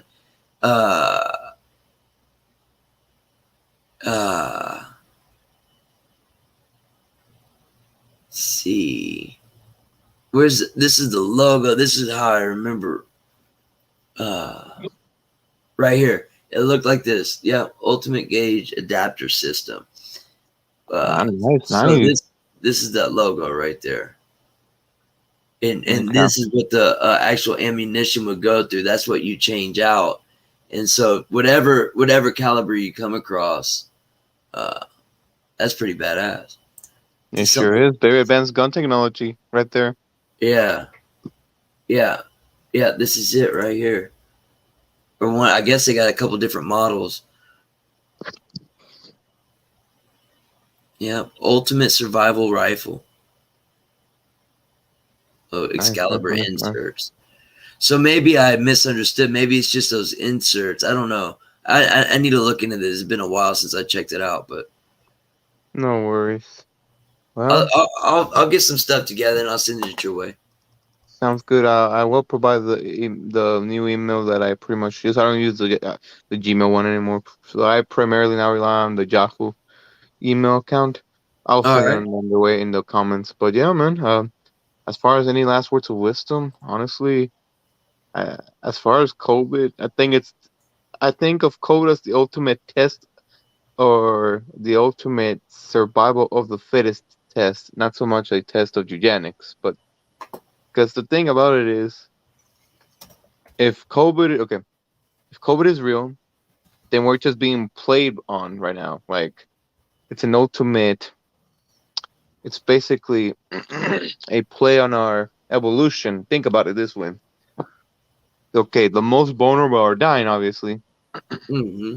So then, doesn't this reinforce, okay, the good ones are surviving, which is what, like 99.8% of the people. It does not just reinforce that, okay, the good people are surviving, therefore, we're more prepared and ready to fare in another virus, if you will. So I think of it as the ultimate test, as the ultimate strong. Sorry, I know it's nighttime and my brain is scattering, but the ultimate survival of the fittest test. If that's it, only if we see it as for what it is. But if you think COVID is a scam, obviously it won't make sense from that angle. So, and a game of eugenics combined with that as well, because look at all these mixed reactions of the vaccines. My mom is already having like those flu-like symptoms for getting her second jab. And they're somehow still peer pressuring me to get the damn vaccine. Hey man, yeah, this is what, see, it says Excalibur right on here. Yeah, look, if you go to band.video under the Greg Reese tab, and I'm not saying this I'm only trying to get you prepared, bro. There we go, prepared. The CEOs of all big oil industries, all the people that work at these desks high up in Exxon, whatever, Shell, Texaco, whatever, they're already finding their replacements to everyone that got one of them, let alone two. They're saying they got 2 to 3 years, man. So, start prepping like you can, bro. You never know, man. That shit's eugenics, like you said several times. Yep. But of course, that's the funny thing. Government promotes eugenics. Everyone's okay with it. And an individual person says, we have too many dumb fucks reproducing in this planet, and that's somehow this promoting discriminatory eugenics. Like, get the fuck out of here. Right. That, or now they're talking about segregation. Like, how is that not racist? How's that not racist? It's so ridiculous. Yeah, man. But remember, the elites got us, man. The elites got us. Like, they got the population where they want it. Politically polarized, socially polarized, religiously polarized, and making the people lacking ambition to do things for themselves. So yeah, just grab the popcorn, people. That's right. I say it's going to be good for anybody with a few dollars in their pocket, because there's going to be a lot of land coming up and a lot of jobs needed, man. We're all about to have a come up. Oh yeah, the rate of production is gonna go back up. That's right. I'm ready for the popcorn, baby. Well, it was good talking to you tonight, and definitely shoot me an email. Moose Man said he might want to reach out to you, help you out. And he said he's got to go to Dallas in about 2 months. I think he was saying for his surgery with that cancer. I know you're not too far from Dallas. Yep, so, I'm in Round Rock. Yeah. That'd be cool, man. It'd be cool if y'all can hook up. Alrighty. Well, you have a good night. You as well. Talk to you soon. Love and peace. Love and peace, brother. Stay safe. Yes, sir. You as well. Bye for now. Bye. Well, guys, you don't have to go to bed, but you can't stay here. Y'all are absolutely amazing. Without you, this is nothing. Welcome y'all to the Boogie. I'd like to thank everybody for stopping by tonight, guys. Point Fire in the house. That was awesome. Hanging out with you. I think you might have found the right place, man. Got a lot of same things in common. That was cool. Raymond 11 was in the house all night. Thanks for hanging out with us. Moose Man hopping on the panel. Everybody can say a prayer for the man. Spent many of his years fighting for us, for this country. You can say a prayer for him, right, guys? Scrimshaw was in the house. Sean Stryker was in the house. Nate, Two Mother Trucking Good was here. Ms. B, Jap Van Tangerine. Laughing and crying and giving away free hugs. He is my brother. Jap Van, come on, man. It's so good. It's so fun. It's a hip hop mix with a little bit of fun. It's my favorite. Steve was kicking it all the way from Hawaii. Aloha, brother. Like next to kin, and everywhere I go, I'm claiming thick skin. This family is deep, something that started Top Spin, Wendy Lou. It wouldn't be the same without you. Thanks for hanging out. Now we hanging with hippies at the bump. Cali Unknown was in the house. What you want with? Now we hanging with hippies. I know I missed so many people. Maurice Delt, LoveGreatness.com. Thanks for hanging out with us. Says prayers, Moose Man. That's right, brothers. Spreading the love, man. That's what's up. Movies can't find where we give you what you want. Talk about what you talk about when you with your friends. You drove in sleep. You know what, Raymond? Let's just play it. I miss it too. Let's just play it one time. Ain't nothing like the original, bro. That's where it was at.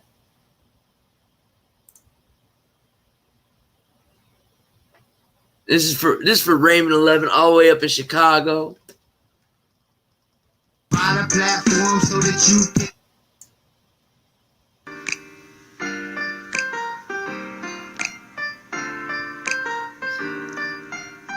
Now you yeah, I missed it. Yeah. I said it before, white men couldn't jump in. Hippies hit the scene in the channel. It's only because of you guys.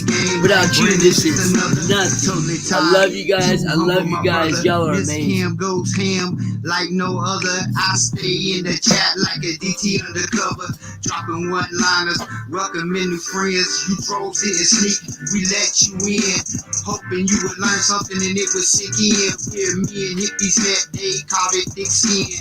Like-minded people want to make America great again. We got rodeo trolls and calls it out of control. We don't block nobody, it's a First Amendment party. So, boy, wait your turn, the assholes with manners. If your dad didn't tell you, let me explain this channel. Now you riding with hippies for Trump. Opposing opinions is what we want. Provide a platform so that you can talk.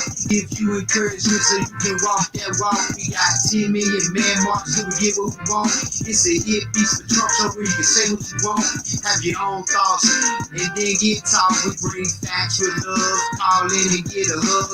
Or you can get flipped by just another channel. We say get battleships behind enemy lines. Trying to open up minds and take off the blinds off their eyes. And have a conversation, explain your side. We all Trump supporters, but we don't follow blind. Trying to leave no man behind. Call in and speak your mind. Now you riding with hippies for Trump.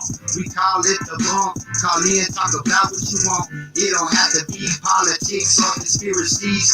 Just one big dysfunctional family. Helping to make sense out of the insanity. Show some humanity. Get facts that you won't get on Hannity. Whether you fly like a fox or fat like a turkey, sticks and stones like the fake news can't hurt me. It's hippies for Trump if you is allergic. It's Todd Pod, I'm my favorite detergent. Live from the kitchen studio where no one's perfect. We all in together now for one purpose, one voice. Give the people information so they can make a choice. And you can leave them in the water, but you can't make them drink. Just hoping we can make you think. That was for you, Raymond. Throwback for Raymond, man. Y'all are amazing. I'll see y'all next week for sure. Getting back in the groove of it. That's from That Dog Stray. He's always in the chat. He's the best. And don't forget Uncensored Abe, Tuesday, 5 Eastern. I'll post a link on the community channel. I'll be doing an interview there, and I'm gonna try to have the website up before that, guys. Love Greatness. Hit me up on an email. I've been wanting to ask you a couple questions, but love you guys. I'll see y'all next week. Y'all have an amazing weekend. Hope tomorrow's amazing. You are. Don't forget, America rocks. Peace.